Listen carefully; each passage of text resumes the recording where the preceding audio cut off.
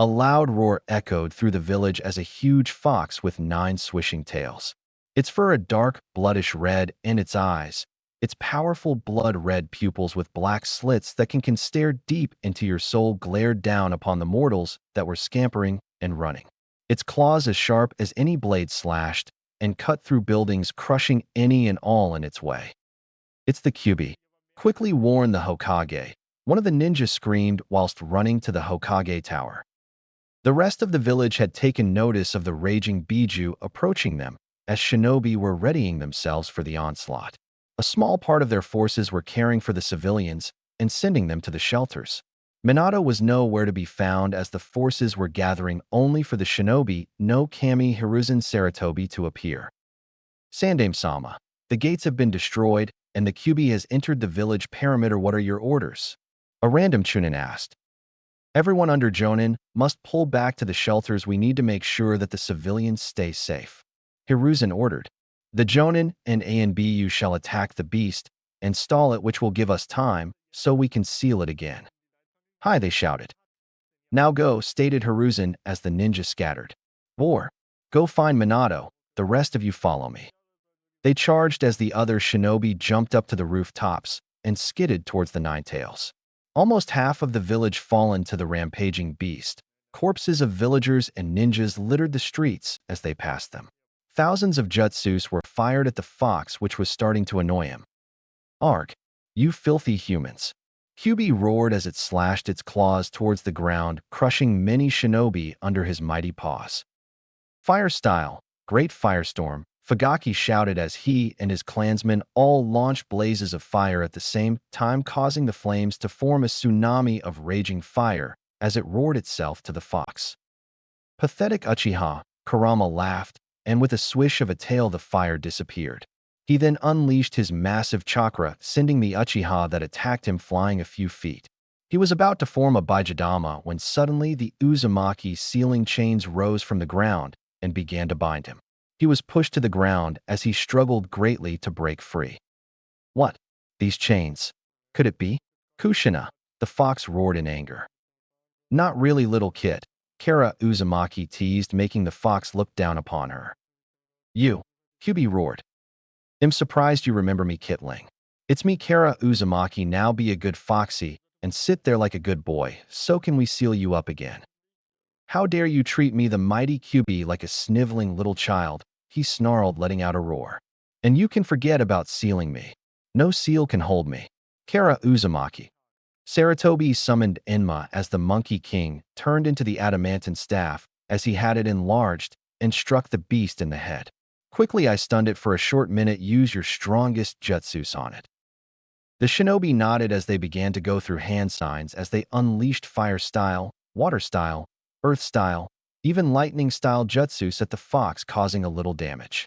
Hiruzen was about to use his jutsu when a flash of yellow appeared next to him. It was none other than Minato Namikaze, the Yondaime Hokage. "Minato, where have you been? Don't you know that we are being attacked by the Kyuubi?" Hiruzen demanded. "Your sister-in-law can barely hold on with their chakra chains." The Yondaime chuckled. "I was with my wife. She was having our children. I'm finally a father," he said before getting serious. "Until that masked man came in and ripped the fox out of my wife." Kara interrupted him. "Minato, as much as I want to hear the rest of your story, we have more important matters at the moment," she screamed as her chakra chains suddenly failed as one of the fox's massive paws got free and swung at her as she was immediately crushed by him. Minato gasped as Hiruzen quickly reminded him that the Kyuubi is almost close to the center of the village and that the only hope that we have now is to seal it. The Yondaime knew that there was only one seal powerful enough to hold the Nine Tails, the Reaper Death Seal. "You're right, Hiruzen-sama, and I will be using the Reaper Death Seal to seal the Nine Tails into my children, but I'll separate the fox to ensure it can't break out," Minato said with a pained look on his face. "I can't ask anyone else to sacrifice their child if I can't do the deed myself." "Minato, let me do the sealing," Hiruzen replied, shocking Minato. "I have lived a long life, and you're still young. The village needs you now," he said with a smile. "The only thing I ask you is to keep your children safe and treat them all equal." Kanahagakure Hospital. Minato flashed back to his wife, who was with their children. With a heavy heart, he told her that he was going to seal the 9 tails into their children to save the village. As always, Kushina forbade it, as she didn't want her children to suffer the fate of being a Jinchuriki. Kushina-chan, I don't want to do this, but I have no choice. The village will fall if I don't seal the fox away. Minato said sadly but firmly. Please, Kushina, it's for the best, surely you understand. Minato used me to seal the 9 tails. You know the hardships Jinchuriki face. I wouldn't wish that upon my children. Kushina cried. Kushina, they need you in order to control the fox. Besides, you'll be able to teach them things I can't, things only a mother would know. But they need their father. She sobbed. And the village needs their Hokage right now. Please, Kushina, remember our family is shinobi. The will of the village comes first. Kushina was about to retort, but sadly she herself couldn't help but agree. Konoha was her home, and like any ninja, she must put aside personal feelings for the safety of the village. She let out a little cry as she held the children to her husband. Minato could only look down upon the beautiful children that they made. Minma, the eldest, had their father's spiky hair, but Kushina's eyes. Naruto was a perfect clone of Kushina with red hair, but with blue eyes. The yondaime smiled sadly and hugged them close. Forgive me, my children, that I must make you become Jinchuriki, but I promise you that your mom will always protect you. I will make sure that you have the happiest childhood you could ever want with her. Minato cried as he flashed back to the battlefield. Battlefield, village gates. Hiruzen was going through the hand signs for the earth release. Mud swamp jutsu, as the Kyuubi suddenly became stuck in the muddy depths, restricting all of his movements. It looked to be trapped, but even he shouldn't underestimate the 9 tails. It would soon be a matter of time before it got free again. The sounds of cracks in the earth only added to his fear. He soon gasped as the 9 tails rose his head to the sky and opened his mouth as it was gathering energy for a Baijidama. Damn it, if that thing finishes its attack, the village is done for, Hiruzen said grimly. Suddenly, a large poof of smoke appeared above the fox as Gambunta the Toad Boss landed on the fox, preventing it from launching its attack. I don't think so, Furball, Gambunta said. D-damn you, Kyuubi roared. Now was the moment for Minato to begin the sealing, as he was about to begin the hand signs when he was stopped by the third Hokage. Minato, I said I would do the sealing. Remember, I am an old man, and it's time for you to lead the young generation. Now hand me the children, and I will seal the 9 tails into them. But Minato stopped him as he refused to let his predecessor sacrifice himself if he couldn't do it himself. Minato sighed as he performed the hand signs as a fast rate. Finishing the last hand sign, he shouted, Fuinjutsu, Shiki Fujin. Suddenly the air got cold as the Shinigami appeared in all of her ethereal glory. Her appearance was ghost-like, her face hidden by a demon mask. She was dressed in whitish-gray robes with a necklace in her left hand and a katana in her right hand. In front of her, bound in ghostly whips, was Minato's soul. Who dares summon me? The goddess demanded. Forgive me, Shinigami-sama, Minato stated as he spoke to the goddess. I wish to offer my soul as payment to seal the Kyuubi's chakra into Minma and the soul of the Kyuubi into my youngest son Naruto. The Shinigami smirked. Very well, mortal, I will seal the beast within your children. The goddess thrusted her hand into Minato's back as it reached through the man's frail body and towards the 9 tails. Kurama gasped in fear as the ghostly hand made contact. No, no, I will not be sealed again, no. The fox screamed as he was separate and pulled into Minma and Naruto. The 8 trigram seal appeared on the babies' bellies as the sealing was complete. However, the Shinigami noticed something strange about Naruto as she saw future events, and it brought a smile, a dark, evil smile upon her face. You are the one, Naruto. I can tell you are a special boy, and you can be the one that will save and change her for the better, she smiled, gazing down upon the sleeping red-haired baby as she raised her arm up to the moon as an orb flew into her open palm. She then placed the orb within Naruto as Naruto's chakra color went from blue to white. Good luck, little one, I have sealed Kagaya's power within you. I know you'll use it wisely and change the world. The goddess then turned towards the yondaime as she grinned a bit, which frightened him. I won't be taking your soul, mortal. What? Minato said shockingly. He couldn't believe that he was being spared, but he felt there was some kind of catch. I'll get your soul one day, and I am a very patient woman." She laughed darkly, making Minato shiver. "But don't make me regret sparing your life.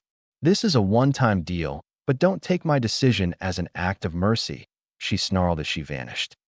Minato sighed a sigh of relief as he picked up his children and flashed back to his wife. The village was saved thanks to the noble sacrifice of Minato. The following day of the attack, Minato announced to the village of the noble sacrifice he performed to save the village. "My people of Konohagakure," Minato announced, "today our village suffered a major blow from the attack of the Kyuubi no Kitsune. We lost many loved ones who gave their lives to help us defeat it. Today we honor their sacrifice, especially my sister-in-law Kara Uzumaki. It was thanks to her bloodline and her few ninjutsu skills that we were able to contain it." "So the Kyuubi is gone for good?" a villager asked. "Yes, I was able to summon the Shinigami herself to help me defeat the Kyuubi. But since the fox is pure chakra, I had no other option but to seal it away into my son." He and his wife then held up their 2 sons to the village. "My eldest son Minma Namikaze holds the chakra of the fox and will use it to protect the village," he praised, but somehow he forgot to mention Naruto. The village cheered for their yondaime and their saviors, while savior as they view Minma as the hero who stripped the demon fox of its power. Minato and Kushina had trust in the village to treat their children with respect for their sacrifice. However, nobody took notice of Naruto, who was consumed by strange white chakra. Minato knew that his children was going to be happy, and he was going to ensure that happened. A burial was held to honor those who lost their lives in their fight with the Kyuubi. Among them was Kara Uzumaki, the older sister of Kushina. She was one of the village's greatest seal masters. Her skills in the art gave rise to future seal masters. Kushina was heartbroken when she heard her sister died to save the village. She vowed to raise her children to be like their aunt and teach them what it means to be a real Uzumaki. However, that wasn't to be, as Jiraiya had arrived at his office that afternoon telling him about a prophecy that talked about his children. "A child will be born from the mighty tree. He will have powers of ancients long forgotten. With power of the divine beast, he will save the world or become its destruction. If shrouded in darkness, the child of prophecy will bring death to all in its path. If shrouded in love and light, the child will bring the cycle of hatred to an end. He will bear the light of the moon and will use its power to bring peace." Upon hearing that, Jiraiya told his student that he believed that it was Minma since he held the 9 tails chakra, along with the fact that the fox was a divine beast whose powers were of ancient descent. It was then decided that they will leave the village to train their eldest to control the fox's power, but it also meant that they had to leave their son Naruto behind. They called Lord Hiruzen to his office to discuss their plan. Hiruzen answered their call with Orochimaru at his side. "Yes, Minato?" Hiruzen asked. "You summoned me for something?" "Yes, Hiruzen, I have summoned you here to retake the mantle of Hokage for a while." "Why?" The aged Hokage wondered. "Why not have Orochimaru fill in for you?" "Orochimaru would be a good choice, but you have the experience." "What aren't you telling us, Minato?" Orochimaru asked. Letting out a sigh, Minato revealed his plan to train Minma to harness the Kyuubi's chakra at their capital in the Fire Capital. When Orochimaru asked if they will also train Naruto, since the soul of the Kyuubi was more tempting and manipulative than the chakra, Minato told them with a heavy heart that Naruto was going to be left behind. "Minato, you can't be serious about this," exclaimed Hiruzen with wide eyes. "I'm very serious, Hiruzen," Minato responded seriously. "But he's your son. You can't just dump him like he's a disposable toy," retorted Lord Third. "We aren't doing anything of the sort," replied Kushina harshly. She thought that the third Hokage would understand their reasons for doing this.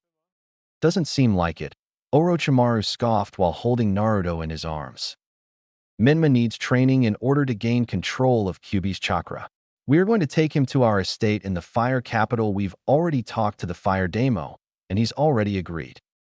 "What about Naruto? Are you just going to leave him here on his own?" asked Hiruzen, referring to the young red head in his prized student's arms. "We can't bring Naruto with us. It's too dangerous for him to come with us," Minato said, taking a step back from the former Hokage's glare. "And how, pray tell, is his parents leaving him on his own not dangerous?" Orochimaru growled. We have to put all of our attention on Minma because of the demon chakra. Since Naruto has the soul of the QB, he won't need any special training, Kushina stated. Plus, with Kumo and IWA still angry at them since the previous war, they'll be gunning for Minato and Kushina whenever they can, said Jiraiya. With Naruto in the village, he will be protected and safe from any assassins they sent. Plus, no one will know of his heritage. Like hell he will, the snake Sannin thought to himself. I know this village won't accept little Naruto-chan since they fear what they don't understand. Hiruzen unleashed so much Ki that it was suffocating to Minato, Kushina, and Jiraiya. It disturbed Minma, but it didn't really affect Naruto for some strange reason. Where will he stay while you're gone? He demanded. Well, we can't have him living with any of the clans as that would draw suspicion towards him, and we'd prefer it if nobody but you, Kakashi, Tsunade, and Orochimaru know about this, Minato stated. So it would be best that he stays in an orphanage, Kushina said as she was sweating from Hiruzen's Ki that was drilling holes through their faces. Oh hell no. Orochimaru hissed as he let out killer intent, but it was masked over by the killer intent of the third wind as he felt the men's anger as he whimpered and started to cry. Orochimaru gasped as he realized that they were scaring little Naruto. Oh Naruto, Uncle Snake is so sorry. We were just a little mad at your parents were sorry. An orphanage? You want your little boy to grow up in an orphanage? Hiruzen growled, not liking this one bit. It's perfectly safe, it won't draw any suspicion, and when you tell everyone that Naruto has the soul of the QB, he will be declared a hero among the populace.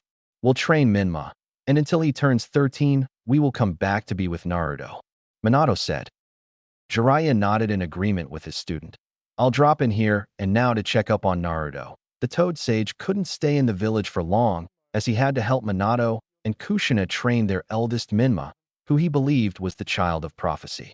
Tsunade was going with them, as she was the children's personal doctor to ensure that they won't get injured anytime soon. She was, after all, their grandmother. That's right, Tsunade had a one-night stand with a man named Hans Namikaze and ended up pregnant with Minato. She cared for her son like any mother would, and she was going to be there to take care of her grandchildren. Well, one of them. You've truly become a fool, Minato, to think that this plan of yours will work. I should have made the better decision and declared Orochimaru the fourth Hokage instead of you, Hiruzen said in disdain. Minato winced at those words, as did the others, as they never thought that they would hear those kind of words coming from Sarutobi's mouth.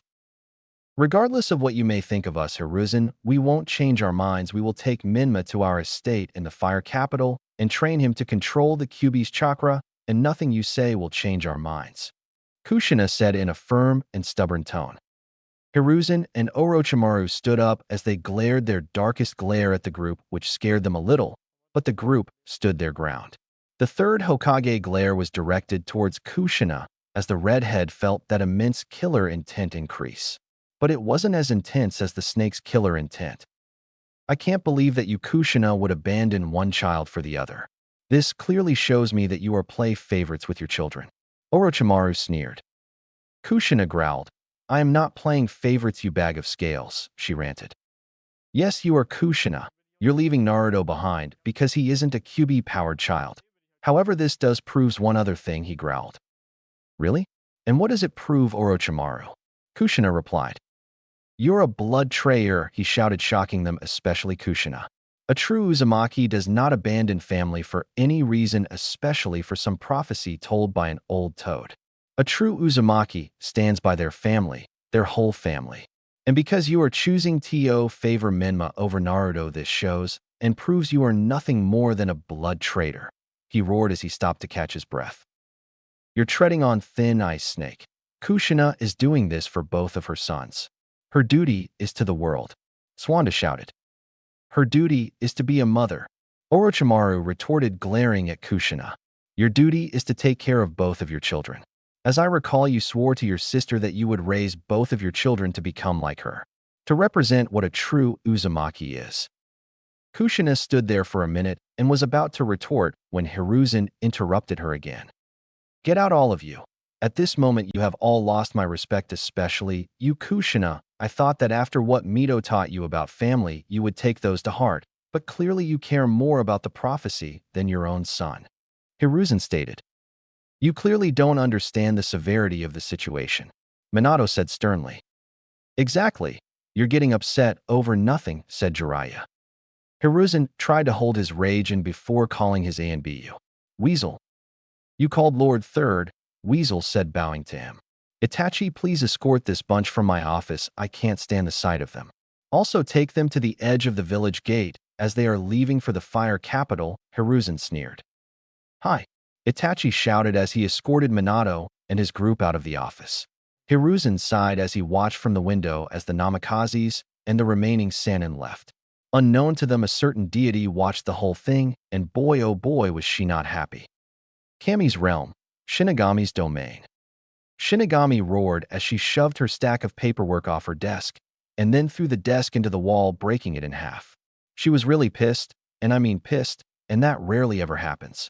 The reason being for her anger was a certain blonde-haired human that she spared. That bastard, she screamed, punching a hole in the wall. I, being the generous goddess, spared that blonde-haired monkey's life after sealing the 9 tails into his children, and he goes and abandons his youngest like he doesn't matter because he doesn't hold the fox's chakra. Oh, by the gods, I'll kill him. She sat down in her chair and rubbed her head. Mortals were always so defiant when the gods grant them certain privileges like power or knowledge, or sometimes rarely eternal life. She never really believed in humankind that her sister Kami made. To her, they were flesh bags or her little playthings until a certain baby blonde seemed to worm his way into her cold and stone heart. The boy was special, but she couldn't understand why, but she didn't dwell on it. Right now, she had to think of a way to get revenge on Minato Namikaze. Having a migraine against sister? Yami asked as she and Kami, entering her office, her destroyed office, placed a cup of jasmine tea on her desk. It's that blonde bastard of Konoha. She then took hold of her cup of tea and took a few sips. The warm taste of jasmine tea seemed to calm her a little. As you know, Kami, I sealed the 9 tails into Minato's children. Of course I remember. You spared his life so he could raise his family. Kami chuckled as she poured herself some tea and took a seat next to her death goddess sister. Most of his family, Shinigami growled. Yami turned her head towards her with wide eyes as she took her seat. What do you mean by most of his family? What aren't you telling me? That bastard and his slut abandoned their youngest son in favor of his siblings because he doesn't have the Kyuubi's chakra, she panted as she looked at her shocked sister. Kami put her cup down as she was shocked out of her mind. Her little sister was concerned about a human, and not just any human, a child. She thought this must be some of her tricks or a jinjutsu, as she did the hand signs to break the jinjutsu, only nothing happened. Well, my little sister actually cares about a human. I never thought I'd see the day, Kami thought to herself as she laughed. The Shinigami noticed her sister's laughter and growled, wondering why she was laughing at her. She then went wide-eyed. Her sister must have found out that she was concerned about a certain human. She groaned, knowing that she will never hear the end of this. Oh, go ahead, laugh it up, but rest assured I'm going to make sure that Minato and Kushina regret this for the rest of their lives, Shinigami said in a cold tone. Yami smirked. Really? And how are you going to do that? Last time I checked, we can't interfere with mortal affairs. It's the law, remember? Screw the rules, the death goddess shouted, shocking her sisters. I owe it to that poor boy, and I'm going to make sure that he has people that will raise him and will one day make Naruto so powerful Minato will be begging at his feet. She laughed evilly as she rubbed her hands together. Kami face-palmed at her sister. Her sister wasn't always one for following rules. She was a rebel. Hell, she wouldn't even listen to her most of the time. It's only when she threatened her would she fall into place, but now it seems that won't even work. However, Yami couldn't help but want to see how this would play out. She wondered what she would do for this human child named Naruto Uzumaki. Okay, sis, say, I let you do this. How are you going to make this up to the boy? Yami asked. The Shinigami gave Yami a smirk as her sisters knew right then and there what she had in mind. Kami couldn't believe that was even going to consider that. It was absolutely insane. Shini-chan, please, you can't possibly consider what I think you're considering, are you? Kami said. Death Goddess didn't reply. Instead, she disappeared in a swirl of crying and screaming tormented souls as she left Kami's realm and descended down to the mortal world. Konohagakure, Hokage Tower. They left. They actually left and abandoned Naruto here. Orochimaru growled as his rage increased tenfold. Hiruzen sighed as he sat down in the Hokage's seat. Yes, they left, and they wanted him to live in an orphanage. Like hell he will. A voice shouted. Naruto isn't going to live in any orphanage. Startled, the men took their defensive position to protect themselves and Naruto. They noticed a dark portal appear at the office door as a woman came out of it. Her appearance was dark but beautiful. Hiruzen demanded who she was. A dark chuckle made them quiver with fear as she looked up at them. I am here on good faith, Hiruzen, she chuckled. Who are you? Orochimaru hissed, getting his snakes ready to strike her. I am the one who helped Minato seal away the Kyuubi.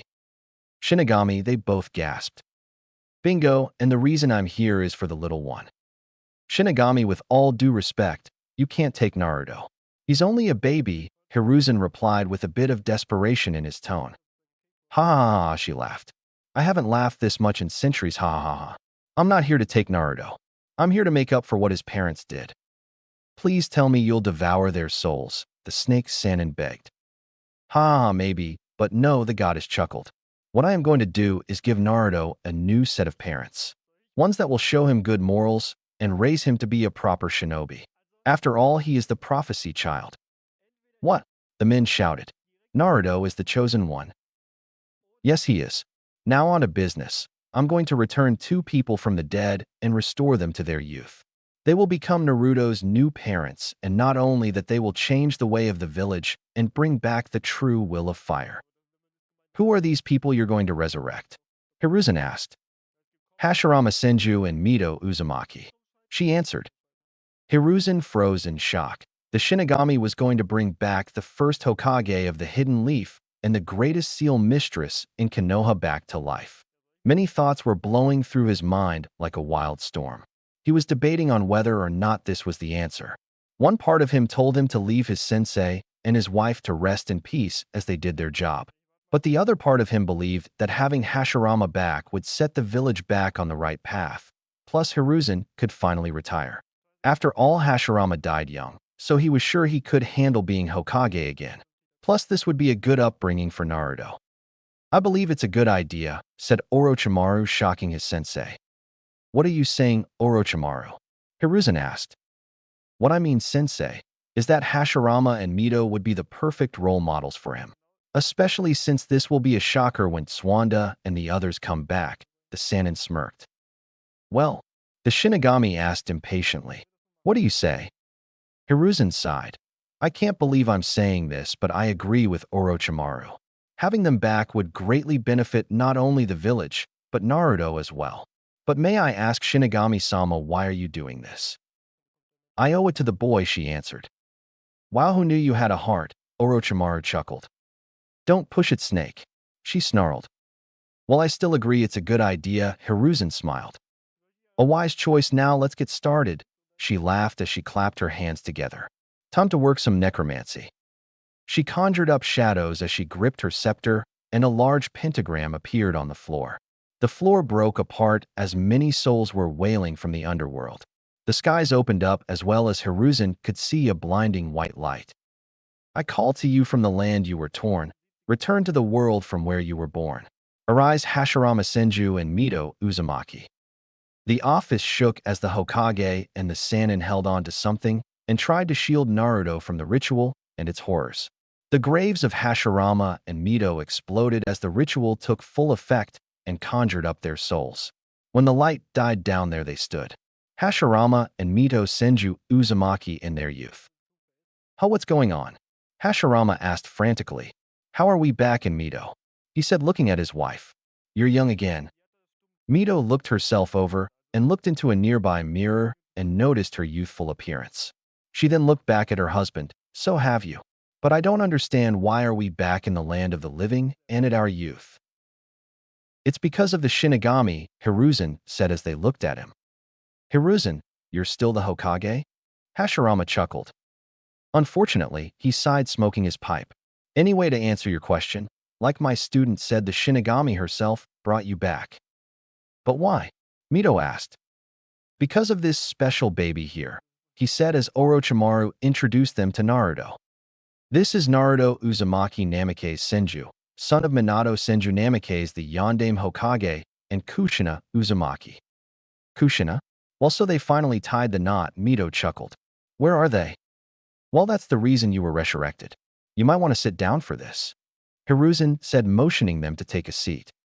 They took their seat as Hiruzen explained the entire situation to them, from the Kyuubi attack to Minato and Kushina abandoning their youngest son so they could train their eldest child to control the Kyuubi's chakra.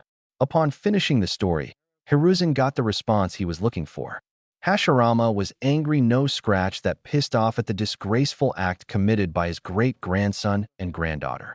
But his anger wasn't even close to the rage Mito Senju was now radiating. Mito felt betrayed that Kushina would betray her teachings on family and what it meant to be an Uzumaki. To abandon one's own child was a sin to the Uzumaki clan, and those who committed this were greatly punished for it. Where are they now? Mito seethed. They are at the capital and won't be back till Naruto turns 13 years old. The snake replied. I see, she said coldly. May I hold him? She asked softly. Orochimaru nodded and placed Naruto in her arms.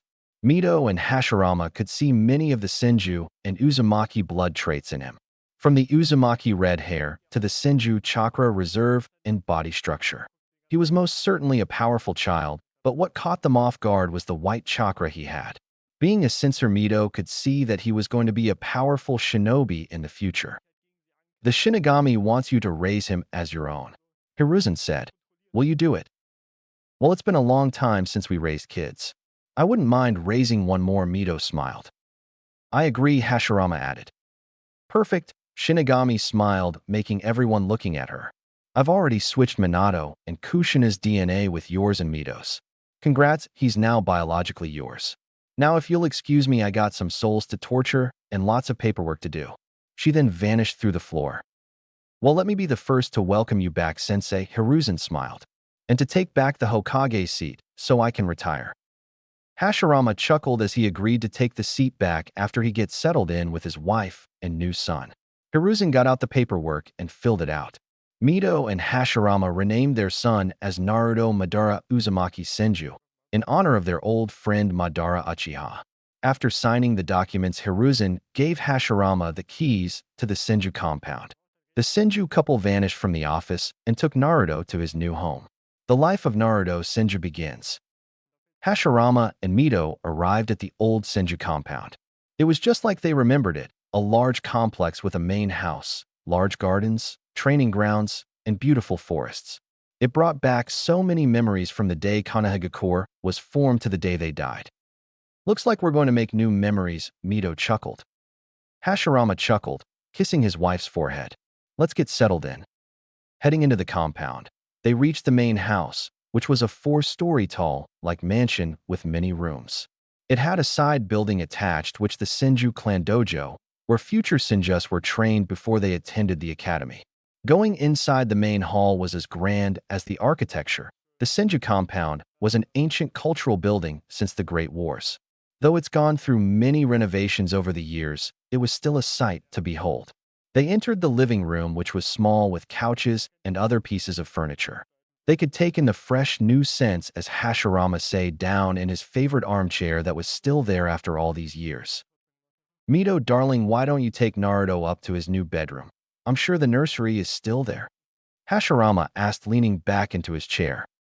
Oh, Hashi, you always were a little lazy at home, but you were a fantastic husband, Mito chuckled, taking Naruto upstairs.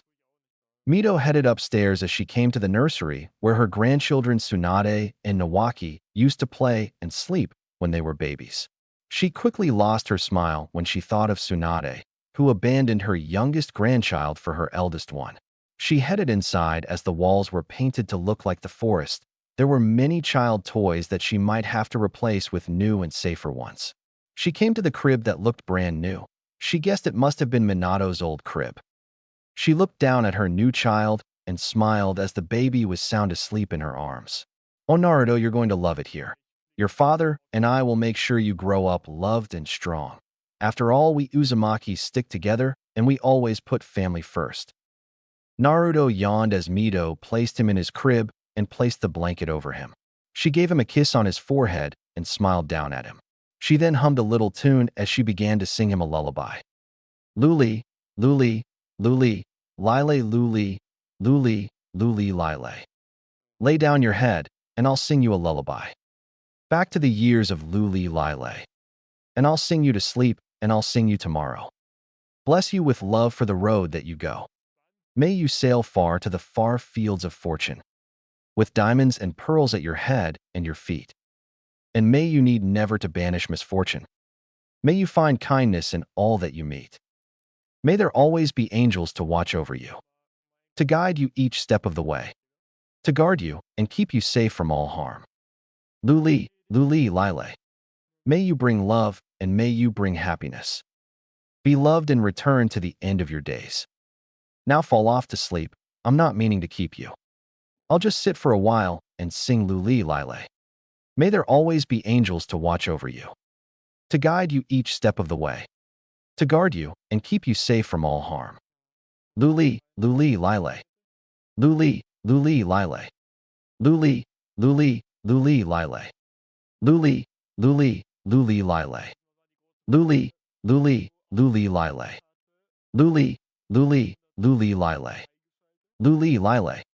She smiled as Naruto snored quietly as he looked so serene when he's fast asleep. Mito leaned down gently to kiss his forehead again. I love you, my son, she whispered before leaving the nursery to join her husband in the living room. How is Naruto? Hashirama asked Mito. Naruto is sleeping soundly, my dear. Mito smiled. Wonderful. Now that we've gotten settled in, it's time for me to greet Hiruzen to discuss the future of the village. According to the details supplied to him by his old student after they were resurrected, the civilian council had gotten out of hand. They meddled in the affairs of the shinobi which they had no say in. He should have listened to his brother and not given the civilian council so much leeway. Well, that all stops now. Will you accompany me, dear? Of course, Hashirama, just let me do one thing, Mito said, creating a blood clone. You stay here and guard Naruto, she ordered her clone. Of course, the clone replied. Hashirama took her hand as he shushined them to the Hokage's office. Kanahagakure Village Market District. Since the attack of the Kyubi yesterday, many of the shinobi and civilians that suffered the traumatic experience of the attack were slowly trying to move forward. They suffered many casualties and losses, including loved ones. Reconstruction of the village was underway as the reparations of the northern and eastern district sector of the village that suffered the most damage was almost complete. Everyone moved on and licked the wounds except for a few. Among those few was Kakashi Hatake, Minato's only surviving student.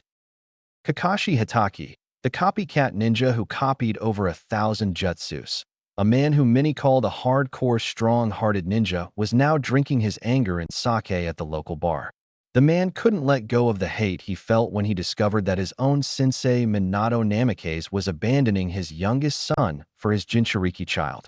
Not only that, but Kushina, who always spoke proudly on how family is important and always sticks together, would suddenly abandon her child for a prophecy. I mean, she's an Uzumaki, for crying out loud. It made him sick to his stomach, and don't even get him started on the Sannin.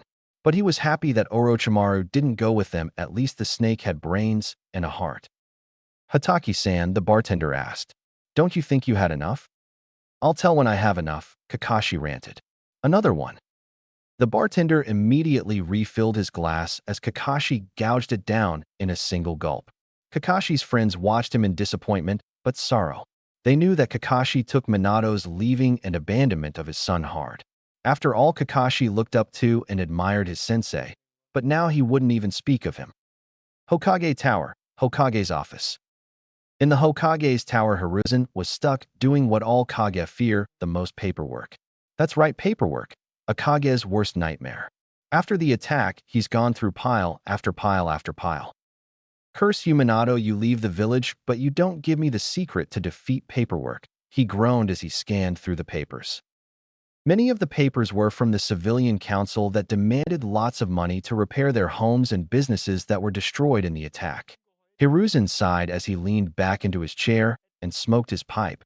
The civilian council had been a pain in the ass ever since he took the mantle of Hokage. He still couldn't believe his sensei Hashirama gave them a say in shinobi affairs, which was a mistake as the civilians grew arrogant and began to abuse their authority. But he hoped when Hashirama retakes the mantle he will be able to set things straight.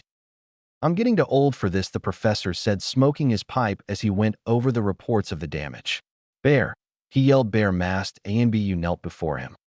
Hi Sandame-sama, the Ambu stated. Give me the full situation report, the number of casualties of both civilians and shinobi. Hiruzen ordered. Hokage-sama, shinobi casualties have estimated to 1,000 shinobi along with 150 Ambu dead, and the number is still rising. We haven't cleared all of the debris of the northern and eastern sector, so we aren't really sure. However, the civilian casualties have reached to 1,500 dead and many in critical condition. Bear finished. Very well, thank you for the report, Bear. You are dismissed. Leave the report here on my desk and return to your duties. Hiruzen commanded. With your leave, Hokage-sama, said Bear as he flickered away. Arg. Just when I'm finally ready to retire, Cammy herself decides to fuck it up, and now I have to deal with more paperwork. He groaned as rubbed his temples. Why does Cammy hates me? After 10 minutes, Hiruzen had finally finished up the remaining paperwork that was the death of him for years. He was glad to finally be rid of it. The only thing left to do now was to make his sensei the new Hokage and finally retire to live out the remainder of his years as he wants. He got up from his seat and cleaned off his desk and started to smoke his pipe when Hashirama appeared. Still smoking, Hiruzen? Those things can kill you, you know, Hashirama chuckled. When you're as old as I am, sensei, you realize that sometimes a smoke can make any stressful day a relief. He sighed, taking a puff. So, I take it you're ready to retire for the day? Hashirama asked him. Yes, sensei, he groaned. Now I can finally retire. Lord Third took off his hat and robes and presented them to Hashirama.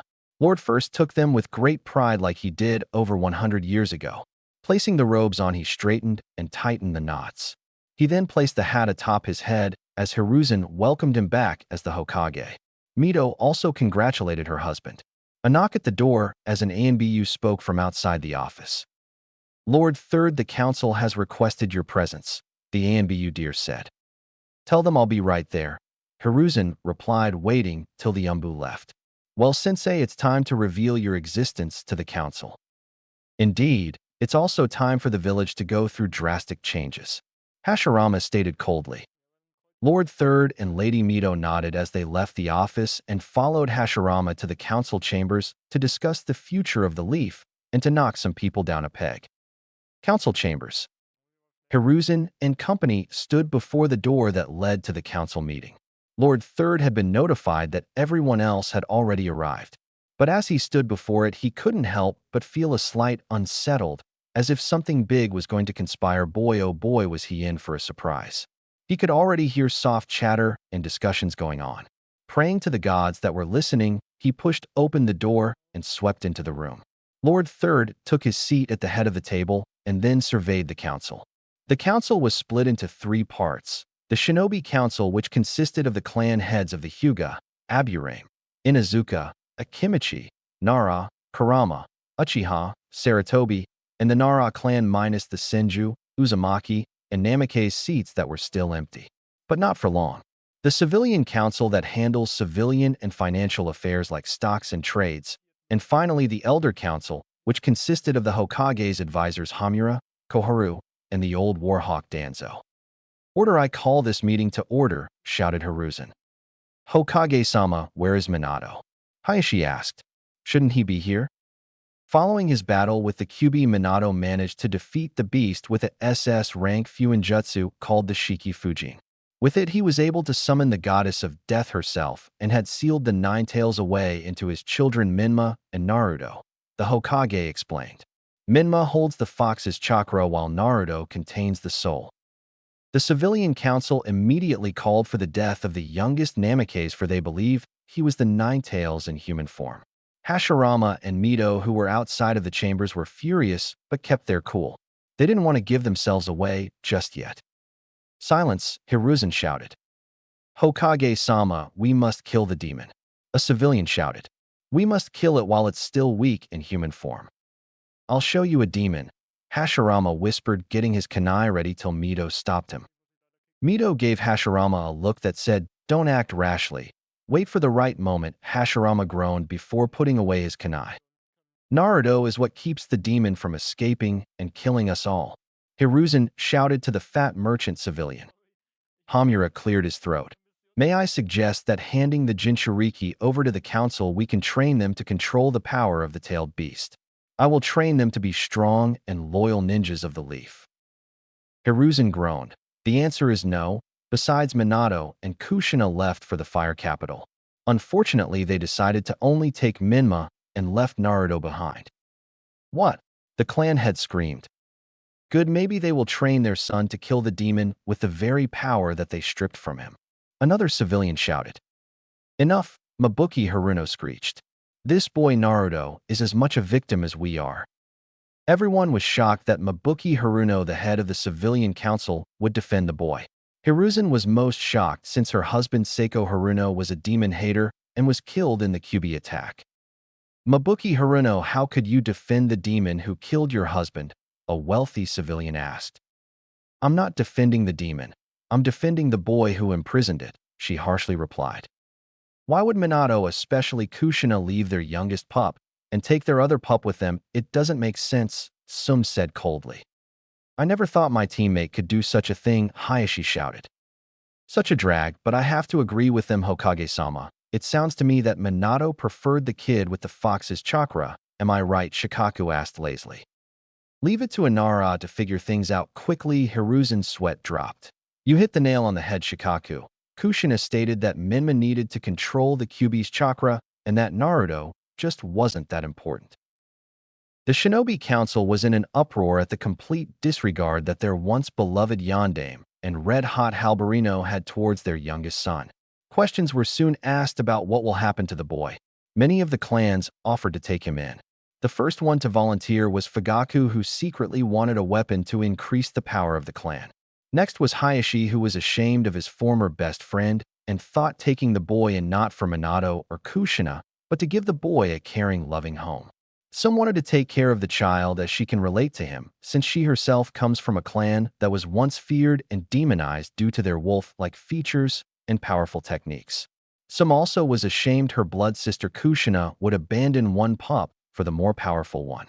She thought the redhead was an Uzumaki, a clan that was known to put family above all else, but clearly she was wrong. The Shikachoino trio couldn't take care of the child since they have their hands full with kids of their own, plus with the fact that Naramin would complain as always, and clearly they didn't want Naruto to be lazy. The Yamanaka were out of the question since Yamanaka males were always busy with barely enough time to spend with their kids, leaving it to their wives.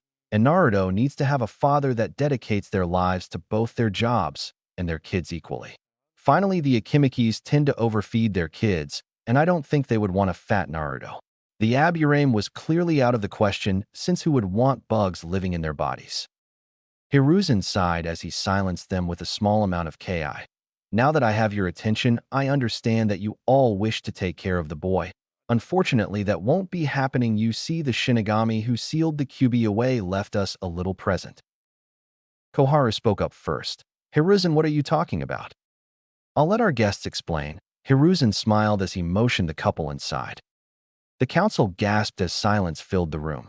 Everyone could only stare and not even say a word. There standing before them was the first Hokage, Hashirama Senju, and Mito Uzumaki. The shinobi clan heads stood in awe and respect of one of the village's founders. However, the advisors were not convinced and believed it to be a trick. Hiruzen, what trickery is this? You dare defile our sensei memory by using the Edo Tensei to bring him back to the land of the living. Koharu shouted. Silence your mouth, insolent pups. Hashirama shouted. This is not my brother's jutsu. The Shinigami has brought my wife and I back to the land of the living. Why would the goddess of death bring you back? Shikaku Nara asked. Unless there was a good reason. Mito was the one who spoke up to answer the Nara. Yes, Lord Nara. You see, the Shinigami is angered for Minato breaking his promise to her. After Minato abandoned Naruto here without a second thought, it was decided that we would return to the mortal plane and raise Naruto as our own. What? Everyone shouted. Indeed, the Shinigami replaced Naruto's blood and DNA with my own and my wife's. Naruto is biologically ours now, and we shall thrive where Minato had failed. I will also retake the mantle of Hokage. After all, I think we all agree it's time for Hiruzen to step down so he can enjoy his golden years. That is true, Sensei, Hiruzen agreed until he let out a huge smile. This is a grand occasion. Now Lord First can keep the demon in check and keep it weak. A civilian cheered. The demon will be bowing at our feet. The civilian's rejoicing was cut short when a spike of wood sprang from the floor and pierced through the man's neck, killing him. Hokage-sama, a civilian council member shouted. The next person who calls my son a demon, their lives are next, Hashirama screamed angrily. Now since I'm Naruto's father and the eldest Senju male, then by clan law, I'm the clan head. And my wife shall be the Uzumaki clan head since she's the eldest Uzumaki, considering Kushina broke her vow to the clan and hasn't been active in her duties as clan head. My husband is right, and you all know it too, plus Minato never took the mantle of Senju clan head since he's the Namake's clan head, so therefore by the law the clan head position is passed to the eldest Senju, Mito stated. Well, Sensei, since you're going to retake the mantle of Hokage, which is a wonderful, let me be the first to welcome you back. This will keep our enemies off our back, and we will be able to rebuild a bit faster, said Danzo, getting a nod from Hashirama. If there is nothing else to discuss, then I hereby dismiss this meeting, Hiruzen stated. Wait, Koharu said quickly. What shall we tell the village? Nothing, Danzo shouted, making everyone looking at him. The village has started rebuilding itself, and the people are trying to get over their grief. If you announce Naruto's status, he will become a target, an outlet for their rage and hatred for the fox. Danzo, Hiruzen said surprisingly. This is a side of you I've never seen. I may be a cold shinobi, Hiruzen, but I'm not heartless, Danzo said sternly. Therefore I ask that we keep Naruto's status a SSS rank secret so that the boy can at least have a normal life. The civilian council minus Mabuki went into an uproar again. They refused to doing anything that would protect the demon. Danzo silenced them with a threat of execution if even one of them reveals the boy's status to anyone. This silenced them completely as they sank down into their seats. The first Hokage could only smile at how mature Danzo has gotten since his Genin days. One more thing before I dismiss this meeting. The civilian council is hereby disbanded. I will discuss it with Mabuki Haruno after everyone leaves. The civilians wanted to retort, but a single glare from Mito kept them quiet. They didn't take their defeat well, though. They swore to do everything they could to make the demon pay. When no one had anything else to talk about, Lord First dismissed the council. Mabuki stayed behind as ordered as she gave a list of civilians that she knew wouldn't blame Naruto for something he couldn't control. Hashirama thanked her as she bowed her head and left the chambers. Well, I better get back to Naruto. It's time for his feeding, Mito smiled as she shoeshined to the Senju compound. Looks like we better go over the village rules and make some changes. It's time the village had a wake-up call, Hashirama told Hiruzen. Hiruzen nodded. Yes, I agree, Sensei. This will undo everything the previous civilian council had done. Hashirama and Hiruzen spent the afternoon going over the old and new laws that were made after Hashirama's death. Hiruzen was right about one thing. The village hidden in the leaves was in for a huge wake-up call. It's been a few months since the Kyuubi incident, and the village had already managed to rebid itself in record time. The memories, however, of that horrible night were still embedded in their pikes. Their former Hokage, Hiruzen, put their fears to rest with words of encouragement that the leaf will never fall. Many believed it, but some have not. Hiruzen had also revealed to the village of the gift Kami blessed them with. He revealed the return of the first Hokage, Hashirama Senju. The village was in complete shock when the legendary god of shinobi made his presence known to them atop the Hokage Tower. Hashirama, with words of wisdom from his days as Hokage, and his speech of the will of fire gave rise to strengthen the hope of the people. The village cheered out his name as Hashirama retook the hat and robes from Hiruzen. After taking the robes, Hashirama, who nodded to his student, turned to address the village and revealed that Minato left the village after the Nine Tails attack was over. Horror filled the audience as he told them how he just left the village to train his son Menma to control the Kyuubi's chakra while leaving the village to rebid without its leader. Anger and harsh words spread as the villagers demanded the return of the Yondaime for his desertion. Hashirama put them to rest and promised them that Minato will pay for his crimes. Kakashi approached the show-dame and asked if they could be allowed one piece of revenge no matter how small. "You're Kakashi Hitaki, Minato's prized student. What do you have in mind?" Hashirama asked. Kakashi Hitaki walked past him and stood before the Hokage mountain and pointed to Minato's stone face. "Minato deserted us. He abandoned his child because of a prophecy. He left us when we were still rebuilding. He believed a prophecy was more important than taking care of our village," Kakashi scoffed. "Kakashi," thought Kurenai and Might Guy. "I suggest we take the stone face down," Kakashi said, shocking everyone. "If Minato believed we were not good enough because of a prophecy, then he doesn't deserve to be Hokage." Hashirama looked at Hiruzen. "Hiruzen? Kakashi has a point. You once said, 'Those who desert their comrades are trash, but those who desert the village are unforgivable.' Minato chose to leave after the village was rebuilding itself. He made his choice." "You have a point," Hashirama said before looking at the village. "Do as you see fit." The villagers cheered as chains were thrown and hooked into the stone face. The villagers grunted as they started to pull on the chains. The weight from the stone was strong, but their anger was stronger. "Argh!" they shouted as the stone in the mountain started to crack and slowly break. "Chidori!" Kakashi said. He plunged his lightning blade through the Hokage's stone-head forehead. The strain from the chains and the Chidori was too much as the stone broke apart as the villagers pulled one final time. The stone face broke from the mountain as it came crashing down. The stone face hit the ground as it broke apart upon impact as the villagers cheered. Hashirama was shocked but proud of the villagers' dedication and loyalty to the village. The following afternoon, the village was being rebuilt with the thousands upon thousands of fresh wood Hashirama gave them with his Mokuton. The money that the Senju and Uzumaki clan had were then shared among the people to help them get back to their lives. 20% of their clan's fortunes were given to rebuild the village itself, while another 10% were given to the civilians for their stores, businesses, and homes that were destroyed. The village's reconstruction was going perfectly with the supplies Lord Shoudame had given them. Meanwhile, back in his office, Hashirama was going through the paperwork, a Hokage's nightmare. But Hashirama chuckled as he knew the secret to defeat paperwork, and that was shadow clones. His assistant Mabuki Haruno was helping with the minor things in the village, such as financial and other small problems. She was a great help to him. Hokage-sama, his secretary, a middle-aged woman, said, entering his office. "Rava, what can I do for you?" "Pardon the interruption, Lord Hashirama. A letter arrived for you, sir," she said, handing him the letter. When he took it, he saw on the back the Namikaze clan symbol. It was from Minato and Kushina. Gripping the letter in his hands, he tried to keep his anger in check before taking a deep breath. "Thank you, Rava, that will be all." "Hi," she said, leaving the office. Hashirama growled softly, still glaring at the letter. Should he open it? Or should he just cast it away like Minato cast away Naruto? Mabuki noticed how stressed the Hokage was and wondered if it had something to do with the letter. Approaching him, she asked if he was all right. Oh yes, Mabuki said, "I'm fine." "Are you sure, Lord Hokage?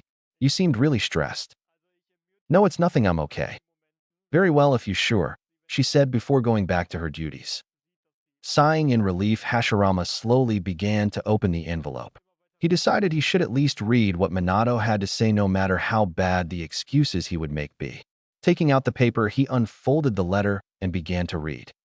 "Dear Hiruzen, Kushina and I have made it to the fire capital safely. We have settled in just fine in the royal district of the capital.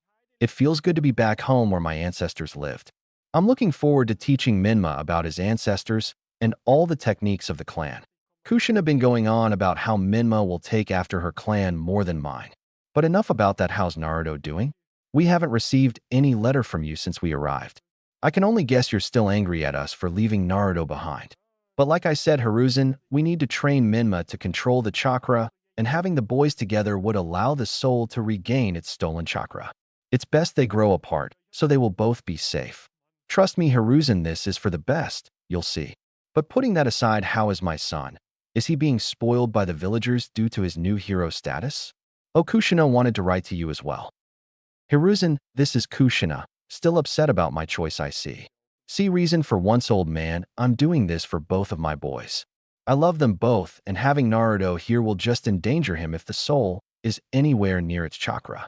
You can hate me all you want, old man, but I will not risk both my children's lives if the QB regains its chakra. I hope you raised Naruto with good morals, because I won't have him becoming a spoiled brat when we come to reclaim him. I hope you didn't make Naruto believe we abandoned him for his brother, because if you did, Hiruzen, you're going to be a very sorry old man. Also, I don't want Orochimaru influencing my baby with his newfound hatred for me and my husband. The prophecy is very important, and Naruto will be trained when we come to claim him to support his brother. Minma will become the next head of the Senju and Uzumaki clans, and Naruto, at best, will be a branch member. Naruto will be trained in minor ninjutsu and mostly taijutsu as a support ninja, and will help his brother fulfill the prophecy. You'll see, Hiruzen, it will all work out for everyone. Jiraiya will be coming in a few days to check up on Naruto for us. Yours sincerely, Minato and Kushina Namikaze. After finishing the letter, a storm of emotions raged within the first Hokage. Hashirama was infuriated that the Yondaime and his wife felt so little for their son. They believed him to be a weak support ninja to aid his elder brother in fulfilling a prophecy, which he might add isn't even set in stone. After all, prophecies constantly change, and in Hashirama's opinion, prophecies don't foretell a person's fate. To him, a shinobi makes his or her own fate. He then tore up the letter in anger and tossed its scraps in the garbage. He then grabbed a piece of paper and a pen and began to write his own reply. He put every amount of emotion into his response and then had it sealed. "Mabuki," he shouted. "Yes, sir," she replied. "Take this letter and give it to the Postal Ninja Division. I want this letter sent to the Yondaime Hokage in the Fire Capital immediately," he said coldly. Mabuki, feeling the coldness emitting from him, nodded and rushed out of the office to have the letter delivered. After she left, Hashirama vanished from his seat after finishing all of his paperwork. Uzumaki Senju Compound, Hokage's monument. Mito Uzumaki was in the kitchen dressed in a long light green dress skirt and a blue t-shirt that tightened against her chest, showing some cleavage. She wore a pink apron that says, "Insult my cooking, I'll kill you," on it as she hummed a little tune, getting lunch ready for her family.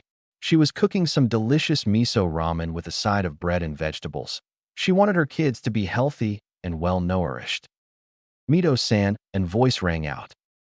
"Oh, Itachi," Mito smiled, turning around to look at the Uchiha. Itachi was helping her out with Naruto for the day, as the Uchiha heir had taken care of her son while she was doing the house chores and working at the hospital. Itachi walked towards her carrying Naruto in his arms. Naruto Uzumaki Senju, the pride of the clans, he was a beautiful clone of his parents. His baby fat skin trimmed to a soft pale tint that resembled his mother's. His hair was blood red like his mother, and his eyes were a dark brown like his daddy. He was a mini-male version of Mito. He was the shining light in not only her life, but also the village's. "Is Hashirama coming home soon?" Itachi asked. "Yes, he will be home soon," Mito replied. "I thank you again, Itachi, for helping me these past few days." "Glad to help, Mito-sama. I think I might become Naruto's favorite babysitter." Mito got the lunch ready when her husband entered the room with a smile on his face. He greeted his wife with a kiss on the cheek as he smelled the ramen that was cooking. He also noticed her famous dumplings that she always made. He tried sneaking his hand over to grab one, only for a ladle to smack his hand. He yelped, rubbing his hand as his wife gave him a stern but happy smile. Hashirama, we don't eat dumplings till after lunchtime," she said, smiling. Hashirama grumbled. Troublesome wife, so mean." "Not even one?" he asked. "No, Hashirama, no snacks before lunch," Mito yelled. Hashirama sulked in his seat as Mito sighed with a smile. "You're hopeless," Mito chuckled. "Uzumaki women are so mean," he grumbled. "I heard that," Mito smirked. Hashirama sighed with a small laugh. "Well, how's my favorite family?" "We are doing fine," said Mito. Itachi was a good help as well. "Oh yes, Itachi Uchiha, a prodigy similar to Madara. I heard you completed your mission in record time yesterday," Hashirama praised.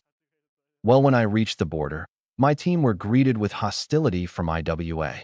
Apparently, they heard about you coming back from someone from the Leaf and attacked us. Luckily, we killed about 200 out of 250 IWA ninja, thanks to my Sharingan and Kakashi's Chidori." Hashirama sighed, as let out a groan at the info. Conflict no matter what the era. After lunch, Hashirama, we are going to the festival. Mito reminded him. Now let's sit down and eat. I don't want all of my hard work on this meal spoiled, okay? Aye, he said as everyone began to eat. Itachi care to join us? Oh, thank you, Lord Hokage. After the delicious lunch, and all the dishes were cleaned thanks to Itachi and his shadow clones. Soon Itachi left to greet his family while Mito and Hashirama getting dressed to get ready for the Spirit Festival to honor the shinobi who lost their lives for the village. Hashirama dressed himself in a black kimono with red satin, while Mito dressed in royal kimono with white satin tied around the waist. She wore her gold headpiece as two sealing tags hung from the buns and hair. Naruto was dressed in baby clothes, well dressed like a little fox. All right, let's get going. The festival won't start without us present, Hashirama smiled. They left the compound and met with their fellow friends that awaited them at the complex gates. They bowed their heads to their clan heads as they greeted them. The entire family soon left to join in the festivities. Konohagakure Central Sector. The festival was in full swing as the village square was decorated with lots of lights, lanterns, and lots of masks. Lots of food was prepared, and the game stands were put up for the children. The people dressed in appropriate clothing for the celebration. Hashirama and his family arrived as the people greeted them with warm smiles and good greetings. Welcome, Hokage-sama, a civilian said. My lord and lady, an elderly woman stated, bowing her head. The Hokage smiled. Hello, my friends, I trust things are well. He asked, getting a nod from the festival committee, which made up of 130 civilians and 300 shinobi and retired shinobi. A young woman walked up to the family, presenting him with a plate of fresh dango, which he accepted. It was so delicious as he gave her a thumbs up on it, making her happy. Lord Hashirama, a voice rang out. The family smiled as they noticed it was Mikoto Uchiha and her family. Fugaku greeted them with a firm nod, which they returned. The Uchiha clan head and Hashirama weren't friends, but remained civil each other. Fugaku was still all about having Naruto as a weapon, but after fighting Mito Uzumaki, who gave him such a tongue lashing, she gave him such a beating, Fugaku turned over a new leaf, although he was still the cold clan head we all know and love. Mikoto greeted the family as she gave them each a hug, including the little red head, who always brought a smile to her family. She was the friend of the family, but to Naruto, Mikoto was more like an aunt or second mother figure. Ever since she found out about Kushina abandoning Naruto like he was nothing, she lost all respect for the redhead. In fact, the day after she found out what Kushina did, she burned and ripped up every picture that she had of them together. She even threw away all the gifts that Kushina bought her over the years they were friends. She never wanted anything to do with her and soon found a new friend in Mito. Mikoto, good to see you, Mito said as she presented the rose to her. Mikoto smiled as she knelt down and took the rose. Oh, thank you, I love it. She sniffed the rose before she put it in her hair. You look lovely, Kasen. That rose brings out your beauty, Itachi laughed. Naruto picked out the rose for you, Mito chuckled. Mikoto laughed as she rubbed his head. Oh, thank you, Naruto. Hashirama smiled. How are you doing, Lady Mikoto, Lord Fugaku? I thought Uchihas don't like happy, bright festivals or parties, he joked, getting a bonk on the head by his wife. Forgive my husband, he tends to make jokes at the worst times, Mito laughed.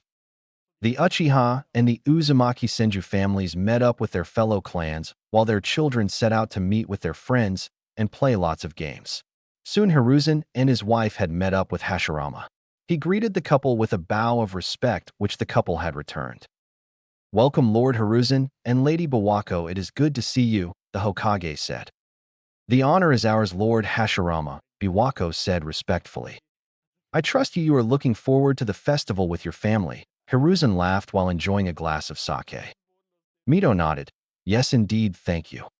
Enough chatter, we have a festival to enjoy, Hashirama said, as everyone headed to join their friends in the festivities. Fire Capital, Namake's compound. Kushina had placed Minma to bed as she had headed downstairs to have some tea with Minato and the others.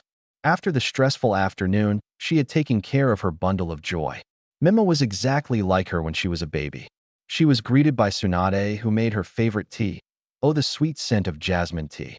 She took notice of Minato and Jiraiya, who were covered in scratches and slight bruises, meaning they were out training. Oh well, boys will be boys. Here you are, Kushina. Tsunade smiled, setting the tea in front of her. Thank you, Tsunade-sensei. Kushina smiled, taking a seat and taking a sip from her tea. Sounds like you had quite the afternoon with Minma. Tsunade laughed. Yeah, he was a handful, but I can handle it. He's more like me every day. Yeah, I remember all the sleepless nights I had, Minato joked. That's why I'm the mother, darling. I'm the more mature parent. Kushina smirked. Hey, speaking of babies, have you heard from Sarutobi-sensei? Jiraiya asked. No, sensei, Minato sighed, shaking his head. I believe he's still holding a grudge against us. The group groaned. Hiruzen was still being a sour puss about them leaving. He just couldn't understand the situation and how important the prophecy. They haven't heard from him in a few months, and they haven't received any updates on Naruto either. Tsunade bet it was Orochimaru that prevented any letters from reaching them. Minato, I have a strange feeling that Naruto might come to hate us, Kushina cried. Minato placed his arm around his wife's shoulder to comfort her. It's all right, darling, if he does hate us, then we will do everything in our power to get him to forgive us. Trust me, I am sure that our son will not hate us. Minato is right, Kushina. Once we explain the situation, then Naruto will understand. Besides, he's probably enjoying his life as the hero who kept the village safe from the Nine Tails. Jiraiya stated firmly and jokingly. Suddenly, there was a raven upon their windowsill with a scroll attached to its leg.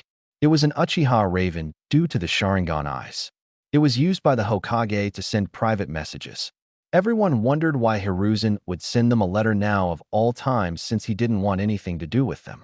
Kushina placed her hand on his shoulder to calm him. Minato took all deep breath as he unrolled the scroll and began to read. Dear Minato and Kushina, you got some nerve to think so little about your son. Naruto is more than just a support ninja. Naruto is an innocent soul, and I won't tolerate you tainting that light. Also, I'm not Hiruzen, I'm the new Hokage who replaced your sorry ass. I've also placed Naruto under mine and my wife's care. We will take care of him, since you're too lazy to take care of both of your kids. And you, Kushina, well, my wife is an Uzumaki, and unlike you, she knows what it means to be an Uzumaki. You, Tsunade, I am ashamed of you. To think you'd sink this low? You disgust me. You better hope I don't get my hands on you. Naruto is no longer yours. He's my son now. I'll be the father you refused to be, Minato. See you in 13 years, Yondaime. Because believe me, Minato, you won't be getting a warm welcome. Sincerely not. The new Hokage. Silence filled the group at the information. First off, they were shocked that Hiruzen replaced Minato so quickly.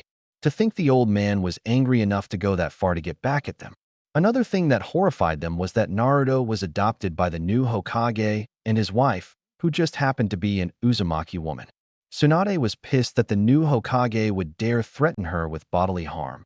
New Hokage of not, she would make sure she pounded his face in. The bastard didn't even sign his name. That bastard Hiruzen. How dare he give away my son to someone else? We told him to leave Naruto in an orphanage so he would be safe. But now Naruto's new parents are threatening us and keeping us from seeing him again. Kushina growled as her hair split into 9 strands. He's my baby.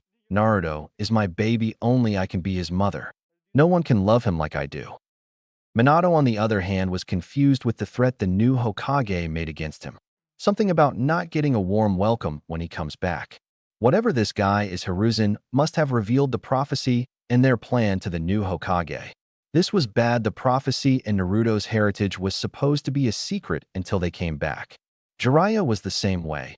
This whole plan they put together was to be kept secret, but now that Hiruzen had blabbed it to the new Hokage, they would have to rethink of a solution to ensure everything they worked for wouldn't unravel. Sensei really is out to get us, Jiraiya sighed. To think he went this far. No joke, Tsunade growled, taking a gulp of her sake. I bet he made Orochimaru the new Hokage. That I agree with, Minato chuckled. Only he would use threats like this. I say we go back there and pound that snake into paste, Kushina snarled, flipping the table over. No, Kushina, we got the prophecy to think about. We must make sure Minma is ready to defeat the great evil and bring peace to the nations. Minato reminded her. Kushina sighed. Fine, but I don't like it. But when we get back to the village, I get to be the first one to beat the snake. Of course, Kushi-chan Minato smiled. Now let's just enjoy our lunch. Hashirama smiled as he watched his son cuddle up Shira in his arms and giggling happily as he chased her around, crawling and giggling. The tiger cub loved playing with the Senju heir. Mito was watching and loved how happy her son was. After a while, she stood up, walking towards her little bundle of joy, and crouched down and opened her arms as she urged for him to come to her. Naruto immediately forgot all about the tiger cub and began to crawl happily to his mommy. She opened her arms again, and he started crawling to her. She stepped back a few steps, giggling as Naruto sat down, puffing his cheeks, making him look all the more adorable. Kakashi sat to the side as he watched the mother-son duo playing. He saw Lady Mito teasing the boy and laughed as he saw Naruto puffing his cheeks at her teasing. He saw that he never cried no matter how much she teased him. The most that she could get out of him was puffing of his cheeks. Opening her arms again and saw Naruto put his hands to the ground and stood up with shaking legs as he took a step towards her, and her eyes widened. Hashirama smiled as he got to his feet and got out the camera as he saw Naruto take his first step. Mito's eyes watered as she saw him take his first step, and she saw him take another, and saw he was watching her sadly, and was confused but urged for him to come to her. "Come on, Naruto-chan, just a bit more. Come to Ka-chan," she said through a sob. Naruto took 5 steps and stumbled as she grabbed her in his arms before he fell down and saw him gazing at her curiously. He put his little hand on her cheek and wiped the tear away. "Oh God, Naruto-chan, you walked so far on your first time. Oh my boy, I love you so much," she whispered, and he snuggled in her arms, making her smile. She gazed into his eyes that always drew her to him as she kissed him on the nose as he scrunched his face a bit, and she giggled. "Oh, you're Ka-chan's adorable little boy now, aren't you, Naruto-chan, aren't you?" She cooed and kissed him as he giggled. "Mama happy," Naruto cooed. Mito gasped. "Oh, Naruto, you said your first word. Mommy love you." Mito squealed as she hugged him tightly. "Oh, Naruto, I'm so proud of you. Oh, I'm so proud," she cried. Hashirama's sweat dropped. "Geezer dramatic much, Mito-chan." "Shut up, Hashirama," Mito shouted, making her husband hold up his hands in defense. "Oh, you hurt me, Haim." He laughed. "Besides, I got a little present for Naruto. Shizune helped me pick it out," he asked, and pulled out a small wrapped bundle and handed it to her as she saw was a little 9-tailed fox pajamas with some stuffed animals. "Oh, Naruto, look," Mito said, showing Naruto his presents. Naruto cooed and reached into the box and pulled out a big tiger plush. He giggled happily and cuddled it. Mito smiled as she picked him up and headed to the porch for a drink with her husband. They had hot chocolate and enjoyed the serene silence until an Umbu appeared. Lord Hashirama, Jiraiya was spotted outside of the main gate. He's demanding to see the Hokage and to check up on Naruto. "Kakashi, come with me," Hashirama snarled, standing up. "It's time we greet Jiraiya, but I can't reveal myself yet, so." Hashirama hinged into a young man in his late 20s with short brown hair and blue eyes. He wore a traditional black silk kimono with a white sash across his waist.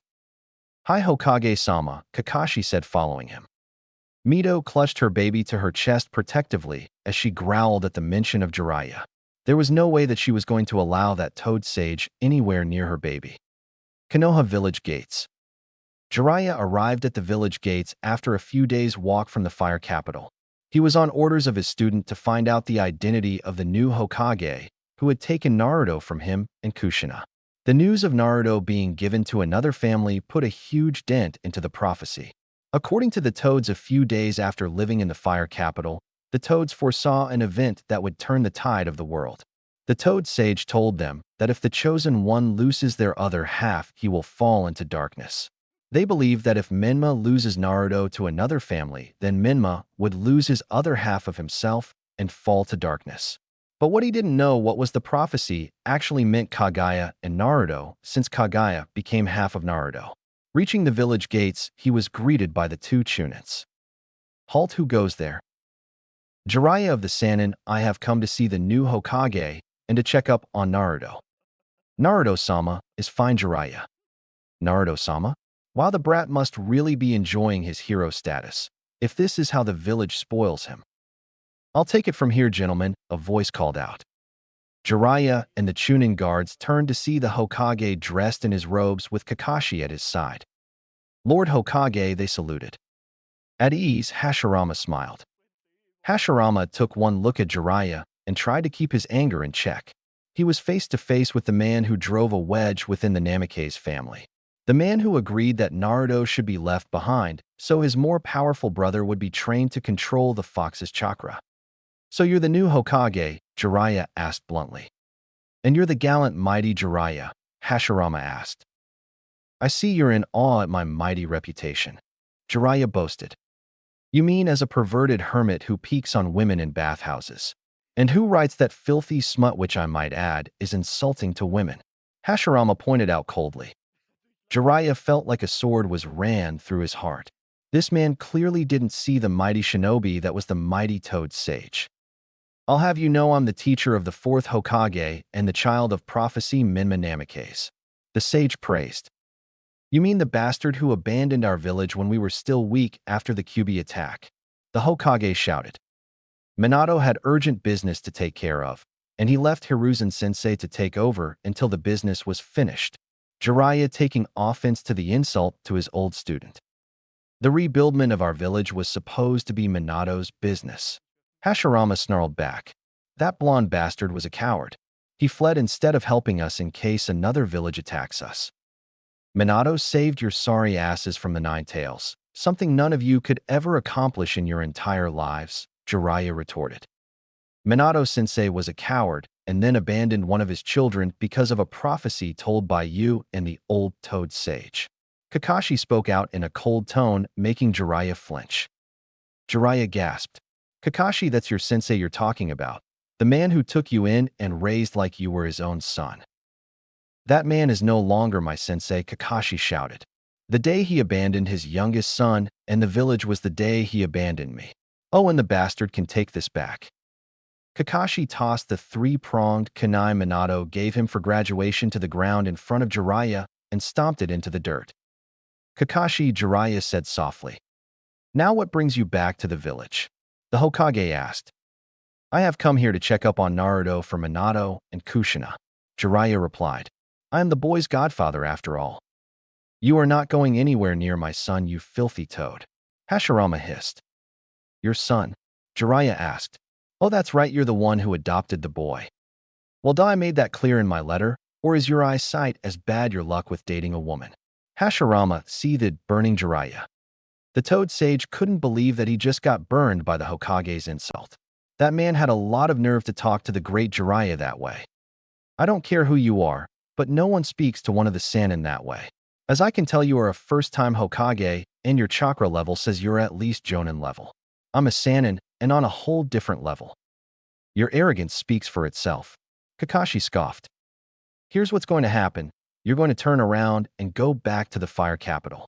Then you'll go back to your old student and his wife and tell them that if any of them try anything against me and my wife or take away Naruto, I will ensure that they are dealt with the harshest punishment known to man, along with a special session with Ibiki and Anko when they have a bad day.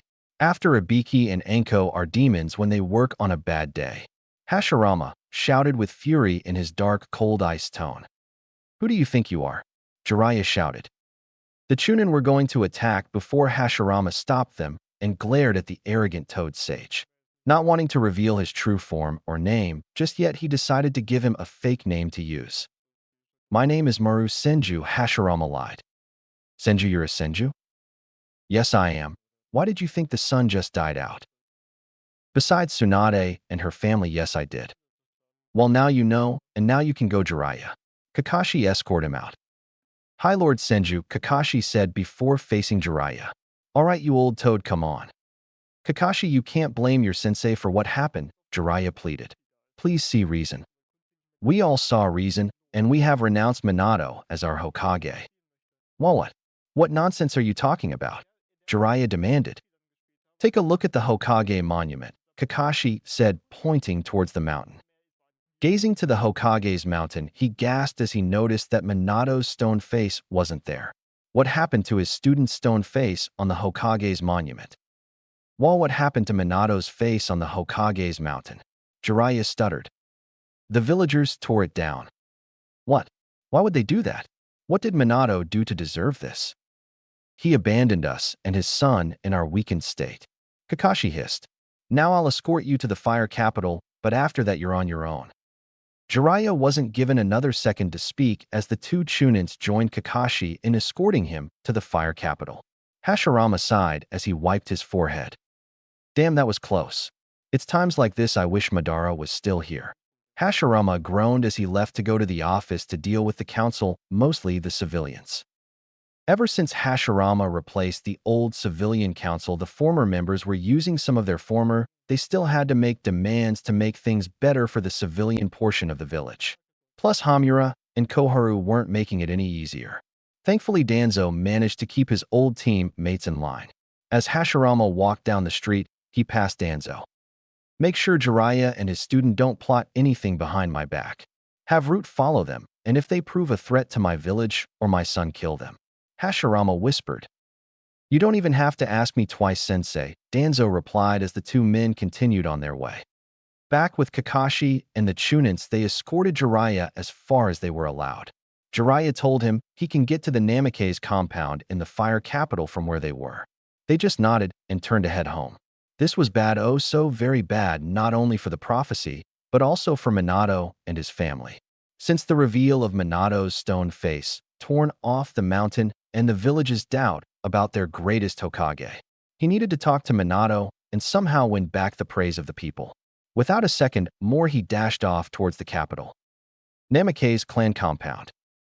Minato and Kushina were in their clan training ground as Kushin was training with her sensei Tsunade. The two women were fighting using their clan's taijutsu styles, the Whirlpool Storm style and the Sun Just Spirit Tiger style. Arg! Yelled Tsunade as Kushina landed a good kick to her midsection. You're still as strong as always. Kushina smiled as he panted. Thanks, Sensei. I can see that despite your old age, you're still as strong and hardcore as always. Minato was watching them harness their skills as he was going over training regimens for his son Minma when he reaches the age of 4. However, his mind was drifting off towards his other son Naruto, the boy he left behind. Ever since he received that letter from the new Hokage, Minato had lost some of his confidence since losing his position of Hokage, and his youngest at the same time was a low blow to his pride. Now that Naruto was now legally with new parents, he won't be able to help Minma like he was destined to do. This put their plans in a rut. The plan was to come back and bring Naruto back into the family, and then make him the head of the Namikaze side branch. It was similar to the Hyuga's side branch, but unlike them, they don't have a cage bird seal. Suddenly, a medium-sized toad dropped down in the training grounds as Jiraiya dropped down from the back of the toad. Minato jumped up and rushed to greet his sensei. Jiraiya-sensei, welcome back. How was your trip to Konoha? Did you speak with the new Hokage and got a checkup on Naruto? Yes, I met the Hokage, and I found that he's a Senju like yourself and Tsunade. Another Senju? Tsunade gasped. Are you sure? Yes, he might be lying, but Kakashi confirmed it by calling him Lord Senju. How is Kakashi doing? Minato asking about his student. Kakashi believed you abandoned the village and he hates you for it. What? Minato and Kushina shouted. Yeah, he wanted you to have this, Jiraiya said, giving Minato his three-pronged kunai. Minato took the kunai in his shaking hands. His student hated him now? Was everyone he knew going to hate him now for trying to save the world from total destruction? Also, Minato, that's not the worst of it, Jiraiya sighed. What's the worst of it, then, you old pervert? Tsunade asked. The villagers tore down Minato's stone face from the Hokage's monument. The group's expression was filled with shock, horror, sadness, and betrayal. The villagers that Minato saved from the Nine Tails tore down his stone face off the monument. That meant they renounced him. Minato felt betrayed by his own village. Kushina, on the other hand, was furious that the villagers would treat them like this after they saved them from the Kyuubi. Tsunade didn't know what to think, but she strongly believed Orochimaru had a hand in this. Who bets it was Orochimaru who convinced them to tear down Minato's face? Tsunade seethed. I do, Kushina hissed. I am beginning to believe it as well. Since Orochimaru hated me ever since he lost the Hokage election years ago. Talk about being a sore loser. Minato grumbled. Looks like we will have to win back the hearts of the people when we come back. We can also get the daimyo involved, but I have a feeling we shouldn't since Hiruzen and the new Hokage would persuade the daimyo to their side. Then what do we do? Kushina asked. We wait. Minato smiled. After 13 years they will all calm down, and we can fix the situation when we come home. Because no matter how bad it is, I won't abandon my village. Spoken like a true shinobi, Minato, Jiraiya praised. I raised you with good morals. Indeed you did, sensei, Minato chuckled. Indeed you did. Konoha, 5 years later. It was a bright morning in Konoha as the birds were singing and the sun was shining upon the Senju compound. Mito Senju was sleeping peacefully next to her husband as she felt a light tap on her cheek. She opened her eyes and saw her ball of sunshine wide awake and gazing at her brightly. He kissed her softly, making her smile as she wrapped her arms around him and rubbed his back. Morning, Kasen, Naruto smiled, holding his big tiger plushie. Morning, little tiger, Mito yawned as she sat up and yawned. Today is the day I finally get to train to be a ninja, he said, jumping up and down in excitement. So Naruto-chan is excited about his training now, isn't he? She asked softly, and he nodded in her neck, making her smile. She sat up and put him on her lap as she brushed his hair softly. So Ka-chan, what will you teach me today? He asked, and she smiled. Well, Naruto, your father, I are going to try and unlock your chakra, she said, and he nodded, beaming happily. That's the life energy that we use to do jutsu, isn't it, Ka-chan? He asked, and she giggled and nodded. Hi, you're a smart boy, Sochi. Today I'll tell you what chakra is and how to unlock and use it a bit. Mito smiled. But first your father needs to wake up first, she said, looking over at her sleeping husband. Hashirama snored loudly as Naruto jumped off his mom's lap and crawled on top of his dad and poked his cheek. To-san, he whispered. To-san, wake up, it's time to wake up. Hashirama grumbled as he put his pillow over his head, groaning. Naruto crawled closer as he pushed his little head under the pillow. To-san, Naruto said as Hashirama woke up. Mito laughed as Hashirama pulled off his pillow and sat up. Rubbing his eyes, he noticed his 6-year-old son sitting on his lap. Chuckling, he picked him up and gave him a hug. Talk about a good wake-up call, he chuckled. Sorry, Daddy, but Mommy said you must never oversleep, especially if you're the Hokage, Naruto chuckled. You are more like your mother every day, said Hashirama. Mito laughed as she dressed in her clothes and picked Naruto up and went towards the kitchen and prepared breakfast for them. Saying their thanks, they dug in as Naruto loved his mother's cooking. Mito was a great cook, much better than her husband. The last time Hashirama cooked, it wasn't exactly good, edible, but not that good. So Naruto, any plans after your training today? Mito asked. I'm going to visit Sasuke. He and I are going to hang out today. Naruto answered. Have you spoken with Mikoto first? Yes, Kasen, I spoke with Auntie Mikoto yesterday, and she said yes. Well, as long as she says it's okay, that's fine. But Fugaku-sen doesn't seem to like me that much. Mito put down her fork as her son brought up Fugaku. What did that Uchiha team do now? She knew that Fugaku had to pull up his ass, knowing his arrogance and his superiority complex should be considered a bloodline since he's a master at having a godlike complex. What did that toe rag do now? Mito asked. When I went to see Sasuke to hang out with him, Fugaku said that Sasuke was busy and didn't have time for Senju scum. He then kicked me out of the compound and slammed the door in my face. Mito slammed her hands on the table, rattling the silverware. Hashirama took notice of his wife's expression. He noticed her mouth was curling into a snarl. He knew Fugaku was a taboo in her house, and any mention of him was enough to piss her off. Did he hurt you? Mito said with a soft growl. Naruto gulped, seeing his mom this angry. He held his tiger plush in front of his face to hide himself from his mom's angry look. He only pushed me, Mommy, he said. The sound of a chair being knocked over was heard as Hashirama called out to his wife, who was heading towards the door. Mito ignored her husband's shouts for her to come back. The angry Uzumaki matriarch slammed the door shut and was now on her vengeful way to the Uchiha compound. Mommy is scary, Naruto shivered. Yes, she is, Sochi. Let this be a lesson to you and me, never anger your mom. He then took him to the old Senju grounds and sat under a tree as his son sat down cross-legged beside him. All right, son, now I'll explain you the theory of chakra. Listen to everything carefully and ask me whatever you don't understand, all right? He asked. Yes, father. He nodding, giving his dad his full attention. All right, Naruto. Chakra is the primary source of energy used by shinobi to enhance their skills. It consists of two halves, spiritual and physical energy, right? Naruto pointed out. Exactly. For a 6-year-old, you're quite smart. Hashirama complimented. Spiritual energy consists of our in chakra, which is the power of the mind and of one's essence. It is developed through amassing knowledge over the years and can be increased through studying, concentrating, and meditating, and builds up with experience. He explained, pausing to see if Naruto understood everything and got a nod in return. Physical energy is the yang chakra, which is the power of one's body and the physical essence. It is developed through intense training of the body and can be increased with the increase in one's stamina and other physical traits. Then when the two energies are together, chakra is formed. Naruto cheered. Right, Aegon-san, they can be used separately too, but the skill and control required to use even one of them separately is beyond what most shinobi can use. I understand, Dad.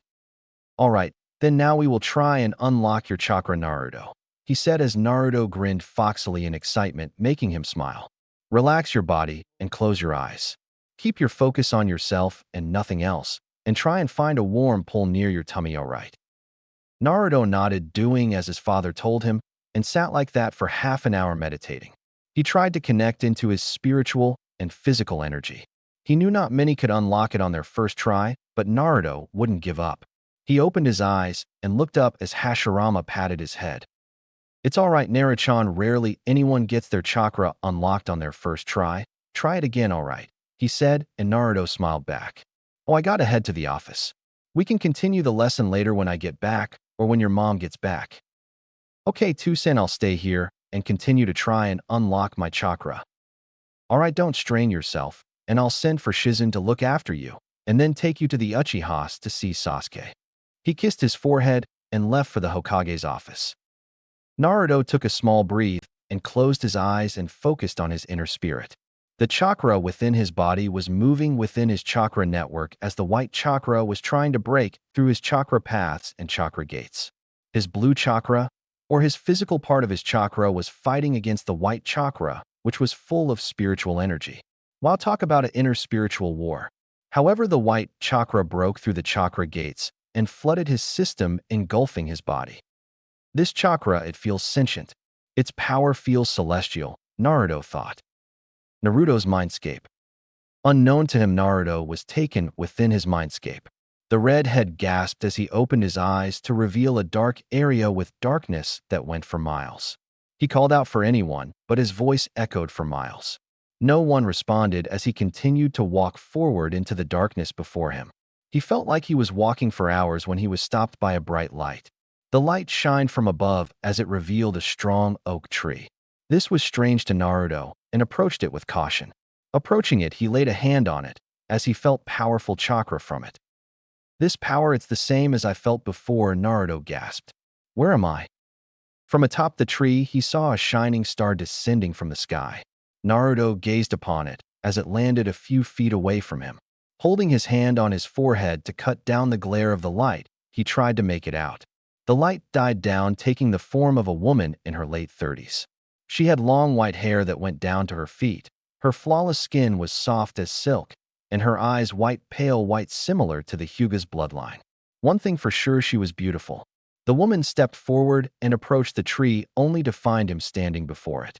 Approaching the boy, she knelt down and cupped his head in her hands. Hagoromo? Hamura? She asked. No Indra or Ashura? Was this woman confusing him with someone else? Your chakra is the same as my son's, but you are not my sons, she said, confusing him. No, my lady, my name is Naruto Senju Uzumaki, he introduced himself. Uzumaki Senju, the descendants of Ashura. Pardon me, my lady, I didn't mean to intrude. I somehow ended up here, and I have no idea where this is, Naruto apologized. You are in your own mind, she answered. This is your mindscape. How did I end up here? It seems your chakra or something else called you here. But how are you here? Are you part of my mindscape? I have no idea how I am here, but if I were to guess, I must have been sealed inside of you. Huh? Why would a beautiful lady like you be sealed inside of me? Beautiful, she blushed. This child is something else. Madam, are you okay? Naruto asked. Kagaya? Huh. My name is Kagaya Otsutsuki. I'm the mother of all chakra. Naruto gasped in shock. He had the mother of chakra itself sealed inside of him? Normally, anyone would be prideful and want to use this power to show their superiority over the rest of the shinobi. But Naruto was different. His father used to say, the prideful are powerful, but their arrogance become their downfall. Basically speaking, no matter how powerful you are, the outcome depends on how you use it. Naruto went down to his knees in respect. Kagaya, I am honored to be in your presence. Naruto praised her. Child, stand up, do not bow. While I appreciate the respect, you shouldn't treat me like royalty, said Kagaya.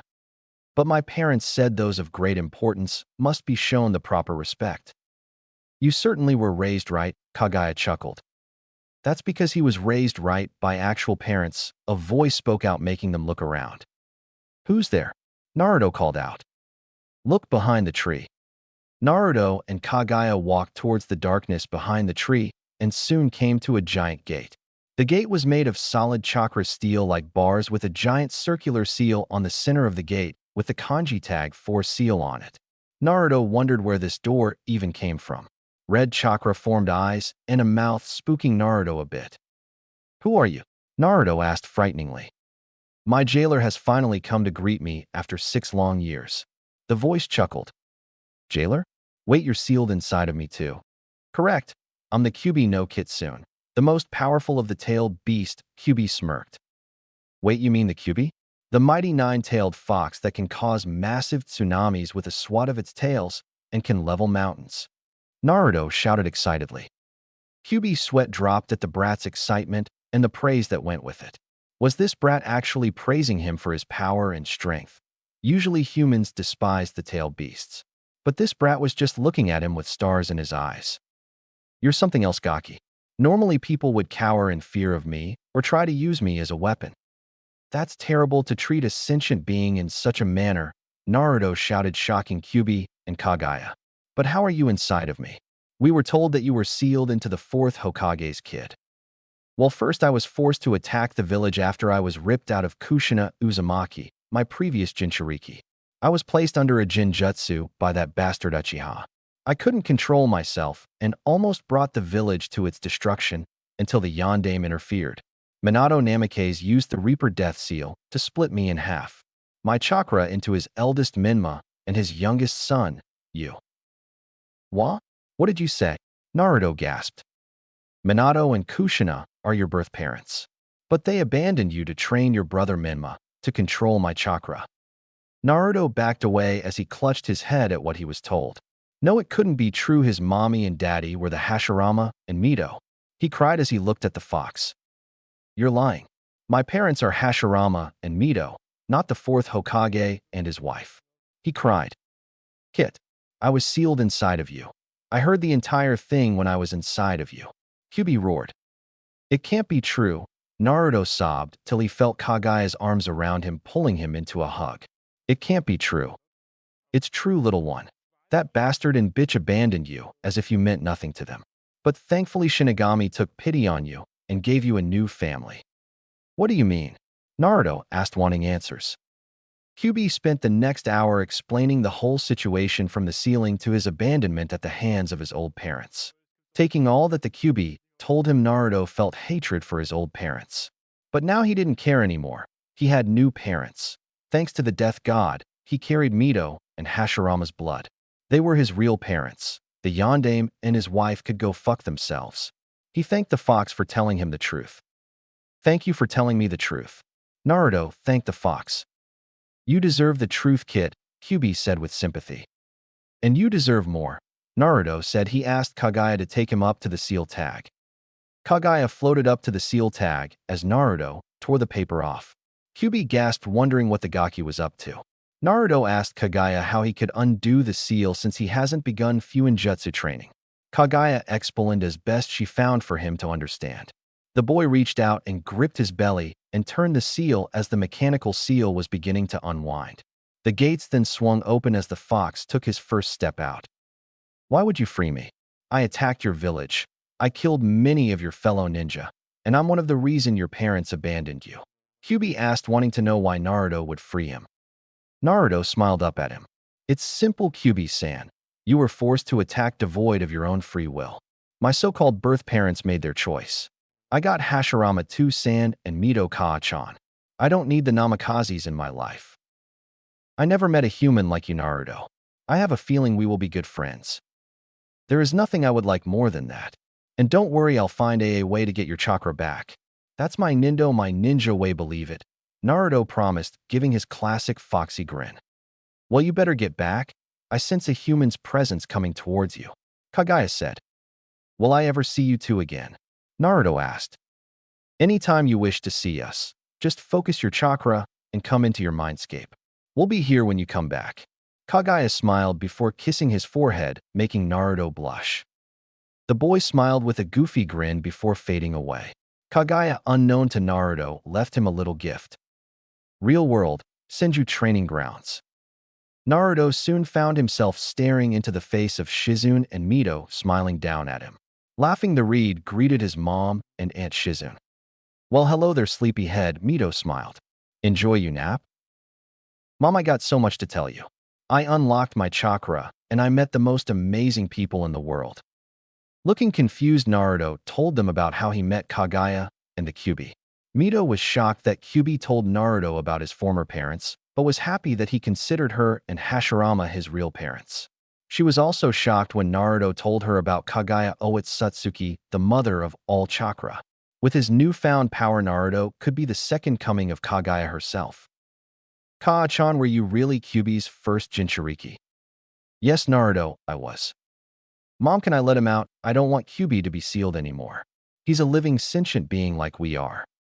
Oh, Naruto, I wish we could, but if a tailed beast is removed from their container, the container dies. Mito answered him grimly. Then I'll find a safer way someday. I promised Kyuubi I would help him regain his powers and let him free. Why would you promise him that? Shizune asked. Because he's my friend, Naruto smiled. Shizune and Mito were shocked beyond belief. Did Naruto just say he and the Kyuubi were friends? Wow, this boy brings new surprises into their lives each and every day. Well, now that you're here, can we go to the Uchiha compound now? I want to see Sasuke. Ha ha, okay, let's go. Mito smiled as Shizune put Naruto on her back. Naruto loved piggyback rides from his parents, especially from Shizune. Shizune and Mito left the Senju compound with Naruto and headed towards the Uchiha compound. Uchiha compound. Sasuke was panting on the docks as he was once again trying to impress his father with the grand fireball jutsu. But like always, the fireball only came out in the form of a small ball of fire. Fugaku sighed in agitation as his youngest son's failure once again in the Uchiha's prized fire technique. Satsuki, Sasuke's twin sister, managed to do it at the age of 5 and Itachi did it at the age of 6. But his youngest son failed the jutsu time and time again. Once again you failed, Sasuke, and wasted my time. Fugaku sighed. If you keep failing like this, you'll never be like your twin sister and older brother. Sasuke froze at the mention of his prodigy twin sister and older brother. Every single day of his life since he unlocked his chakra, he was always being compared to his siblings as if his skills weren't good enough. Seeing that Sasuke wasn't going to respond, Fugaku turned to leave to see how Satsuki was doing. When you learn to master the grand fireball jutsu, come find me, Fugaku said coldly. Besides, I gotta check up on Satsuki. She's going to show me her skills with the fire-style Phoenix Flower Jutsu. You could learn a lot from her. He finished before leaving. Sasuke grit his teeth and clenched his fists as blood seeped from his fingernails, digging into the skin. He had it with being compared to his arrogant twin sister. He screamed as he punched the ground, making the ground shake. Itachi felt the shake when walking by the house and turned to look at Sasuke. The young Uchiha went through hand signs and gathering his chakra. He gathered his emotions, his rage, his hatred, and unleashed the grand fireball jutsu, only they were the wrong hand signs, and he actually unleashed the fire-style great devastation move while set the entire lake ablaze. Itachi was shocked that his brother managed to gather so much chakra to perform Madara's signature move of all things. Rushing over, Itachi caught Sasuke before he collapsed. Oh, Sasuke, foolish little brother, Itachi sighed as he took his brother into the house to tend to him. Unknown to either Uchiha, a figure was watching from the shadows, and he was impressed with young Sasuke's ability to use his move. The man in the shadows was none other than the legendary Madara Uchiha. The Uchiha compound being overpacked was an understatement. If anyone didn't know better, they would assume the entire village had come for the party. Plus, members from every main clan had made it to the gathering. Included in those were Hashirama Senju and his wife and son. It was the birthday of Sasuke and Satsuki Uchiha, except the party was mostly focused on Satsuki, the prodigy twin. Fugaku, still being the arrogant To-Rang who believed power over hard work, was beaming with pride at his daughter, his favorite. He quickly noticed that many important figures arrived to the party. Hell, even the fire demo even came. This party will show the most important people in the country what my pride and joy Satsuki can offer them. This will bring the Uchiha name to far greater heights than this small cesspool of a village, Fugaku thought boastfully. The guests all arrived as Mikoto greeted them. Mito Senju greeted her with a warm smile, and Naruto gave her a lily from his little garden at home. The Uchiha matriarch accepted the flower with gratitude and gave Naruto a small kiss on the cheek. "Thank you, Naruto," Mikoto said. "You're welcome, Auntie. Is Sasuke here?" "Oh, why, yes, he's in the training ground on the east side of our house. But he's been a little down in the dumps today." "What? Why would Sasuke miss his own party?" Naruto asked. "It's strange that a child wouldn't attend his own birthday party," Hashirama stated, getting confused. Well, Fugaku made the party focus more on his daughter than both of them. "You know how he is," Mikoto said in irritation. "Sasuke kinda outgrown birthday parties, and he asked that we stopped celebrating it if all Fugaku cares about is Satsuki." "Speaking of Fugaku, where is he?" Mito asked sweetly. "I need to talk to him for a little bit." Knowing what Mito had planned, she pointed to her husband that was speaking with the demo. Thanking Mikoto with a nod, she walked off to talk to Fugaku about a certain incident a few days ago. Fugaku was chatting, arrogantly spouting off about the might of the Uchiha clan and the skills of his two eldest children. He went into full detail about Itachi mostly, but then went into detail of his daughter's prodigal skills. "I can assure you, Demo-sama, Satsuki and Itachi are the best of their generation." Fugaku spoke pridefully. "I see well I know of Itachi and his skills, especially with his shinobi record." The demo chuckled. "But Satsuki, well, I'll have to wait and see." "Fugaku," Mito shouted, getting everyone's attention. "What is it, Mito-chan?" Fugaku asked. His only response was a punch across the face, shocking and horrifying everyone. Fugaku fumbled back before he was grabbed by the hair, and his face was slammed repeatedly into the hardwood table. His face was becoming bruised and swelled up from the impact. She then roundhouse kicked him into the wall before her hands wrapped around his neck. "If you ever lay a hand on my son again, I'll make sure when I'm done with you. The only way anyone will find your remains will be with a microscope." She seethed. Fugaku gagged and struggled to breathe as he tried to pry her hands off. Itachi soon came to his father's rescue, telling Mito that it wasn't worth it. His humiliation in front of everyone was punishable enough.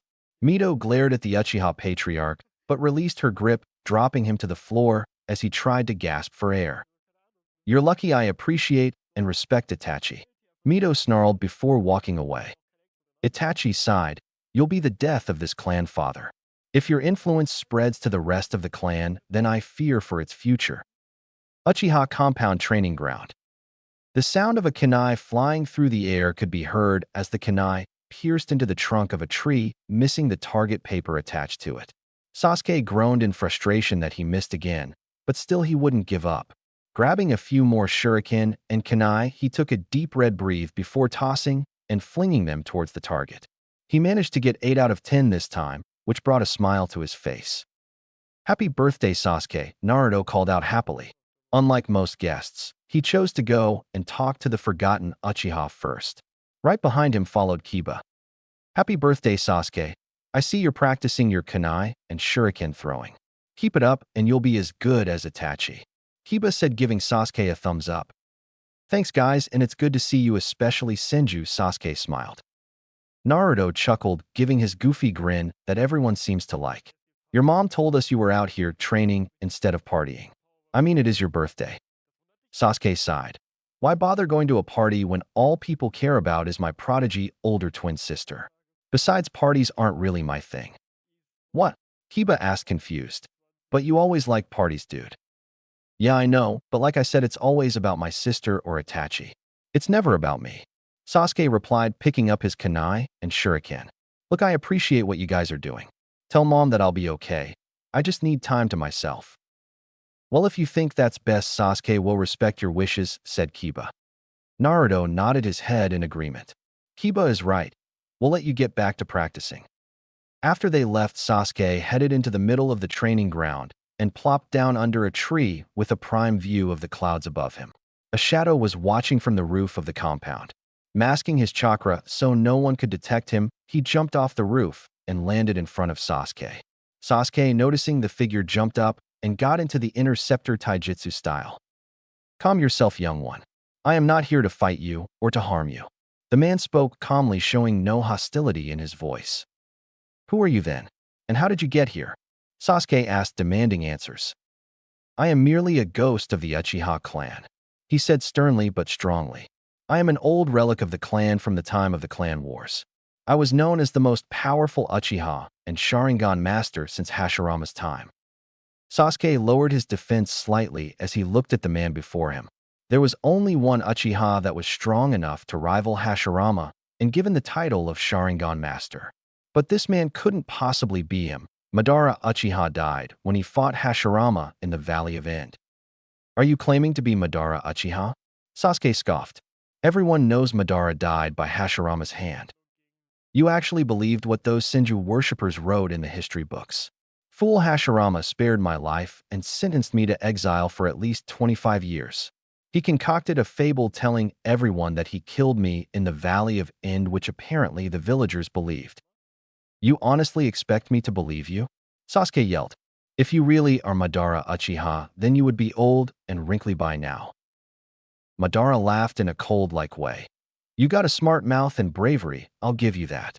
You remind me when I was your age. You think you scare me. Mito Senju is more scarier than you could ever be? Sasuke taunted. Mito?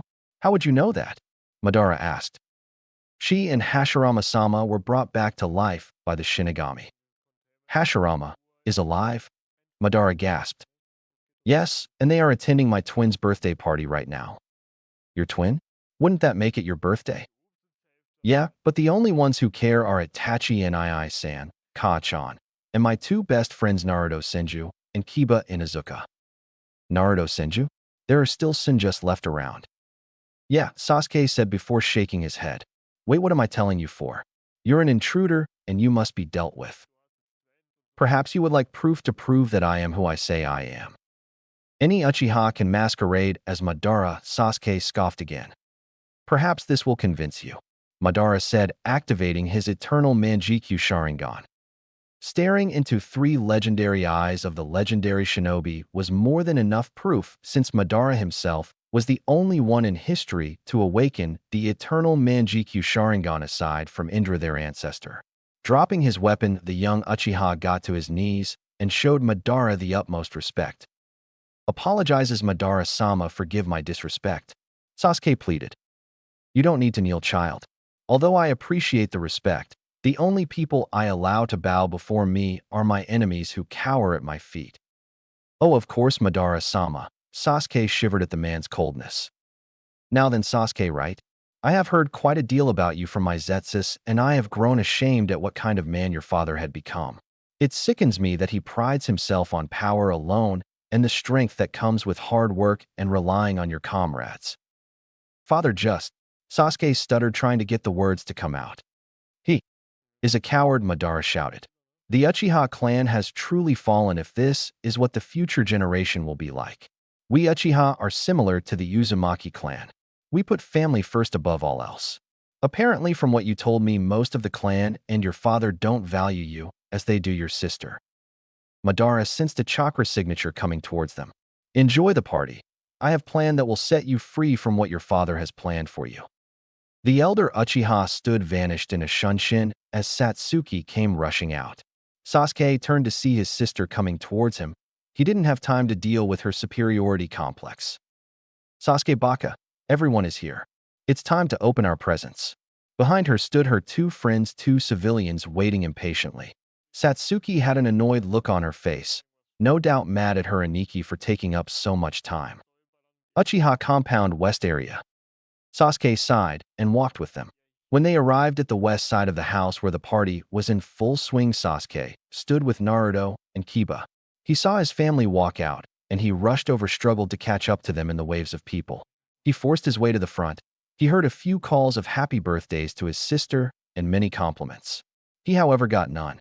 It definitely bothered him, but he'd gotten pretty used to it. He noted that his father, mother, sister, and big brother stood in front next to the table. On it were many large boxes, no doubt for the Satsuki. He hadn't gotten any presents from the clan minus his mother, brother, Naruto, Kiba, and Lord and Lady Senju. But often his father got him at least one gift, even though it was a last-minute gift. Everyone quiet down. Fugaka said to calm the crowd. We're all gathered here today to celebrate the 5th birthday of my twins. For the first presents, I'd like to give Satsuki these, he said while pushing the presents forward. As Satsuki opened them, a big smile appeared on her face. "Aw, so cool," Satsuki yelled out. She first pulled out a new set of equipment, which were mostly kunai and other stuff. She reached out and pulled out a brand new sealing kit. No doubt one that costed a fortune. Her father spared no expense on his daughter. While sealing is an expensive art, your mother and I saved up and decided to buy these for you, Makoto remarked, with a little help from Mito-chan.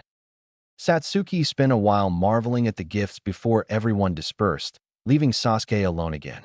It seemed they really only wanted to gather the crowd's attention for the big surprise presents. Before he could move to find more people, he felt a large hand grab his head and ruffle his hair. "You didn't think I forgot about you." He turned around to see his mom grinning down at him. "Here you go, sweetie." He tossed a large parcel to Sasuke. Getting excited, he opened the parcel to reveal a long katana, shined to a mere sheen.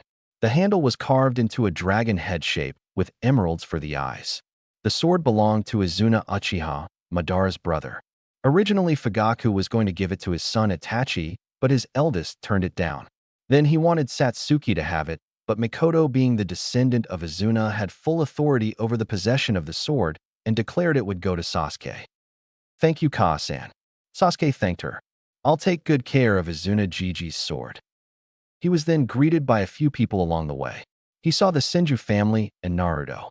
Hashirama gave him a scroll containing Madara's basic fire-based jutsus levels, E2 rank. He took the scroll and thanked the Hokage many times. Hashirama chuckled, telling him it was no problem. Next was Naruto, who gave Sasuke a raven pendant with the kanji for hope on it. "This pendant will remind you that no matter what, there is always hope," Naruto smiled. "Thank you, Naruto," Sasuke replied. Fugaku sensed his youngest looking at him before the boy looked away from him. He could see that his youngest was good friends with the Senju clan and the Hokage himself. This could work to his advantage, especially since Naruto is the heir to the Senju and Uzumaki clan. He could probably have an alliance with Hashirama, perhaps even a marriage contract. "Hey, Tu-san," Sasuke called out hesitantly. "I was wondering when we could talk about my training." Fugaku sighed at this. Might as well make it as fast as possible. His son asked him many times in the past, so it was best to let him know how important his sister's training was. "Sasuke, I've decided to push back your training till your graduation. Your sister had just started working on the Meteor Fireball Jutsu, which is a powerful and dangerous technique. She's also close to controlling it. I'm sure you remember the incident a week ago. So to prevent it from happening again, she needs constant supervision, which the elders will be teaching her. And with me being busy with clan matters and village politics getting tense, and I can't even help your sister, let alone you." Fugaku felt all the reasons were justified. Besides, it wasn't like Sasuke would actually wait till graduation. He figured that if he gave his son a date a long way off, he could surprise him by starting it earlier than he promised. Fugaku didn't even have time to gauge Sasuke's reaction, which was one of devastation, before a voice rang out in the room, and it filled with the familiar smell of killer intent. "I'll train him if you or the clan can't find the damn time to train him." Stepping into the room was the Madara Uchiha. Unbeknownst to Fugaku, Sasuke was praising Kami at the chance to train. If he couldn't with his father, Then Madara himself was the next best thing. Madara, Hashirama said, making everyone gasp. The Uchiha clan was in shocked silence, especially Fugaku, who was sweating in the presence of the greatest Uchiha to ever live. Madara stood there in all his glory, dressed in his clan war's armor. His appearance looked as if he hasn't aged a day. His attitude and expression was still as cold as his heart. It's been a long time, Hashirama. So you're finally back from exile? Exile? Mito asked. I thought you killed him. No, that was a lie. Hashirama fed the village to spare me the embarrassment, said Madara. Hashirama spared my life and exiled me from the land of fire to live out my days for 25 years. Now here I am, and I come home to see my clan at its lowest. Our clan has been in the best shape for years, Fugaku argued. In your eyes, maybe, but your treatment of family proves otherwise, Madara shouted, shutting him up. The Uchiha clan is clan based off of our sister clan, the Uzumaki. We put family first. That means equality in everything. Not that I am happy to see you, Madara. But what brings you here? Hashirama asked again. I came across Sasuke, and he told me about the state of the clan and how his childhood went. I'm very ashamed of my clan right now. So ashamed I can't believe I'm even related to the Uchiha. Madara sneered, shaming the clan and its members. Now as for what I said before, I've come to take Sasuke on as my apprentice. Gasps were heard among the Uchiha.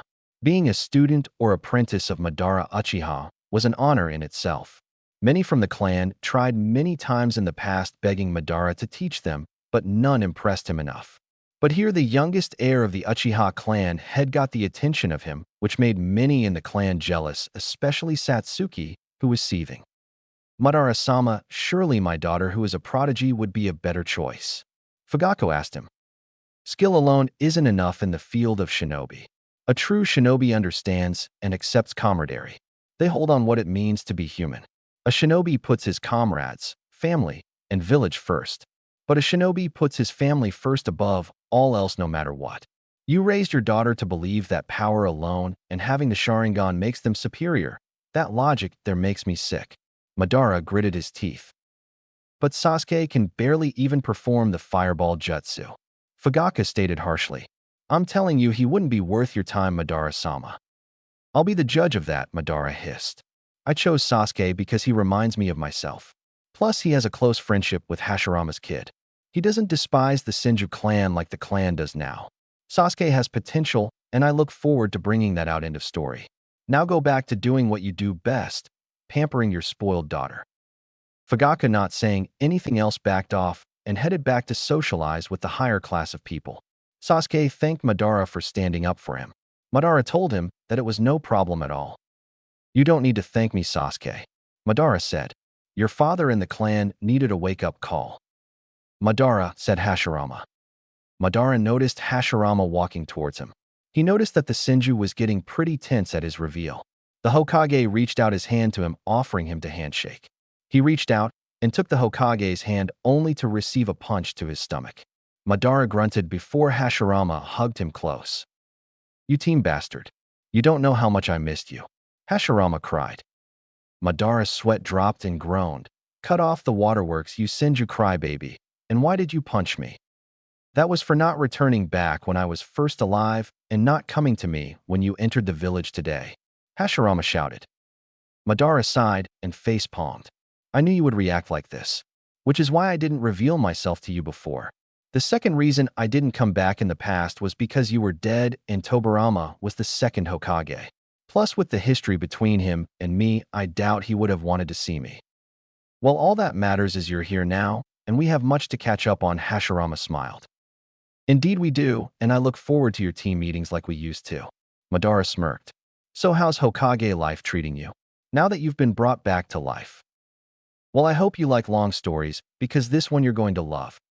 Oh, I can hardly wait to hear it. After the party was over and everyone dispersed, Sasuke took his gifts to his bedroom and was looking forward to training with Madara Uchiha. Across from his room was Satsuki, who was seething in jealousy and hate that Madara chose her lame, stupid, and talentless brother over her. She swore she would prove to Madara that she would be a worthy student of his caliber. Meanwhile, at the Hokage's office, Madara, Hashirama, and Mito all met for tea that even and Hashirama started his explanation of what happened and why he and his wife were brought back to life. After his explanation, Madara's facial expression showed a look of rage and anger. Madara crushed his teacup, not minding the bleeding and glass that cut into his hand. When will they be back to the village? Madara asked enraged. You'll see them soon enough. The Kage summit is coming up next week. I would like you to join myself and Mito to the summit. I'll be glad to tag along, but I promise I won't leave Minato and Kushina unscathed, especially your granddaughter. I wouldn't expect you to, Hashirama sighed. Mommy, Daddy, a hyper 5-year-old blonde-haired boy with blue eyes shouted, bouncing up and down on her feet happily. Did you see that? I did the tree climbing exercise. We saw Minma. That was really great. Kushina praised and kissed her son on the forehead. Indeed, Minma-sama, his co-sensei smiled. You've managed to complete the tree climbing and water walking exercise in record time. You might become Chunin level by the time you start the academy in Konoha next year. The woman was beautiful. She had a slender, a little muscular feminine build, soft skin, brown eyes, golden blonde hair with strands that framed both sides of her face. She wore a black sheer lace tank top and short red shorts. She had a dark Rex band on her left wrist and black standard shinobi sandals on her feet. Her name was Minako Namikaze, Minato's cousin. Minma gave a big smile to his aunt and said, Thanks, Auntie. I'll become stronger and one day become as powerful as Dad. He suddenly felt a hand on top of his head. The boy looked up and smiled at the person whose hand was ruffling his hair. It was a tall man who had fair skin, bright blue eyes, and spiky blonde hair. He was in a standard battle uniform with 2 bands each on both of his sleeves, a flak jacket, sandals, but no forehead protector. He had a long-sleeved, long crimson-red coat with the Namikaze symbol on the back over his normal outfit. This man was Hiroku Namikaze, his great-grandfather on his father's side, as well as the general of the Fire Daimyo's army. I'm proud of you, my little Flash, Hiroku said, smiling brightly. Soon you'll be a badass ninja like your old granddad. Sorry to say this, Grandpa, and not to insult you, but you are getting along in years. You ever thought of retiring? Minato joked. Hiroka took it with a scoff. Honesty youngsters these days, he thought. You would think his grandson would see that despite the old man's age, he was still the greatest general of the modern day in Fire Country. The old general began to give his prideful grandson a few words about respect, which Minato apologized immediately. He chuckled, holding up his hands as his grandpa kept going with his rambling. Kushina rolled her eyes at this, but said nothing. She loved the old man for all he had done for them after they left the village and arrived at the capital. Hiroku understood the entire situation and did everything he could to ensure the prophecy came to fruition. He also agreed with them when he was told they left Naruto back in the village. In her eyes, Hiroku was more understanding of the situation than Hiruzen. He also agreed that he would be the one to teach Naruto the skills needed to lead the Namikaze clan side branch, since the last one, Minato's uncle, died yesterday. The plan was foolproof, as Kushina thought it would allow Naruto to feel part of something greater. He would be able to help his brother save the world, but also become the new guardian of the clan. Now to some, they would just claim that Naruto will be like Hisashi Hyuga and become nothing more than a servant. But to her, it was having Naruto show loyalty to his family. Not to mention Minako had a daughter just around Naruto's age, and it was agreed that Naruto and Minako's daughter Miku would marry, since Miku and Naruto would rule the side branch together. Plus, she also managed to set up an arranged marriage for Naruto with Mila, the niece of the leader of Nadeshiko. Naruto wouldn't have to worry about finding love. He would have everything he could ever want once he's free from the new Hokage's influence. Anyway, hearing enough of their bickering, she silenced both men. All right, you two, enough of your bickering. Kushina shouted, making them look at her. We need to start training Minma in the family shinobi arts. Yes, what am I going to learn? Minma asked excitedly. Sealing, Dad's Hiroshin, or Grandpa's signature lighting-style jutsu? Haha, chip off the old block, Hiroka chuckled. He's just like his grandpa. He better not end up smoking and drinking like you. Kushina groaned. I'm also going to be the next Hokage. The boy pumped his fist in the air, smiling brightly. I'm going to challenge that new Hokage and take that hat in honor of the Namikaze. And I'll make them pay for taking Naruto Oto 2 from us. Kushina grinned while pointing a finger at her husband and grandfather-in-law. See, boys, Minma is going to be like his mother. Moving on to her son, she knelt down in front of him and put hands on his shoulders. To be Hokage was my dream. I was going to prove to the Leaf that even an outsider can accomplish anything. However, my dream was taken from me by your father. She shot a glare at her husband, making the current Hokage nervous. But I'm sure you'll achieve that dream for me. You'll teach that poser Hokage not to mess with his betters, Tsunade said arrogantly. You're the prophecy child, Minma, and it's your duty to ensure the world lives through the disaster that is yet to come, said Jiraiya. Minato agreed and joined the three-way hug between his wife and son. Jiraiya and Tsunade joined in. Smiling, they held the prophecy child close. They looked a good example for a perfect and a happy family. They seemed to push the image of a sad red-haired boy to the back of their minds. Holding on to the memory of the boy they left behind was too harmful to their psyche and their lifestyle right now, and Minma needed their full attention. Mama, do you think Naruto Otudo will like me? Minma asked, concerned. Oh, Minma, honey, don't think like that. Of course your little brother will like you. Kushina smiled. It's going to be your job to look out for him once we get back to the village. Remember, he won't be as strong as you, so go easy on him when he begins his training. He might be jealous and angry at first, but he will soon come to love you. Your mother is right, son. Minato smiled. Naruto will come to understand the situation once we explain it to him. What if my brother won't listen and outright hates us? Minma asked. Then we will do what we can to lessen that hate and try to be there for him as best we can, Kushina answered. You're right, I'm the child of prophecy, the boy boasted. And I'm a Namikaze, Senju, and an Uzumaki. Naruto will come crawling back to us when he witnesses my amazing shinobi skill. I'll show my brother where he belongs. Minma was an arrogant little brat, boasting about his clan and his Jinchuriki status. He thinks that his status will get him far in life. While he will one day come to realize that status and name alone won't be enough on the battlefield. In fact, it's people like him who end up getting killed first in battle. The arrogant always meet their end earlier in their lives. As for Naruto, Minma has no idea exactly what kind of power his little brother had, especially with the power the Shinigami bestowed upon Naruto. Minma and his family would soon learn what happens when you irritate a goddess who spared your life. Oh yes, they will learn. All right, now that you got the hand of some of the basic exercises, I think it's time we move on with calling upon the fox's chakra, Jiraiya said, getting an excited reaction from his godson. I'll also be here to contain you with my chains if you lose control, Kushina warned him. Gotcha, okay, I'm ready for this, Minma grinned. Back in Konoha, Naruto was meditating, trying to learn proper chakra control as instructed by his father and Uncle Madara. Sasuke was sitting beside him, doing the same thing, though he was a bit of a fast learner than Naruto was. However, Naruto, having godlike chakra, made it tougher for him to have full control over it. I mean, when you have the king of the tailed beasts and the mother of all chakra sealed inside of you, then taming that kind of raw power will require a lot of time, effort, and above all control. All right, that's enough mediation for now. Let's move on to your skills in battle. Madara said coldly. Hashirama told me that you, Naruto, hold two beings of holy sentience within you. So I want you to try and unlock some of the energy in battle. How, uncle? Naruto asked. To bring out such energy, you need to focus on the chakra itself and fluctuate it throughout your body like normal chakra. He explained. You can also unlock this power through rage when you're about to die or in desperation. Madara, he's still a boy, Hashirama scolded him. Unlocking a power such as this at an early age could kill him. I suggest a spar. Very well, Hashirama. Sasuke. Hi, Madara-sensei. Sasuke said quickly. You will test Naruto's skills. Hi, Sasuke replied as he faced Naruto. Both boys gave the sign of camaraderie and got into the taijutsu stance.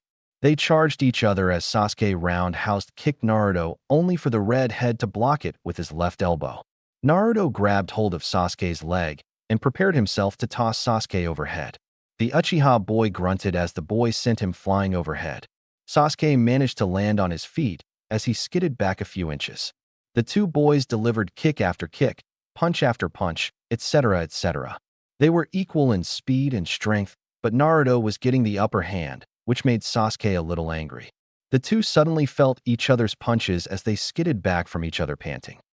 Naruto settled back into the Senju fighting stance as Sasuke took back to his fighting stance. Giving them the signal, Sasuke made the first move. He ran toward Naruto to punch him, but he simply moved away from him and slammed Sasuke against the ground. Sasuke quickly pushed himself on all fours and kicked his left leg behind him. A huff told him he had hit the target. He jumped to his feet and noticed that his friend had already recovered from his attack. Naruto then attacked him, throwing some fast punches that Sasuke either blocked or dodged. He never stopped. Sasuke blocked his buddy's hard punches and sent 3 back and a knee to his gut that forced him on his knees. Using this opportunity, he kicked him in the side, sending Naruto rolling a few feet from his previous spot. Not bad, Naruto panted. You're not bad yourself, Sasuke replied, panting heavily. Well done, both of you. I've seen some improvement. Sasuke, you're getting better with the Uchiha Taijutsu style, but you still leave yourself wide open at times. You underestimate your opponent too much. Naruto, you really are good with the Senju fighting style, but like Sasuke, you underestimated him. Sorry, Sensei, the boys apologized. It's fine. Like I said, there is room for improvement. Madara sighed. Now let's take a break from lunch, and after that I was 500 push-ups, 300 sit-ups, and about 20 laps around the village. What? The boys shouted. You're a slave driver. Hey, the world of shinobi isn't all fun and games, Madara scolded. The bastard emo is right, Naruto, Kurama said in Naruto's head. The shinobi world is a dangerous place. The path of a shinobi is serious. You have to make sure that you're prepared for what lies ahead. And we shall always be there to back you up when you need us the most, said Kagaya. Thanks, guys, Naruto said to himself. The boys groaned as their bodies ached. The elder Uchiha was the roughest and cold-souled person on earth. Hell, even Orochimaru nor Anko was this rough when they trained the boys a few days ago. But they were glad to get a break since they trained since 8 a.m. in the morning. Settling down with Hashirama and Madara, they started to eat their lunch. Hey, Tusan, where is Ka-san? Naruto asked. Oh, your mother had to deal with something. It's nothing you should worry yourself about. Hashirama chuckled. Mito-chan, I hope you know what you're doing. With Mito, Uzumaki Senju. Mito was drawing a large seal upon the floor of the Senju clan dojo. It was an old seal that was collecting dust in the Uzumaki Senju library until Mito herself came upon it. According to the Uzumaki records, it was a summoning seal, but unlike the summoning techniques for summon animals. This one was for summoning the Uzumaki clan ancestors. Every single clan head since the founding of the clan would be summoned before her, carefully drawing the symbols, not wanting to screw up. Mito was anxious to speak to her ancestors about a serious matter that involved the sacred oath of the Uzumaki. Upon finishing it, Mito knelt in the center of the seal itself and cut her palm. The blade cut a straight line across her hand as she gripped her fist and let the blood seep out and drop onto the center circle between her legs. I, Mito Uzumaki, Senju, humbly ask for the sacred wisdom of the Uzumaki that came before me. I seek their help about a serious crime regarding the sacred oath of the Uzumaki clan. I call upon the former clan heads and the founder herself. Before her stood 12 Uzumakis, 5 men and 7 women. Many of the men were old due to their longevity, but only 2 were young, around the age of at least 30 years old. The women on the hand were quite young due to them dying young in their lifetime. However, only 2 of the 7 women were old, around the age Mito herself was when she first died. The founder herself was a woman of the age of 23. She had short red hair and a feminine, slender figure. She wore clan war armor with twin swords strapped over her back. This woman was Anita Uzumaki and founder of the Uzumaki clan. The ancestors appeared in spirit form. Mito, we the ancestors of the clan hear your summons and appear before you. Anita proclaimed. You say that a crime was committed against the clan? An elderly man asked. Yes, there has, Mito said grimly. As you know, Shinigami-sama brought back myself and Hashirama to the land of the living. We can see that since you've regained your youth. One of the younger male Uzumaki spirits replied. I am here to bring forth the crimes Kushina Uzumaki and Tsunade Senju have committed. Mito said in a harsh tone. Kushina has abandoned her youngest son in favor of a prophecy. What? The spirits reacted. What proof do you have? One of the young female Uzumaki spirits asked. This is a very serious allegation. Mito explained that the Shinigami told her and Hashirama, along with what Hiruzen told them. To say the spirits weren't happy was an understatement. No, they were more than just unhappy, they were furious. Each former clan head showed their disgust and disappointment. But the founder herself showed a whole different level of anger. I see truth in your words, and we the spirits of the clan shall decide the fate of the criminals. Anita sneered. That's all I ask, Mito said calmly.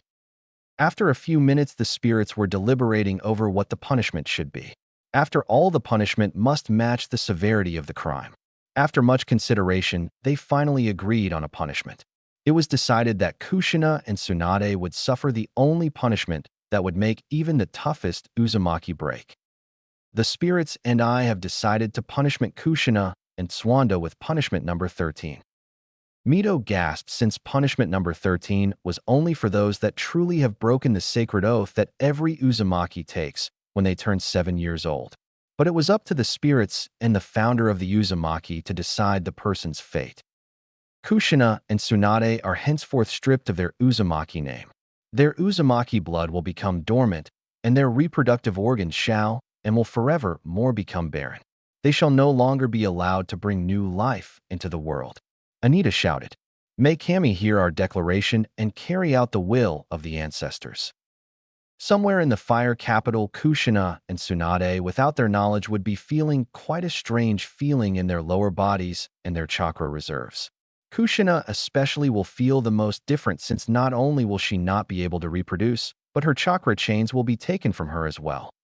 The punishment was carried out, and Mito thanked her ancestors for what they've done. One of the male Uzumaki spirits told Mito that because of their removal from the Uzumaki clan head status soon fell upon her shoulders. Her son Naruto would also inherit the title of Lord Uzumaki when he reaches the status of Chunin, or when he turns 16. Mito bowed her head in thanks as the ancestors felt their time in the mortal world fading.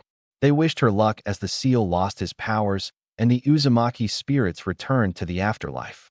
Getting up and dusting herself, she decided to head out to check on her son and his training.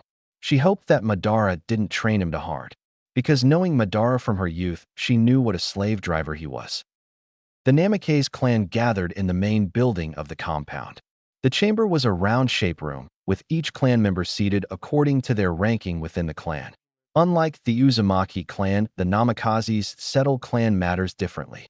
Each part of the clan, such as the civilian, shinobi, and elders sectors, deal with matters based on their rank, but the clan head had the final say in any matter they decide. The chamber itself were now filled with exactly 350 Namikazes.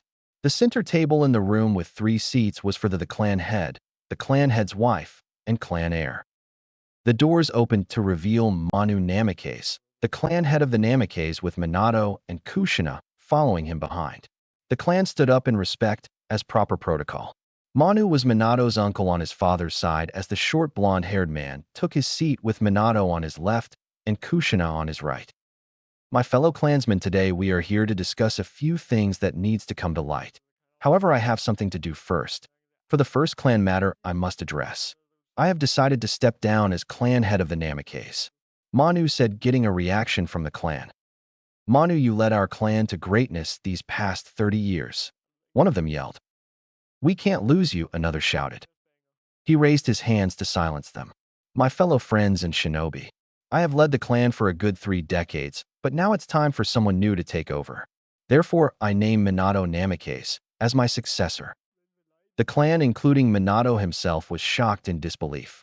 The Namikazes knew about Minato's exploits in the Third Great War and his victory over the Ninetales Kyuubi. At first, they believed that Minato was still too young, but apparently that changed when he started gaining the favor of the Fire Daimyo. Minato was nervous, but at the same time excited. He believed that with his status as Lord Namikaze, he would have some political power needed to get his son back. Kushina was also the same way. She congratulated her husband as Minato took his place in the center. My fellow clansmen, my wife and I are honored, Minato said. As the new head of the Namikaze clan, I promise you that I will do everything in my power to ensure the dignity and honor and preservation of the clan. The clan roared in applause as they praised Minato. Now, like my uncle said, there is a matter that I must bring to the clan.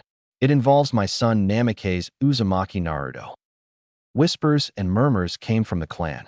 They've never met this Naruto kid, but they have heard he was the youngest child of Minato. They only wondered why their new clan head would bring him up. As you all know, the Kyuubi attacked Konoha. The clansmen all nodded and acknowledged the incident. Well, after the Kyuubi attack, my wife and I sealed and split the fox into our two sons Minma and Naruto. Minma received the chakra and Naruto received the soul. Well, after the attack, the toads came to us about a prophecy regarding one of my sons. We believed it was Minma due to him being the Kyuubi Jinchuriki, and so we decided for the safety of our children, we would take Minma with us and leave Naruto to be protected in the village. Minato-sama, wouldn't it have been safer for your youngest to be raised along with Minma?